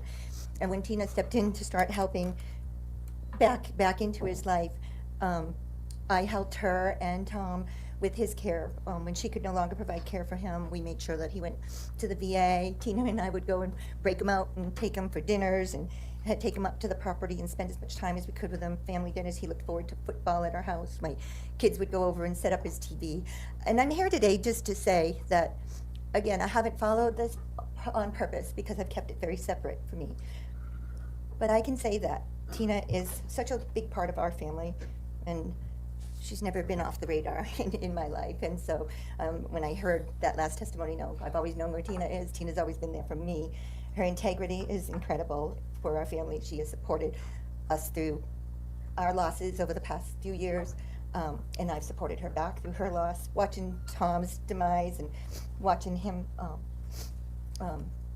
basically lose his life and the life just coming out of him has been something that we've shared many tears and comfort for each other. So my relationship stems back to 2018 up till now, and Tina's always been very present in my life. Her integrity, her support, her love for our family is something that I really don't want to lose. And so I'm here today to just plead that whatever the case is, that probation is considered, or that she's not taken from our family. And so I just wanted to speak on her behalf and our love for her and support today, and hopefully that it's our hope and prayer that she's able to stay.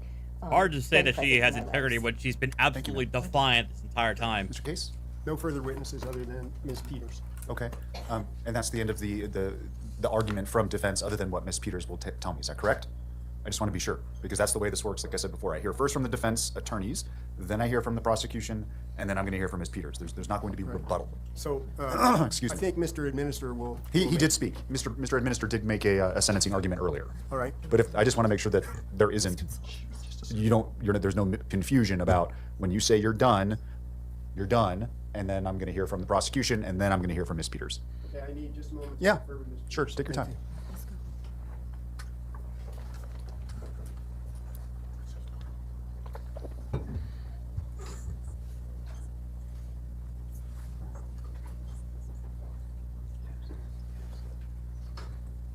Well, I believe that the judge is taking it. The judge takes this job seriously.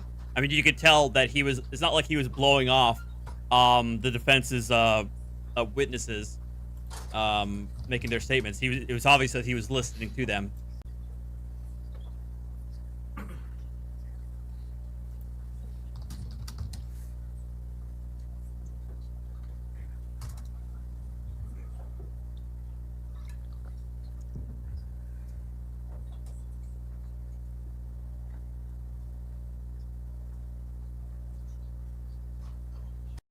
Good morning, Your Honor. My name is Matt.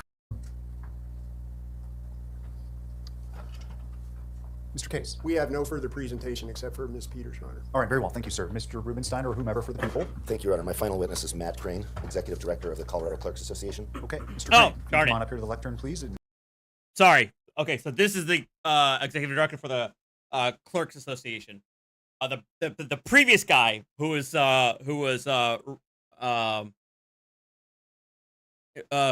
talking shit about her was, I believe he is a like a county commissioner for Mesa County. And state your name, spell your last.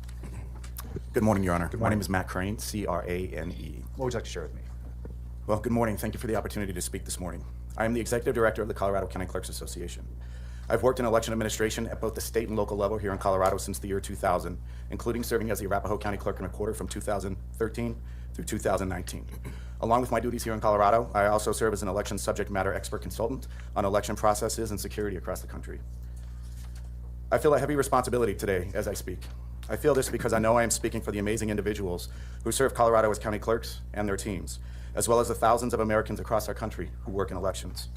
On their behalf, I want to start by saying it is not possible to overestimate the damage done by Tina Peters. In a real and specific way, her actions have led directly to death threats and general threats to the lives and the families of the people who work in our elections. She has willingly aided individuals in our country who believe that violence is a way to make a point. She has knowingly fueled a fire within others who choose threats as a means to get their way. We have many examples of Colorado clerks who have experienced directly what Tina has brought to our state's doorstep. These are clerks deeply rooted in their communities, many of them for their entire lives, who now are called out in the grocery store or places of worship. I've also experienced this in my life. In my role, I have received death threats and most painfully have had individuals motivated, at least in part, by Tina's actions threatening the lives of my wife and my children. While her actions and the direct threats they have inspired while her actions and the direct threats they have inspired are tangible and need to be acknowledged, I wanted to speak about the less tangible results of her actions today. When you serve as clerk and recorder or work in elections, you treat this work as more than just a job. You understand that your work is a part of a sacred trust shared with all Americans. You know that your efforts underpin our entire democracy. Without the ability for citizens to safely and accurately elect their government, democracy does not exist. It is this foundational element that Tina has willfully chosen to undermine. In part, I believe she did this because she simply doesn't understand her job. Managing and running elections is complicated. These processes are very specific and require great attention to detail. I can assure this court that Tina never even attempted to master any of these procedures. For instance, she left our association's training opportunity for new clerks early. She never completed the work to become a certified Colorado election official, which is something required of all. Yeah. So when I heard this is wild.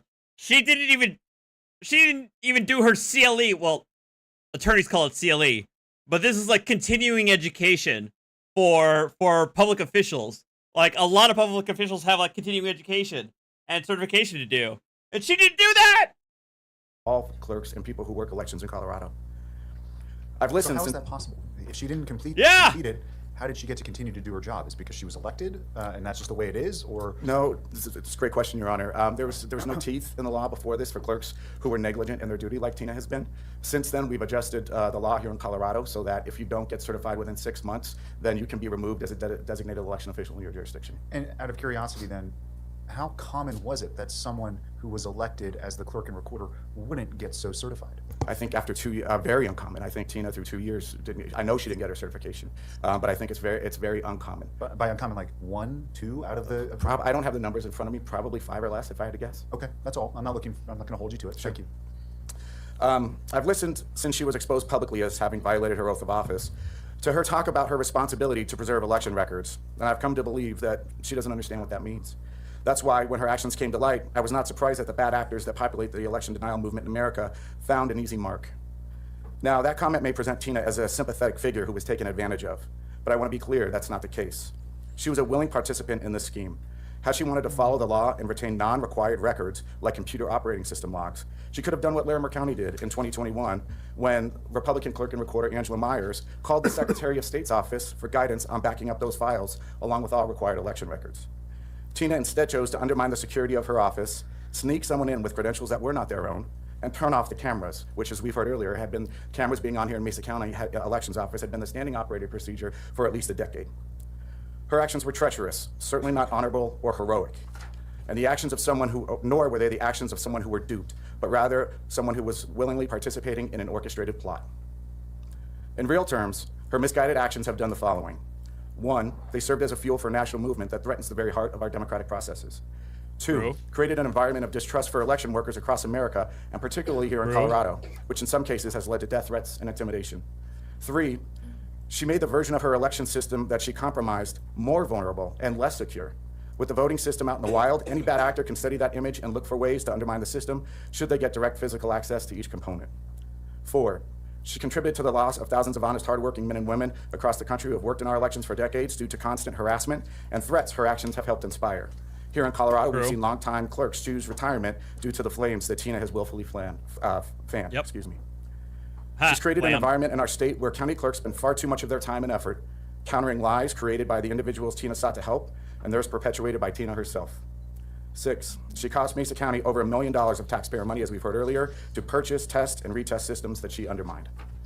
Number 7, cost Mesa County and voters across the nation trust in their system of government for no reason.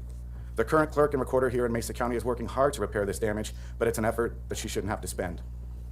I'd hope that following her conviction by a jury of her peers in this courthouse, that Tina would have finally come to understand the real impact of what she had done. Instead, she seems to have doubled down on her lies and her willful ignorance about how our elections work. I've seen her ongoing posts on social media, and I'm aware of her ongoing speaking efforts. All of these are aimed at continuing to undermine election processes and the individuals who manage our elections. Sadly, they also appear to be a means of income for Tina as well. The only positive outcome of Tina's unlawful actions is one she didn't intend. Her actions awaken the network of individuals, these men and women across the country charged with protecting elections, to the real and present danger of insider threats. Her callous disregard for her sacred oath has strengthened our resolve and our processes to guard against someone inside an election office taking advantage of their position to undermine our most cherished right to free, fair, and yes, secure elections. Being a county clerk, Your Honor, it's not a glamorous job. People don't run for this office because they want to be famous. They run for the job because they want to be of service. These people have had their jobs made immeasurably harder by what Tina Peters did and her ongoing efforts to fuel the machine that continues to spread lies and disinformation. The machine. But most importantly, her actions have contributed to millions of Americans developing a distrust in their elections for no reason. This undermining of the trust placed in our elections by Tina and those she aided is the most dangerous outcome of her willful disregard for the federal and Colorado laws around elections. We cannot maintain a democracy when the governed do not believe the government was fairly and accurately elected. It is for this, Your Honor, that we believe she deserves the harshest penalty this court can deliver. I urge this court to consider all the impacts of Tina's actions, as well as the fact that she had no remorse for the incredible damage she has caused as you contemplate her sentence today. I want to be clear, Your Honor. The only illegal act.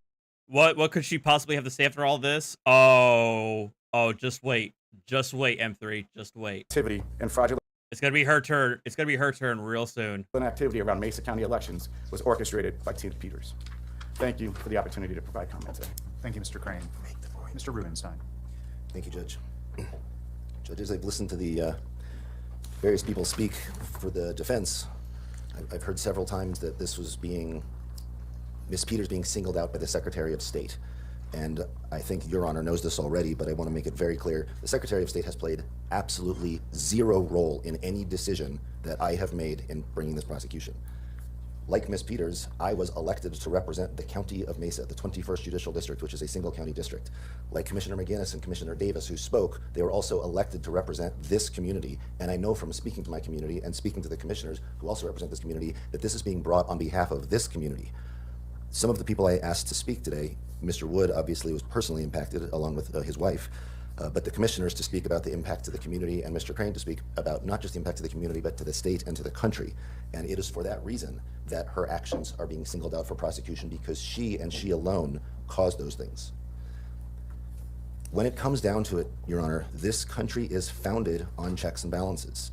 The Constitution is founded on checks and balances. The oath that Ms. Peters took, that I took, that Your Honor took, that talks about upholding the laws of the state of Colorado and the Constitution of the state of Colorado and the Constitution of the United States is about checks and balances. There are 3 branches of government that check each other and balance each other. Even single branches of government have checks and balances. Different elected officials in the executive branch have checks and balances. Here, the Secretary of State had the passcodes. The clerk had the computers. And the independent vendor had the software. Her entire goal in this case was to subvert the checks and balances that are so fundamental to what it is to be an American, the security of our votes. And she keeps repeating it. She keeps saying, I alone have the authority. I alone have the decision as to who goes into that room. All things that she keeps repeating, and she keeps repeating on our podcast, but that's not true. There is a process.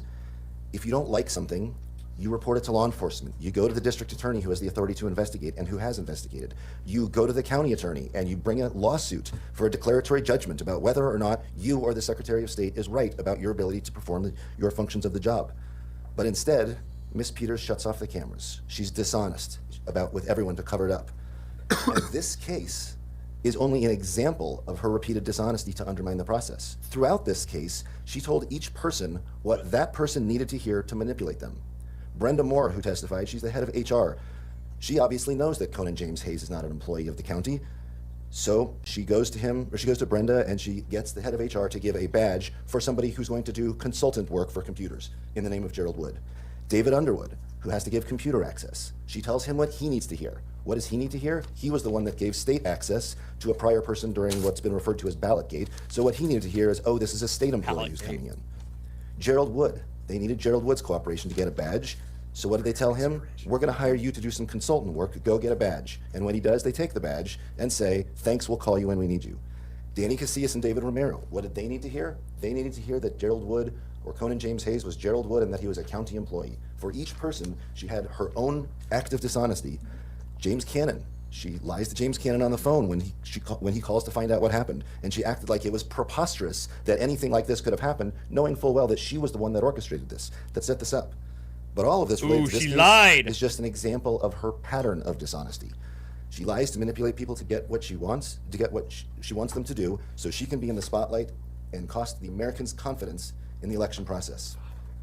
She was found guilty beyond a reasonable doubt of the contempt proceedings. She lies to the police about whose iPad it was. So what makes Ms. Peters' situation different than others? At the time that all this happened, she was an elected official. She had an audience, and she still does. She took an oath to uphold it. The exhibits I filed with the court for sentencing show the way she manipulates the truth, refuses to acknowledge any role in any of this, and she uses that audience to shape people's view of the courts, of police, of court orders. We live in a community where cops are challenged, where we have officer-involved shootings, and she is on podcasts talking about how you should mistrust the police. You shouldn't follow court orders. Court orders don't mean anything. Search warrants don't mean anything. For more than a year, we had people showing up at the commissioner hearings, yelling at the commissioners like they were the enemy in this. Our elected leaders are not supposed to be the ones who are making up lies to turn people against their government officials. Our elected leaders are not supposed to be the one telling others to disregard court orders. She was removed from being the designated election official in a 22-page order from Judge Robison with extensive findings of her dishonesty, and she continues to disregard the court's authority, even showing up at the clerk's office on election day when she has a restraining order prohibiting her from doing that, and bringing a crew to film it. So why is this significant, Judge? Because we sit before this court today for sentencing, and the statutes give out the purposes for sentencing. The statutes, 18.1.102.5.1a, says that the sentence should punish the convicted offender in relation to the seriousness of the offense. Here we have an attempt to influence public servant charge. Usually when we have those charges, it's somebody who lied to their probation officer that they did their community service. Not much harm comes of that. We correct it, but they still get prosecuted for it. This is by far the most aggravated attempt to influence a public servant's charge I have ever seen in my career. By far the most aggravated one I've seen across the state ever in my career. Damn. 1B, to assure fairness and consistent treatment. Again, the most aggravated version should yield the most aggravated sentence. 1C, to promote respect for the law. I don't think anybody in this room would even make a straight-faced argument that Ms. Peters has demonstrated any respect for the law. Further in C, to provide a deterrent to others who will likely commit similar offenses. There was a motion filed by the defense saying that this happening before Election Day would have a chilling effect on other clerks. The statute actually directs, Your Honor, to consider the chilling effect that this should have on other people committing the same crimes she committed. Mr. Schroeder got up and said, we don't want to discourage people from raising their hand and saying we may have an issue here. That's absolutely true. We want people to raise their hand and say we have an issue here, not commit a bunch of crimes covertly to try to figure out if there's an issue. Exactly. To promote rehabilitation. The defense has argued for probation. I would submit that Ms. Peters has demonstrated repeatedly that she does not think she did anything wrong. She submitted a statement to the court in the pre-sentence investigation report, giving excuses, giving justifications, but never once acknowledging that she did something wrong, that this was not the way to handle this. What does every 12-step program start with? It starts with acknowledging you have a problem, and she has not done that, and there's no purpose in rehabilitation for somebody who does not think they did anything wrong. Subsection 1F says that the sentence should be one that promotes acceptance of responsibility and accountability by offenders and to provide restoration and healing for the community. As Your Honor has heard from the other witnesses that spoke, Ms. Peters has made this community a joke. She's made respecting law enforcement a joke, made respecting court orders a joke. She's not accepted any responsibility and considers this a badge of honor. So as the elected official on behalf of this community, I am asking Your Honor to sentence her to the Department of Corrections on each count for at least the midpoint of the presumptive range, but I believe a maximum sentence would be appropriate in most, if not all, of the counts. I would not object to the 2 counts with the Secretary of State victims running concurrent to each other, but I would ask that the court run consecutive the victim groups, Gerald Wood, the county official, and the Secretary of State officials. And I know it is unusual to ask for a jail sentence to run consecutive to a Department of Correction sentence, and the appellate courts disfavor it in most situations, but in this situation I believe it's appropriate because the county citizens are the victims of the official misconduct charge, and that is a separate group, and I would ask the court to sentence her to the maximum sentence of jail to run consecutive to the Department of Corrections. We are not asking for restitution in this case, despite the representations of the commissioners as to all that she has cost this county, because Colorado's restitution laws are so restrictive on the specific conduct and whether or not that restitution is the proximate cause of the specific conduct for which she was convicted. But we are asking for the cost of prosecution that we filed with the court of $2,409.97. Thank you. All right, thank you, Mr. Rubenstein. Ms. Peters, you have the right to address me before I impose any sentence. All right. You do not have to address me, ma'am, and in fact, you retain the right to remain silent. And if you choose not to address me, I will not. Get ready. Buckle your seatbelts, baby. But if you do wish to address me, you can tell me as much or as little about you, this case, or anything else you think I need to know in order to impose my sentence properly in your mind.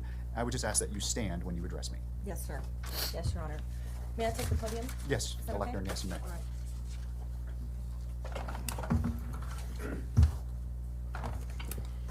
Thank you, Your Honor. It's with a heavy heart that I hear the vile accusations and the anger Mean comments levied against me for what I did to serve the people of Mesa County. You know, maintaining my innocence is not disrespect for the law. I respect the jury verdict based on the evidence that they were allowed to hear. There's much that they weren't allowed to hear. I never intended to.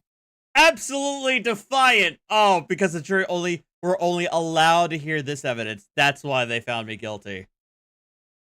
Unremorseful, unrepentant. Video of the trusted bill to be made public. I did not authorize it to be made public. I asked questions. It's still out about there. Dominion violating election laws.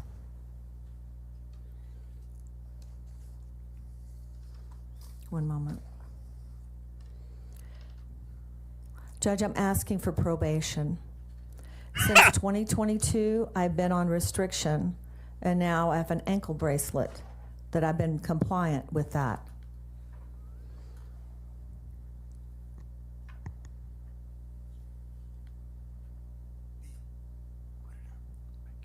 Oh, are we doing something on the screen? Oh, Yes. I didn't know that. Yes, Your Honor. I need to know that. Oh, Okay. sorry. That's all right.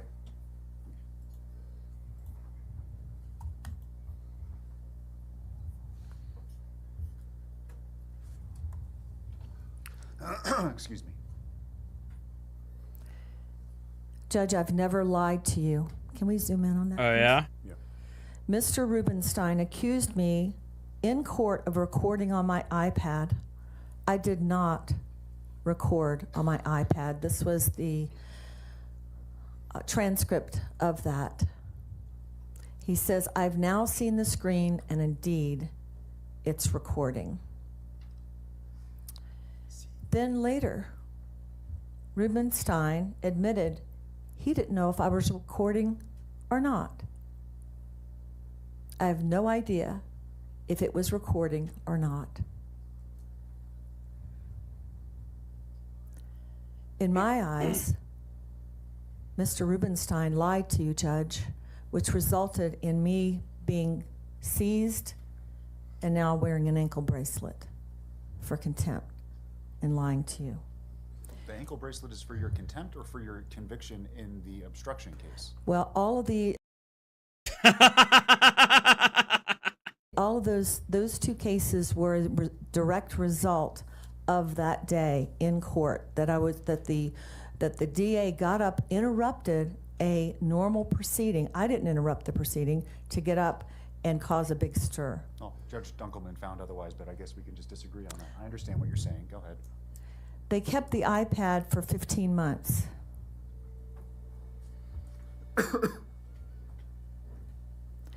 They never searched it. And when my attorneys had it transferred to a lab, they said there was no recording ever on it.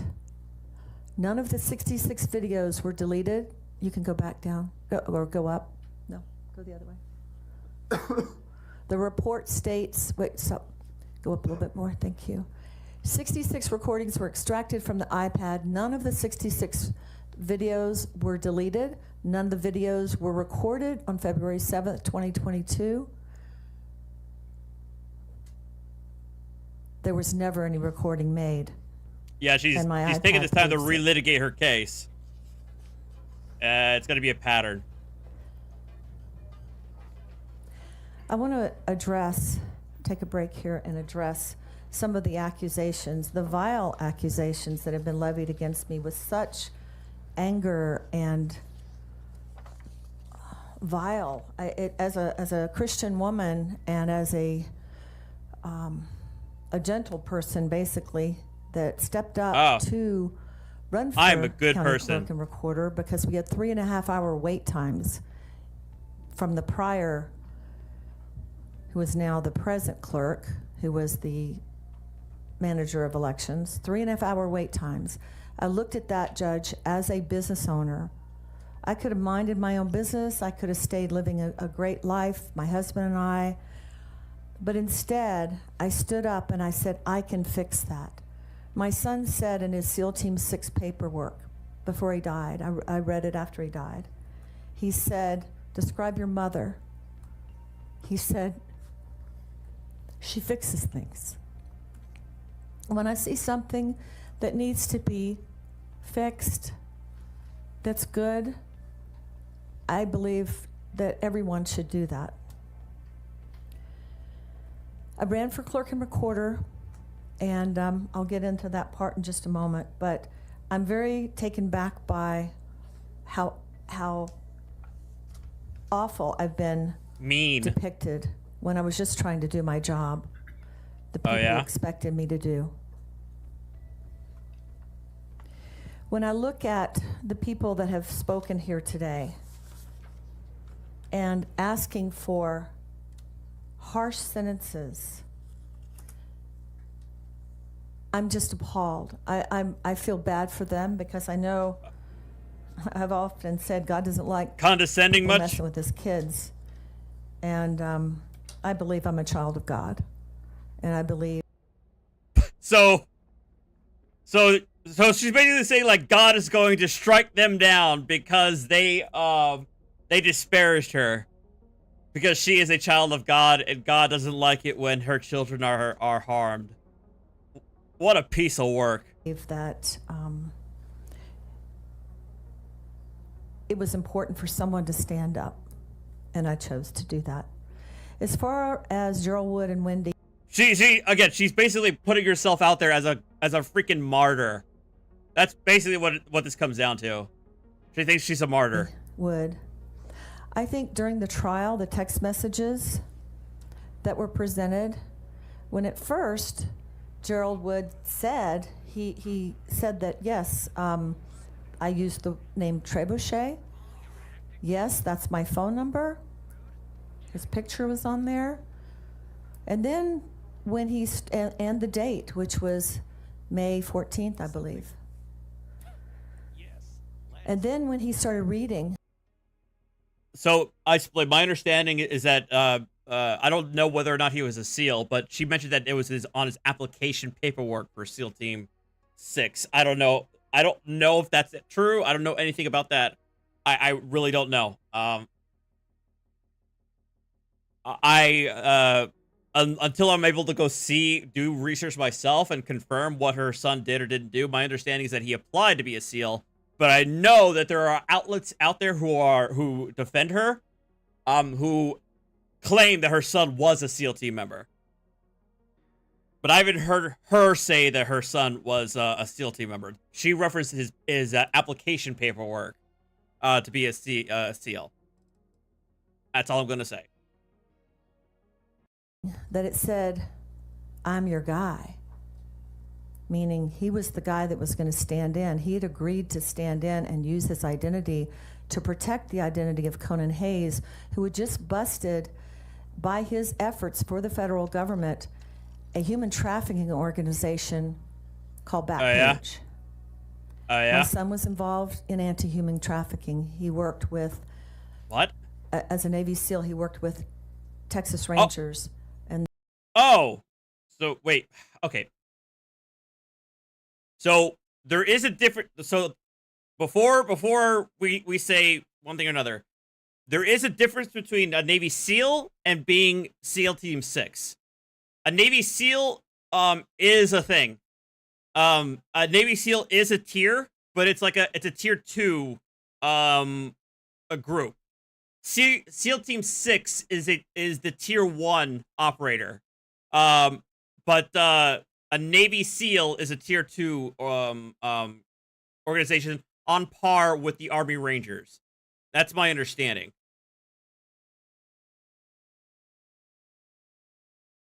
Yes, SEAL Team 6 is a tier 1 operator, along with like Delta Force. But there are Navy SEALs that are not SEAL Team 6, if you get my understanding.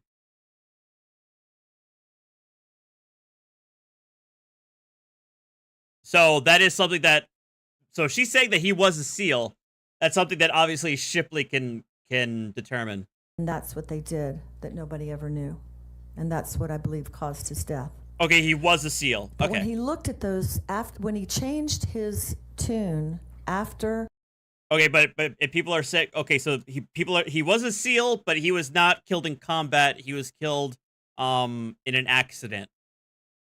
He was shown the proof that he was complicit, that he knew that he was stepping up to conceal the identity of Conan Hayes. To see him deny it now while we have proof in text from him that he admitted were his, and then all of a sudden had a case of amnesia. Here it is right here.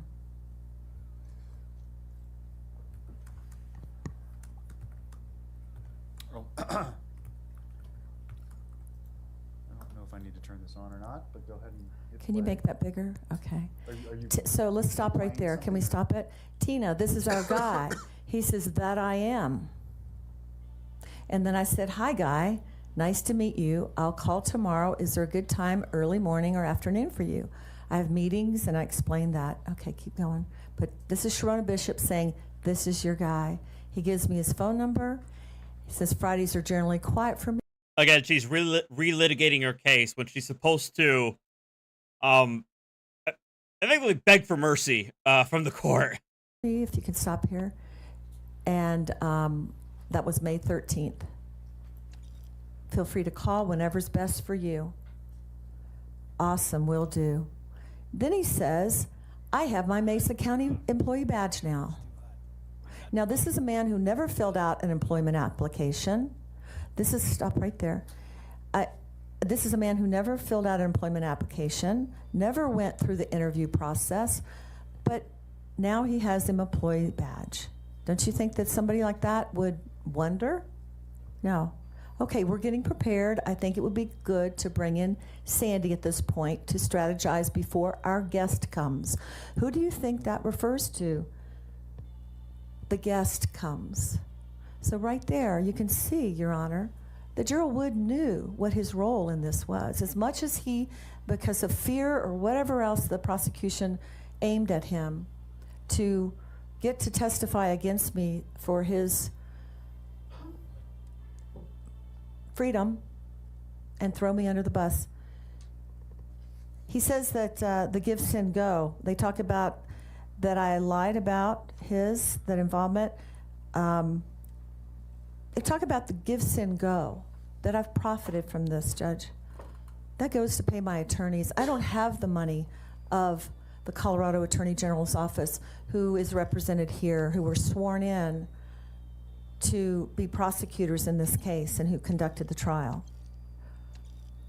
It takes a lot of money to fight the government. Cody Davis, when he got up.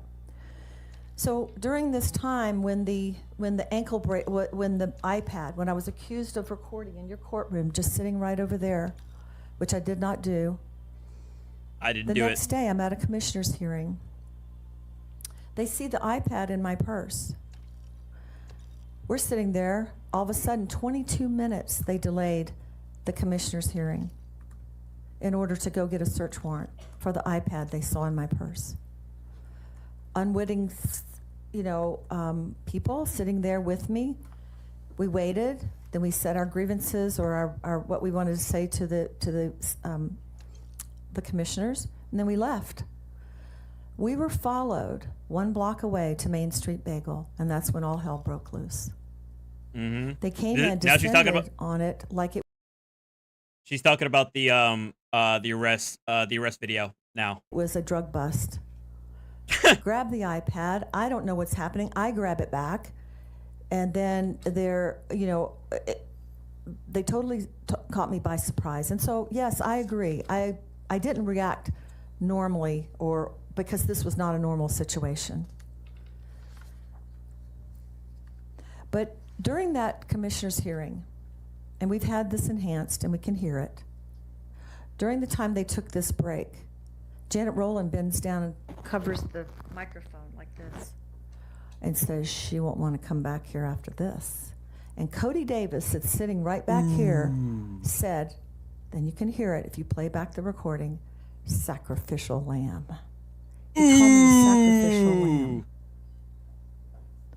How dare they? Cody Davis said $1.4 million. He talked about the salary for 16 months. I didn't want to be kicked out of my office. I would have gladly, I came in every single day during COVID. Every single day. So did my chief deputy. We worked. We didn't stay home like a lot of people did enjoying a vacation. We worked, and I figured out ways to make it so we still provided those services to the citizens of Mesa County. As a matter of fact, when I first took office, they said it couldn't be done. I couldn't lower those 3.5-hour wait. Yes, sacrificed. Yeah, again, she wants to be a martyr. She wants to be. She's playing herself off as a martyr. That's all it is. Savale, thank you for the 5 gifted memberships. Appreciate it, man. Times, and I'm the type of person that while somebody's saying something can't be done, I'm doing it. Like I said, my son says I fix things. Shortly after I was sworn in, 1 month later, I started opening the offices in Fruita for $150 a month, and then the Fruita office for 1/3 of what had been paid before. I'd been negotiating that for 10 months before I even took office, being a former real estate broker and also being in the construction business. My staff, when I got there, they were making $14.65 an hour, Judge. I don't know how anybody lives off of that these days. And they'd been passed over for promotions. And, so when Scott McGinnis talks about the big turnover, I had people that would cuss customers out when I first got there, and they had to go. Oh, yeah? I gave them a chance, and they had to go. One was a veteran, and so yes, there was some turnover, and then there were turnover that left because of the prior clerk. But when they say that I cost the county, when Cody Davis says I cost the county, no, I didn't cost the county. I saved the county money. Oh, wrecked. She saved the county. Scott McGinnis You guys should be talked a lot thanking about me. deception and high expectations that the county has for clerks. Talked about breaking the contract and things like that. Janet Rowland, the commissioner, and I had already been talking about that since January, about getting out of the Dominion contract, which only had 1 more year. She even admitted in an email, and we talked about it, that maybe they could pay off the rest of the contract and go ahead and bring in clear ballot. I was ready just weeks before all hell broke loose for us to sign a contract with a different vendor. But it was interesting that, and Scott McGinnis said that I was not around, that I was AWOL, that I was on the run is how he said it. No, I called in every single day to my managers on FaceTime, on our conference calling every single day, talking to them about the program for the day, what we were going to do today, asking how their subordinates were doing, were there any problems, and solutions to whatever was going on. I was present every single day. Well, you weren't physically present. I was present. Where I was, Your Honor, I was, after all this broke, which was by no fault of my own when it broke, because that was not my intent. My intent was just to come out quietly. Let's see if there's a there, if there's a there. When I got caught. There, then we do something about it. If there's not, then we keep reassuring the people. I didn't believe there was fraud here. I took people on tours of the office to reassure them. Oh, yeah? Physically present. I had been, no, I was. And then when did you come back to be physically present to do the job you were elected to Let me explain that. No, I just want you to answer the question. Okay, I was flown from North Dakota or South Dakota to Texas. I'm not asking where you went or where you were. You physically weren't present. One month. You were 4 gone. weeks. 4 weeks. You were gone for 4 weeks. But I was present every day. How did people exist during COVID, Your Honor? They didn't go into the offices every day. I did. They did it by video conferencing. That's how I was running my office, and that's perfectly acceptable. So I was flown to Texas for my safety. 1 week later, my hotel room was physically breached. It was broken into. Oh, yeah? After that time. Oh, yeah. All these QAnon victims, they really love to sell up the spy drama, enemy of the state nonsense. I had 24/7 armed security. I was in a hotel room. The door across from me was propped open, and I had 24/7 armed security until the first report came out. When I brought the first report, September 16th, I believe it was, 16th or 17th, it might have been 17th, immediately we took 3 reports to the commissioners and 1 report to the DA. They did nothing. And while I was gone, there was people coming in trying to present, evidence of what was being found. But all they wanted to know was, where's Tina Peters? All they wanted to know, they didn't want to know anything. And I saw Merrick Garland on, because I was tuned in. I was tuned in on my security, my security officer's computer. And I could see who was there, CNN, and that was an open records violation law. That was the Sunshine Law violation. All the public should have been able to see that, but that's a whole nother story, and I won't go there. What? When commissioners are meeting together, it's supposed to be an open meeting. This was a closed meeting, but there were other people there. Merrick Garland was at a commissioners meeting? No, on this Zoom meeting. Bullshit. Merrick Garland, the Attorney General of the United States, is not going to freaking attend some podunk county clerk's meeting in Colorado. I'm sorry. Merrick Garland personally attended this meeting. Okay. I know it's hard to believe that this has gotten the attention across this nation because of what we've discovered. So Scott McGinnis said that mass delusion. They have not seen one fraudulent vote. But I would argue with that, because just because you don't acknowledge and you're blind to the truth, it doesn't mean that the truth is not there. Can you hear me that? Oh, gotcha. you deny that the hand count? I'll get to that. No, Yes, I'm sir. just wondering. Do No, you I'll deny deny. I'll get to that. Sure, I'm interested to So, hear. so, Your Honor, on September 17th, well, this is dated 15th of September, I took one of these copies to every commissioner and to the DA. They did nothing. Did nothing. There is expert reports.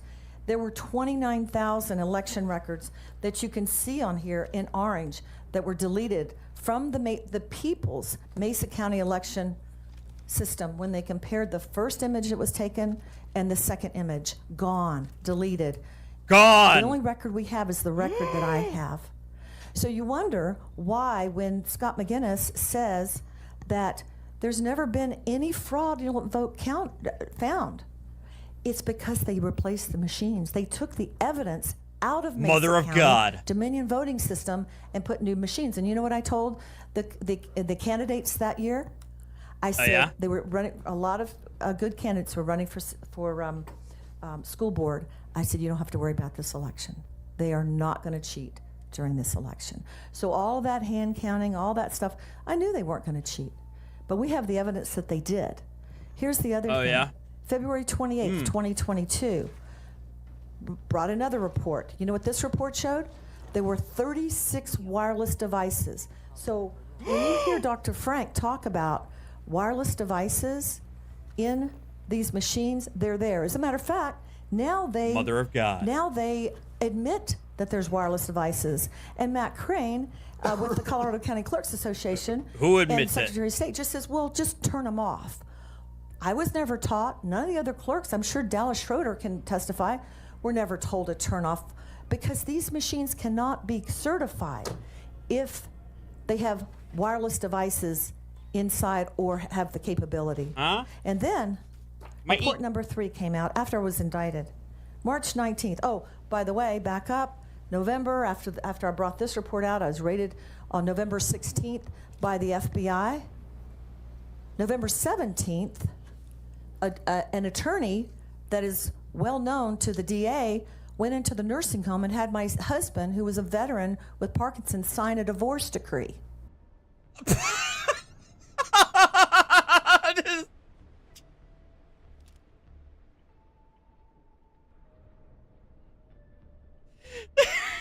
No, it's personal.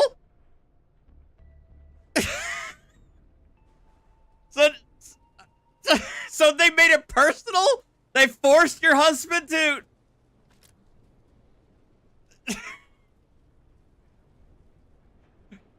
You see what I'm saying about how they turn themselves into like a Jason Bourne-esque like victim of an enemy of the state? Unbelievable. Yeah, a prosecutor associated with this DA forced convinced your husband to sign a divorce decree.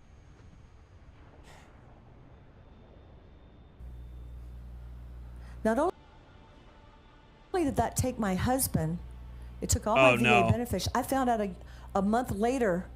Her benefits, though! We would have been married 35 years, Your Honor. I had taken care of that man for 35 years, and I actually went to save him, which I'll show you in just a moment. So report number 3 came out. You asked if there was, probably none of these people have even read these reports.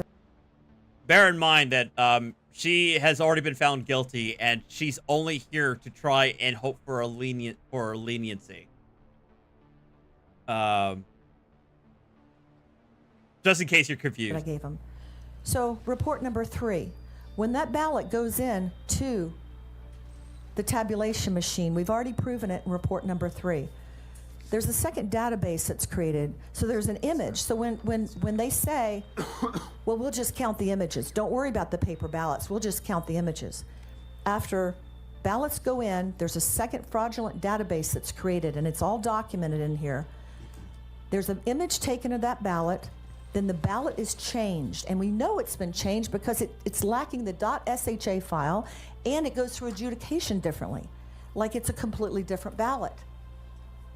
This is what report number 3 is. So when you ask, were there any fraudulent votes, they haven't read it. They don't know. All right, I'm going to move along. Votes, ma'am. Sorry? I'm not going to let you Okay, go that's on fine. about things that are completely irrelevant to This is irrelevant. No, it's not. I've let you go on enough about this, but the votes are the votes. You still didn't answer the question. If this is my ballot and I put it in the machine, whatever it tabulates is whatever it tabulates. No, it doesn't. It changes. You're not letting me finish. Okay, Whatever please. it tabulates is whatever it tabulates. My hand vote, my ballot remains the same. They counted those ballots. Did they understand. not? I understand what you're saying, Did Your they Honor. count the ballots? No, the ballot images were changed, No. and that's what the total shows. Okay, I'll move off of this because I can see that it, I would encourage to read Oh, wait for this. the report number 3. I've read them, ma'am. You've read all of them? I've read those reports. They were given to me at some point, I believe. Good, good. Well, so you know what I'm saying is true.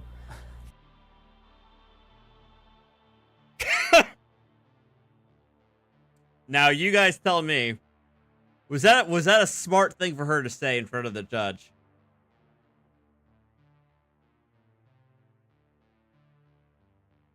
All right, let me move on. It's not funny. My life is on the line here, Your Honor. No, you're the one who's making this allegation that one, It's I think not it's an funny, allegation. and two, that I know it's true. You're saying that as if I believe you, and I did not say that. Okay. That is All why right. I made the sound, because it's insulting to me for you to just put that in a record in front of all of these people that I believe something to be true. Okay, and I apologize for that, Your Honor. That wasn't my intent. I do apologize for that. It gets a little fiery when your life is on the line, and I apologize. But I told the candidates they didn't have anything to fear because they had brand new machines that they'd taken out the bad ones, as the clerk alluded to. The truth does matter, The fact that Gerald Wood lied about his part in this is unforgivable. Cody Davis calling me a sacrificial lamb, and then what happened next, and we'll show that in just a moment. But Matt Crane's wife has worked for the voting system for 2 decades. Did you know that? Not many people know that she's worked for Dominion for 2 decades. So when he gets defensive about the voting machines, there's a reason. All right, let's go on to.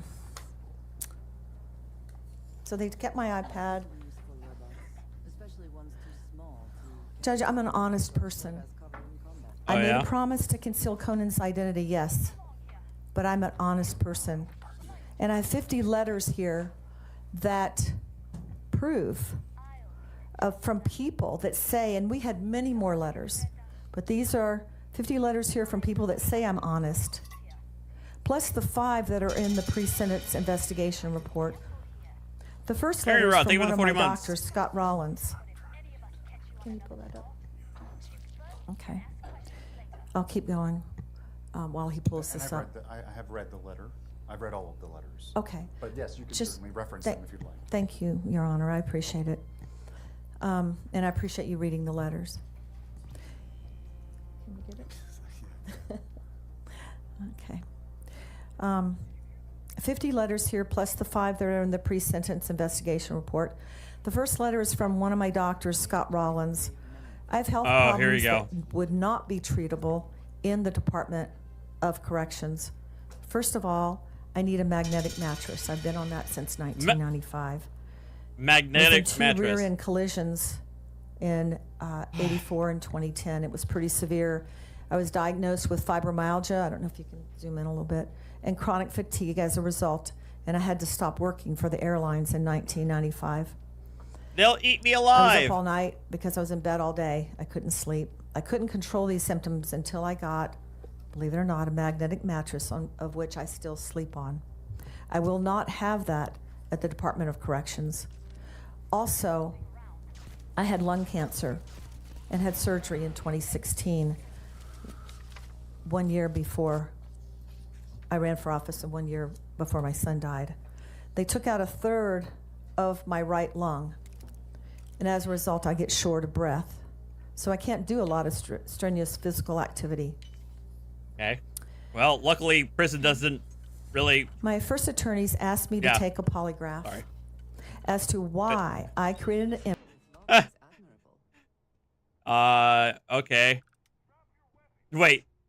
I took a polygraph to tell you that the motivation for me committing my crime was justified.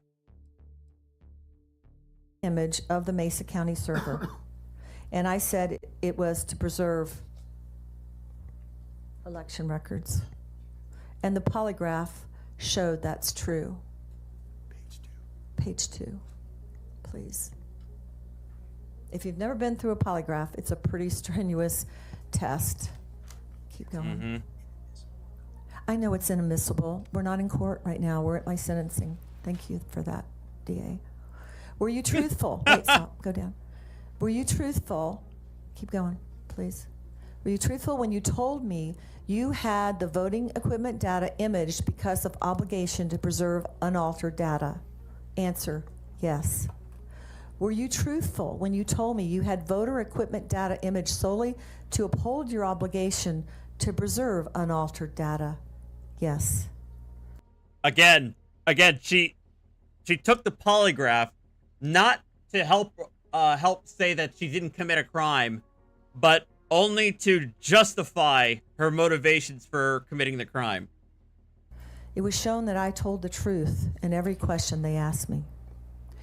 The government has accused me of profiting by them prosecuting me because they said I got free plane rides on Mike Lindell's plane and other bennies. But I reimbursed Mike Lindell for every plane ride I took on Mike Lindell's plane, and here's proof of it. And you can go down, show those.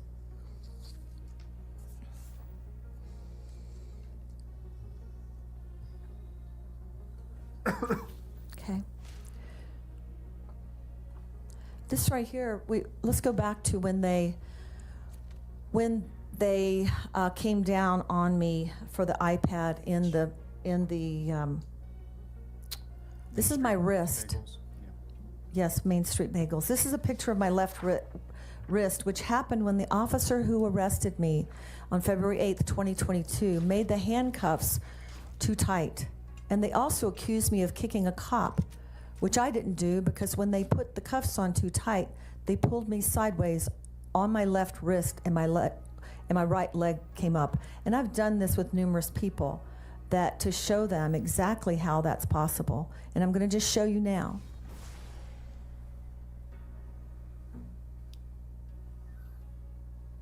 Just when I think that was funny. I think it's funny. Did you hear that back there? I didn't. Okay. But Somebody's back there laughing because I'm. Okay. I'll take your word for it. Thank you. And I will admonish that, as I've done it before for everyone. But Thank you. I'm I just appreciate trying that. to get through this, so go ahead. In terms of This is everyone me. remaining calm. This is me and my mom 2 years ago. She's now 95.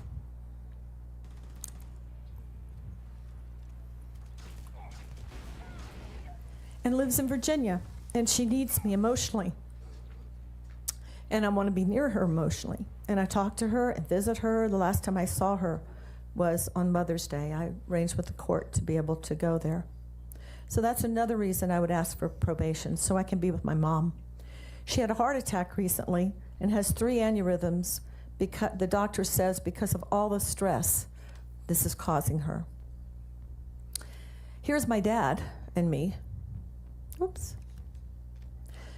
who died the day I was in jail, in the Mesa County Jail in the sheriff's office here. I found out the next day. I didn't get to be the one that said goodbye like the other people in my family. I found out the next day before court where the prosecution asked for a $500,000 cash bond. I don't even know murderers and drug dealers like the one that the DA prosecuted, that he gave probation with 26 pounds of fentanyl.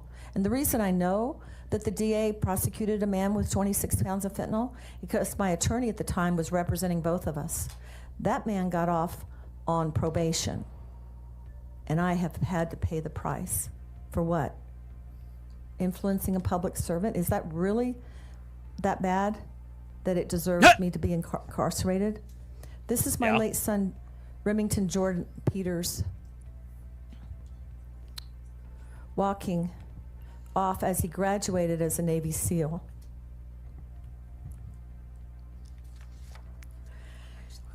I tragically lost him 9 years later at 27 years old while I was running for office of the clerk and recorder because I wanted to make a difference.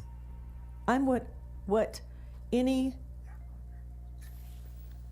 mother or father never wants to be in that club. That's okay, just stay on the picture above. A Gold Star mom. I didn't even know what a Gold Star mom was until I became one. On November 2nd, 2021, I got an email from Zach Reams, and Mr. Reams explained he was resigning as the lawyer of me and my husband because the DA was investigating whether I had abused the power of attorney that I had for my husband, Tom. I had not abused that power of attorney. I always only did what my husband asked me to do. I would take my husband after in 2021 that I could no longer lift him and take care of him because he would fall a lot. He went into the La Villa Grande, and that's where that vile man, attorney, went in and had him sign a divorce decree. Took him to Wells Fargo, and had my husband draw out $4,000 to pay the attorney that he signed something. And he told me the day after I was raided by the FBI, he said, "I think I did something wrong." And I said, "Honey, what do you think you did?" He says, "I don't know, but it was not good." He said, I said, "What do you want me to do?" And he said, "Call our attorneys." He didn't even know what he signed. The investigation, though, came to nothing. I loved my husband. I was married for 35 years and would never have done any harm to him. However, like I said, a lawyer named Drew Moore, who I understand is a friend of the district attorney, converted our decree of legal separation to a divorce, and my husband had never had any dealings with Drew Moore prior to that. I lost my VA benefits and my husband. After the divorce, my husband's brother, who him and his sister had never come to see us, enticed him to come live in Arkansas, and they got a power of attorney in October, and they wouldn't let me see my husband. This is a revocation of the power of attorney that I was able to get. They moved him out of the VA living facility to Arkansas, and then when he was in Arkansas, he wasn't cared for. And I had told him that too much medication, he hallucinates, and too little, he falls. So then they put him in a nursing home. Here's a picture of me and Tom when 3 months before before he was taken away from me. Now this picture right here is us at the ale house. I would take him out, we would go have dinner, have a beer, go have ice cream, go visit Christine Cherveris that you've already heard speak, and other friends, take him up to the property, wherever. We would have date night and things like that. Mm-hmm. This is my husband when I found him. Jesus. A 280-pound man, barely 90 pounds, at the hands of the people who took him. Wait, hang on. He was severely dehydrated. They would put a cup on the thing, but he couldn't reach it. He had no food. This is the way I found him. And I just laid my head on his chest and I sobbed. I said, "Honey, I never left you. They took you from me." I was busy the next 3.5 days feeding him and giving him water. And the next picture is after 3.5 days of just giving him water and food. And he's holding onto my arm, and there's a little smile there, you can see him. We were reunited again. The police came once the brother found out that I was there because they believed this stuff, that 700 above the fold articles that the Daily Sentinel has put out to defame me and lie about me. Oh, and I've okay. taken it. The police were called. They took him out. A month later, he was dead.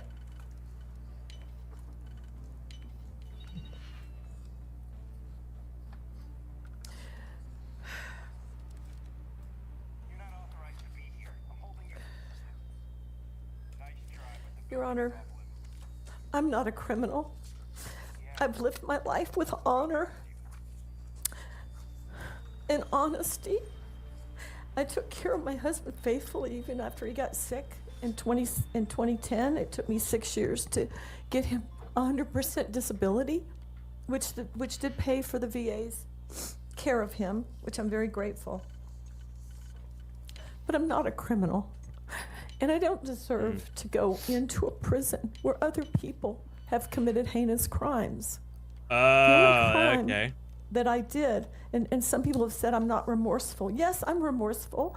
Yes, sir, No, I you're not. really am. I never expected that Bullshit. just doing an image which was completely legal before and after the Bullshit. trusted build would have landed me here. I thought it was yeah? going to come out quietly. I could look and see, okay, is there any proof? Is there anything here? I could talk to the constituents and say, listen, we've done an investigation. Everything is good. This is the gold standard, which I believed before. I've never done anything with malice to break the law. I wanted to serve the people in Mesa County. And I'll just tell you this. With my other attorneys, there was an attorney getting me ready for trial, and he was trying to be the prosecutor, play that role to toughen me up. And he said to me, he kept trying to provoke me and provoke me and provoke me. And he says, Tina, I can't, and that's why I should have testified, probably, but I said, No. he said, Tina, I can't It would have made it worse. You.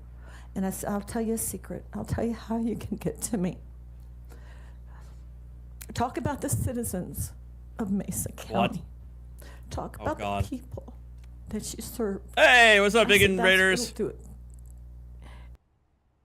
Hi, guys. We are watching the sentencing hearing of Tina Peters. She was an election denier from 2020, 2021, who got arrested for allowing someone to take an image of Dominion of a Dominion voting machine software without authorization, and she got arrested for it, hooked up for it, and she was finally found guilty last month, and this is her sentencing hearing that took place a couple of days ago. She was the clerk of Mesa County, Colorado, a county where Donald Trump won with 60% of the vote. So why she decided that she was going to take it upon herself to commit this action is beyond me, but here we are. And as I'm telling him, I'm starting to cry. I really do love these people. And whether they recognize it or not, I did my best to serve. The this unfortunate county. reality is that she's gone full QAnon, like full blast. And I hope that you'll find it in your heart to not sentence me to, and I haven't cried in front of these people because I don't want them to get the impression that they were getting to me. But I don't deserve to be in prison. I can do a lot more good out helping people, which is what I'm good at doing. If you tell me I cannot talk about the elections anymore, I won't talk about the elections anymore. I've done my job here. If you say that, did your damage. If you allow me to go to Yuba City and live quietly helping with trafficked women and children, I would like to do that. I didn't need to be in the center of attention. And it's interesting, when I took the job as clerk and recorder, the staff would come to me and they'd say, the press is outside. They want to talk to the clerk. And I said, don't we have somebody on staff that can do that kind of thing? And they said, no, they want to talk to the clerk. I had to tape a little piece of paper up on the tripod with bullet points because I wasn't used to being in front of a camera. I don't like being the center of attention. I never have. But this has uprooted my life. Yeah, I bet. Whose fault is that? For that, I'm sorry. I really am remorseful that it came out that way. No, you're not. No, you're sad because all the BS that you're sad about the consequences of your actions. You're sad that people are being mean to you and nobody believes you because you're full of shit. And I ask you for leniency and probation. I check all the boxes on the leniency. Oh yeah? Don't have drug problems, don't have alcohol problems. You know, I don't know if you've ever seen as clean a past as I have or present. That's not. Oh my God, no! Stop! But I did Stop not it! do it. I did not do it, Your Honor, to disrespect the court or the law. Thank you, ma'am. All right, I do want to take just a few minutes to collect my thoughts. When I say a few minutes, 5 to 10, so I'll reconvene before the noon hour, certainly probably closer to 11:55 or so. Thank you. All right, we're gonna skip. This is what I said. When he arrives back.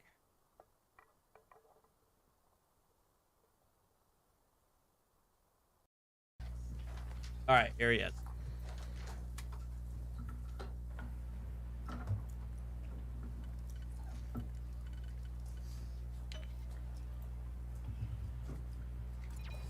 All right, we're here today for sentencing in Miss Peters' case.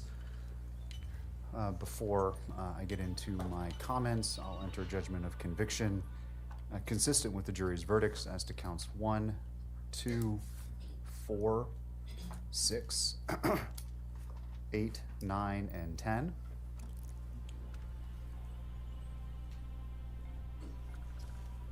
As it relates to fines, fees, and costs, a $2,000 fine will be ordered as to counts 1, 2, 4, 6. As to counts 8,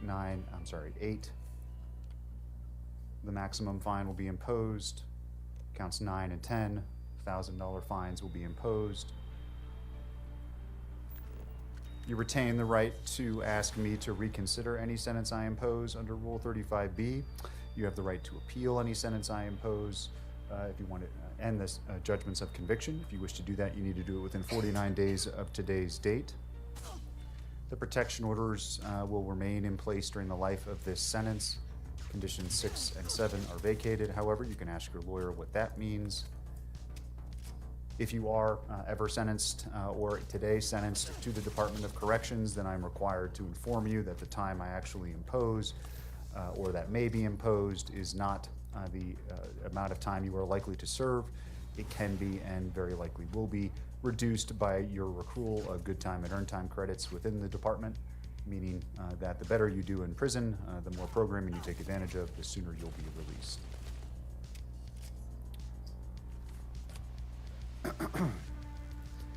I want to circle back to the request from earlier today in terms of the motion for a new trial based on a Brady violation.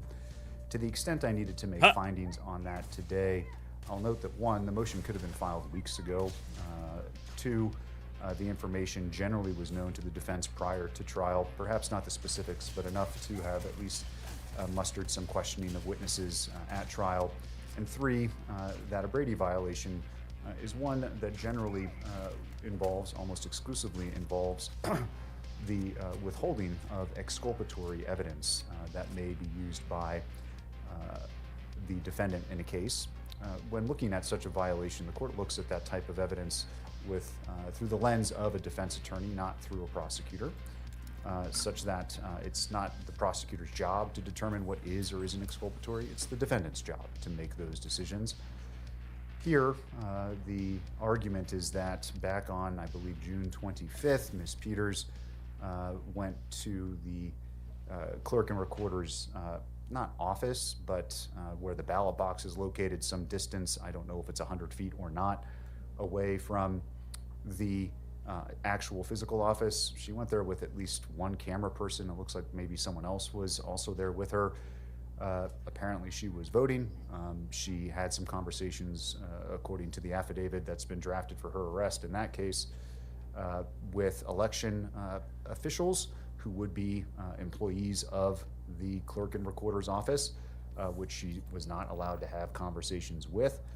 Her presence was noted by Ms. Bance, one of the witnesses in this case, who alerted law enforcement, who then did the investigation that resulted in everything I just said being uncovered, and ultimately that warrant being drafted. The defense made some requests for that information. Once through the police department, it was denied.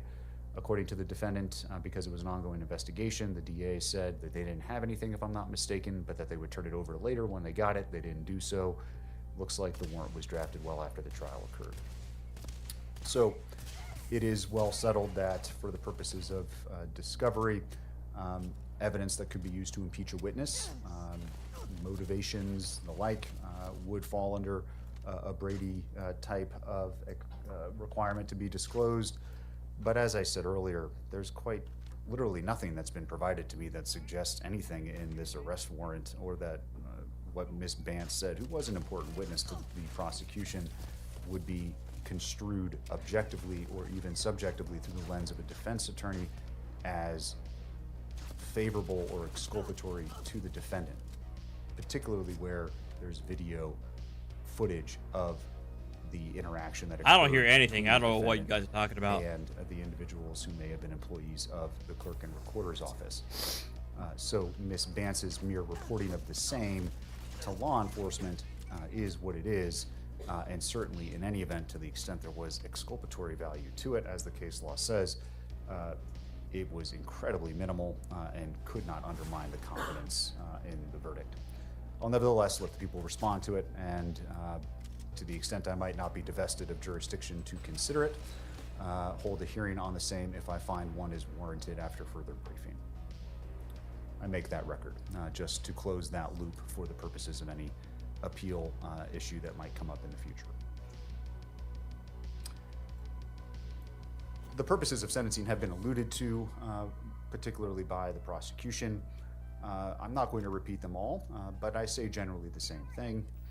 That is, the purposes are statutory, and they include, but are not limited to, promoting the acceptance of responsibility. What are you guys talking about? What game That sound? doesn't mean that a defendant has to take I have no idea what you're saying. To the contrary, Ms. I'm Peters watching has this along with exercised you. her right to a jury trial. She's exercised her right to hold the people to their burden, and such cannot and will not be used by this court as a means by which, or justification by which, to punish her, but rather the sentence itself is to promote the responsibility acceptance, not to ensure that someone takes responsibility, however, once they've chosen to exercise their right to go to trial. I consider deterrence in sentencing, that is, both general and specific, that the sentence I impose must deter Ms. Peters from engaging in similar conduct in the future, but it also must deter others generally from engaging in this type of conduct. So basically he's saying I consider probation's rehabilitation not really going to appropriate. help here I consider punishment where because she's appropriate. defiant. I also must ensure that the sentences I impose are consistent among offenders similarly situated, but I must also impose a sentence that is designed to meet Ms. Peters' unique needs. Here, the defense has, and Ms. Peters in particular, has remained quite defiant, which is her right, but certainly not helpful for her lot today. And in arguing why I should impose a particular sentence, she tells me about her ailments, her loss, her struggles in life. But in reality, for those of you who may have been here earlier this morning and seen some of the folks who've occupied that chair before Ms. Peters, there could be not much in the way of a comparison in terms of the type of sympathy one would extend to Ms. Peters. Those folks didn't have 4 lawyers representing them. They didn't have a team of assistants helping them. They're not getting rides in private jets all over the country. No, the people who sit in that chair suffer, generally speaking, immeasurable trauma in life, struggle mightily with alcohol abuse, substance abuse, mental health struggles, family loss. They come from broken homes. The cards they were dealt were never the cards that you were dealt, Ms. Peters. So when I hear you discuss your husband, who sadly passed away recently, your family struggles, and your son, who served our country admirably and made the ultimate sacrifice, I consider it. And I note too that he honored his oath to the country, something that is not lost on me when considering the circumstances under which you find yourself here. Your age, limited criminal history, and the like are certainly somewhat mitigating. Your ties to the community are what they are, but your reputation at this point is poor because of what you've done here and after. True. Your lies are well documented, and these convictions are serious. I'm convinced you would do it all over again if you could. You're as defiant as a defendant as this court has ever seen. True. You don't have those histories of drug and alcohol abuse. There's no lifetime of trauma, not even close to the type of mitigating circumstances I would see from many folks who sit in that chair. No, to the contrary, Ms. Peters, you are a privileged person. You are as privileged as they come. And you use that privilege to obtain power, a following, and fame. And to be sure, there's no doubt in my mind that is exactly what you wanted, and it defies all sense of common sense to believe when you suggested to me a few moments ago that you didn't want this attention. No, you crave it, ma'am. And there is no one in this courtroom who would consider that to be anything other than the absolute truth. But to get to the point of what it is that you did here, it's my impression distinctly that you never took your job of clerking particularly seriously. You didn't complete the certification. One scandal after another followed you in your time as the clerk. And ultimately, it was a belief that the echo chamber in which you live couldn't be wrong, among other things. Check your privilege. All right. This thought process, unfortunately, seems to consume so many in our country, regardless of race, gender, political affiliation, or the like, that what it is Also we true. hear and think can't possibly be wrong.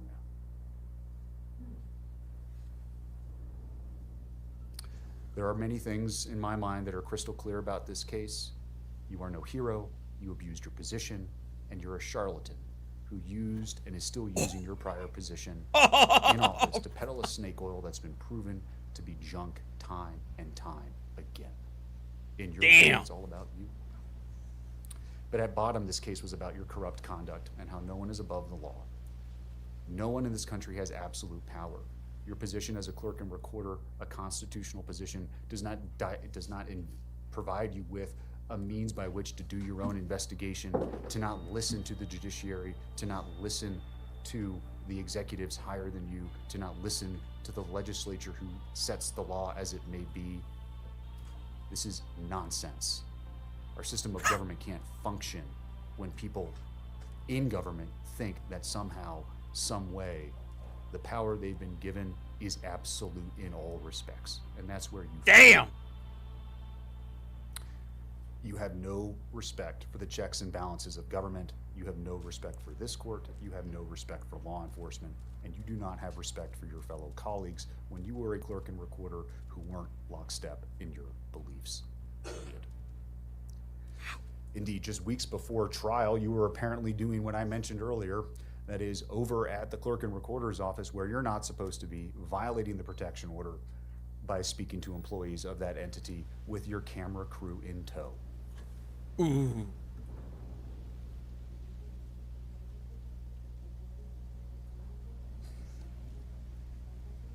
You have no qualms with violating the court's orders because you're innocent, because you didn't do anything wrong. True. You're just doing your job. Yeah. You have no problem trying to kick an officer. Your explanation about what happened is preposterous. It's on video. You have no problem lying to officers. It's happened multiple times. They're recorded conversations. It's just more lies. No objective person believes them. No, at the end of the day, you cared about the jets, the podcasts, and the people fawning over you. You advocated your position as a servant to the Constitution, and you chose you over all else. Yes, you are a charlatan, and you cannot help but lie as easy it is. Called her a charlatan twice. You betrayed your oath for no one other than you. And this is what makes Miss Peters such a danger to our community. It's the position she held that has provided her the pulpit from which she can preach these lies.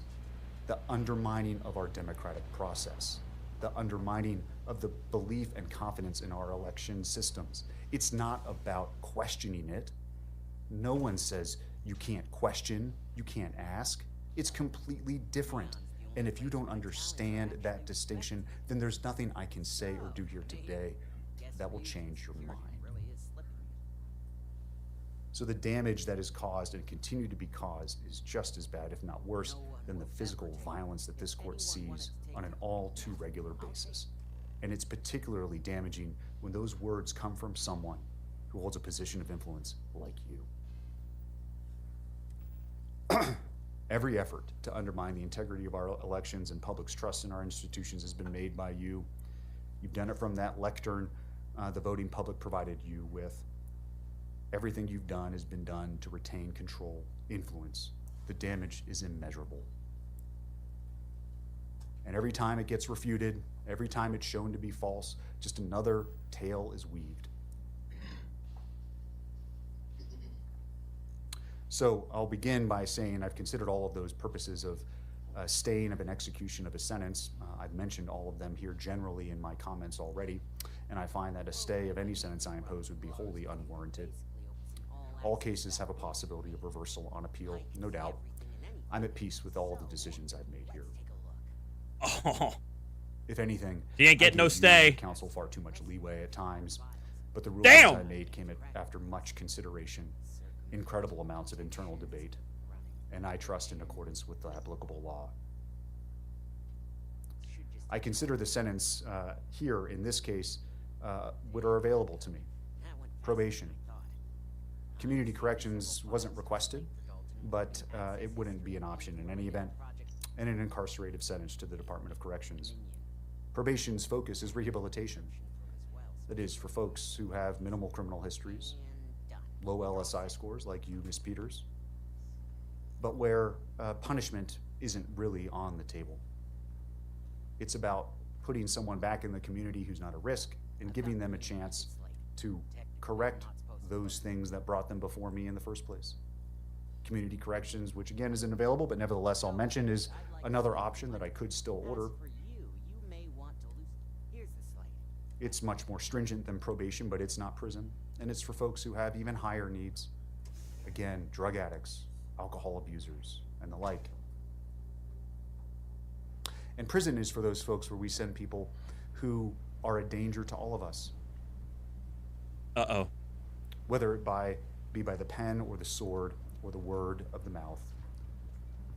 Prison is where folks go, where punishment is what we're focused on, because the crime committed is so significant that anything less would unduly mitigate the seriousness of the same. I mentioned before there are no mental health concerns. There's no good reason why you're here, Ms. Peters, other than these are all the active decisions that you made that cost our county significantly, but also more importantly, cost you greatly. Mr. Wood, all the members of the county who worked and trusted you when you asked them to do things that they did on your behalf. It's part of your lies. The expense, the toll is immeasurable. So putting you on probation when you have zero needs that would be met by probation is the very definition of unduly depreciating the significance of what it is that you've done here. The harm that you've caused our community and continue to cause. Community corrections is the same. So prison is the only place that duly meets the purposes of sentencing in this matter. And therefore the Prison judgment of the court is as follows. As to counts 1 and 4, the judgment and sentence of the court is 3.5 years in the Department of Corrections. Those sentences will be concurrent to each other. As to count 2, the judgment and sentence of the court is 3.5 years consecutive to counts 1 and 4. As it relates to the misdemeanor charges, count 8 is 120 days in the Mesa County Detention Facility, concurrent to count 9 and 10, which will be 6 months in the Mesa County Detention Facility, consecutive to the prison sentence. The reason those sentences are consecutive is because those sentences are, as the prosecution stated, directly related to what it is that you did here in our community, the damage you caused this community, the breach of your oath to the electorate in Mesa County. Your sentence will be followed by 3 years of parole. You have 2 days of pre-sentence confinement credit. Anything I missed? Anything else we need to address? Is that it? We done. Is sentencing on count 6. Oh, I'm sorry. Count 6 is criminal impersonation. That's also consecutive. That's 15 months to the Department of Corrections. So it's 8.5 years total, plus the 6 months for a total of 9 years. 9 years. 9 years plus 3 years probation. Is there an objection to the cost of prosecution, Mr. Case? We can set it for hearing if you need to. Well, If you need to have time to respond to it, I can give you that as well. yeah, we do, because we don't understand how that was calculated. Very well. I'll give you 21 days to file an objection to the cost of prosecution. You can consult that with the prosecutor. If there's an objection, we'll set it for a hearing. Nothing else. Mr. Case, anything else? Yes, Your Honor. We have a motion previously filed for a stay, which I believe. I just denied that. He denied that already. Pursuant to Rule 8.1. You want her to remain, I already told you in my written order what that pertains to. You want her to, she's gonna remain in the MCDF for the next 6 months, less good time and earned time already. Your motion, that rule you're citing to isn't a stay of the sentence per se. It allows her to stay in the jail. local jail for up to 60 days.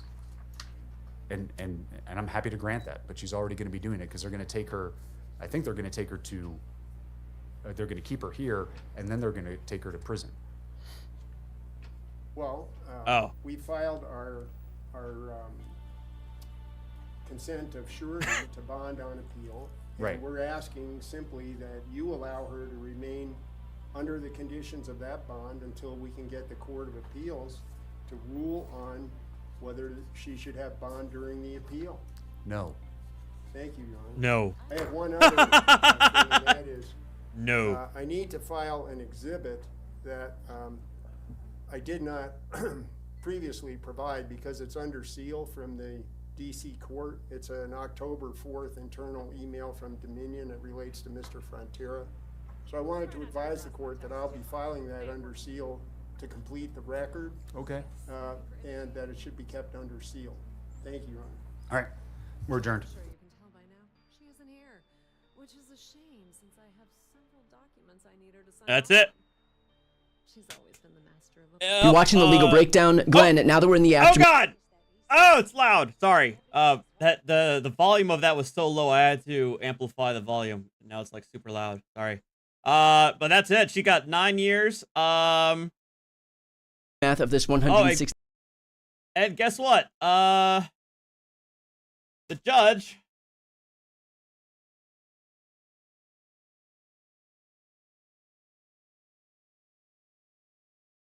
got threats.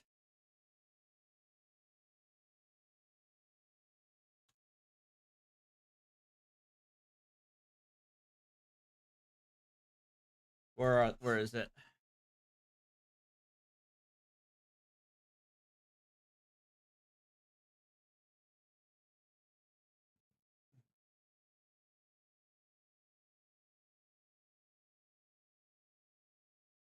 There it is. Recent arrests of Mesa County Clerk Tina Peters overwhelmed emergency dispatchers with right-wing rage. Call after call jamming their 911 lines. Our Steve Steger got recordings of the calls, which echo election rigging conspiracy claims about communists and Nazis. Naturally. Yeah, I just want to say you're thugs and criminals. It took a few hours. Okay. I'm just calling up to voice my opinion. A few hours after Mesa County Clerk Tina Peters was arrested, the Grand Junction Police Dispatch Center resembled a call-in radio show. Oh wait, this was after the arrest.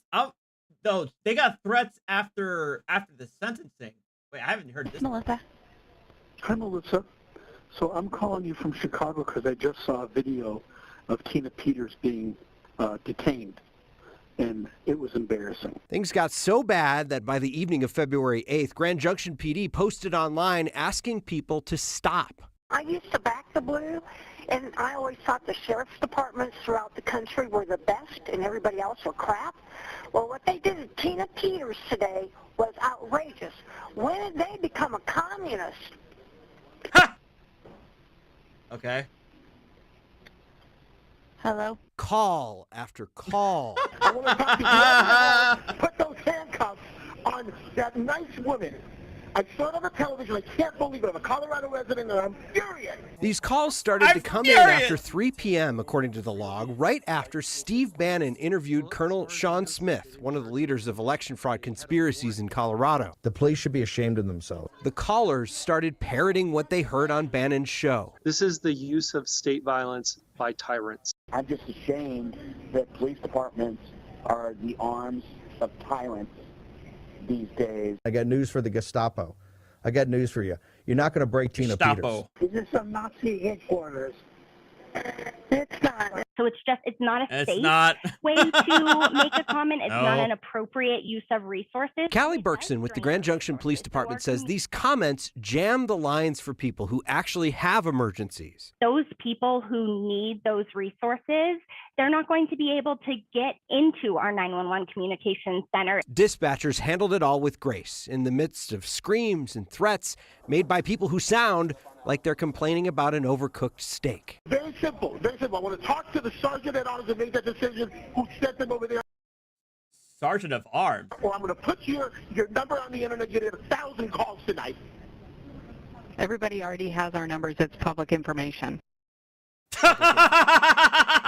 I feel like I was always taught that you could get in serious trouble if you call 911 and it's not an emergency. In this case, people were calling the non-emergency number since many of them were from out of town, couldn't call 911 anyway. Today, Berkson told me the only way to really charge someone for misusing emergency services like that is if they make a false report. Grand Junction's had some problems with this in big incidents in the past where they've had people calling their 911 dispatch center. Sorry. Where is it? It was here. It was come on. It's like today. There it is. All right, I found it.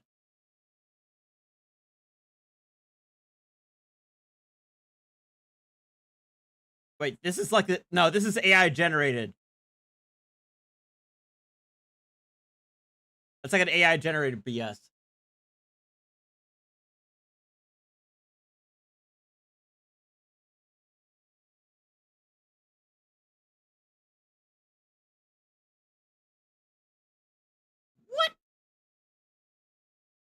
Ugh.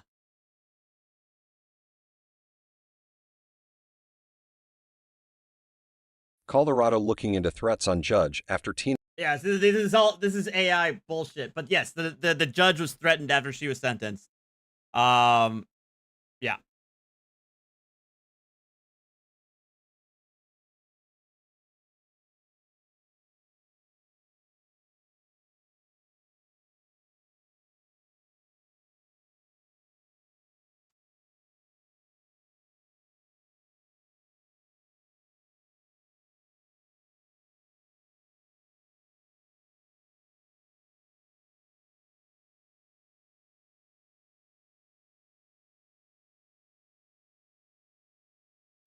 All right, I'm gonna edit this. I think this is funny as hell.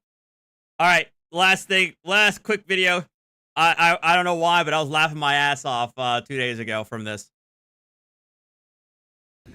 You're sitting in the middle of the road, aren't you? Get out of the truck! Get out of the truck, little lady! No, I'm good. See, because you know you lose. How do I lose? Because I will beat your fucking dick into the ground all day long. That's kind of gay, isn't it? I will beat your dick. Dude, hop out.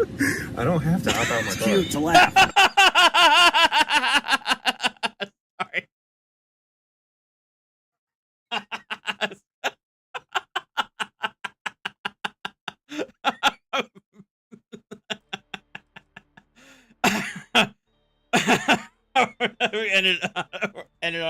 ended on a funny note. All right. I'll see you guys later. Have a good night.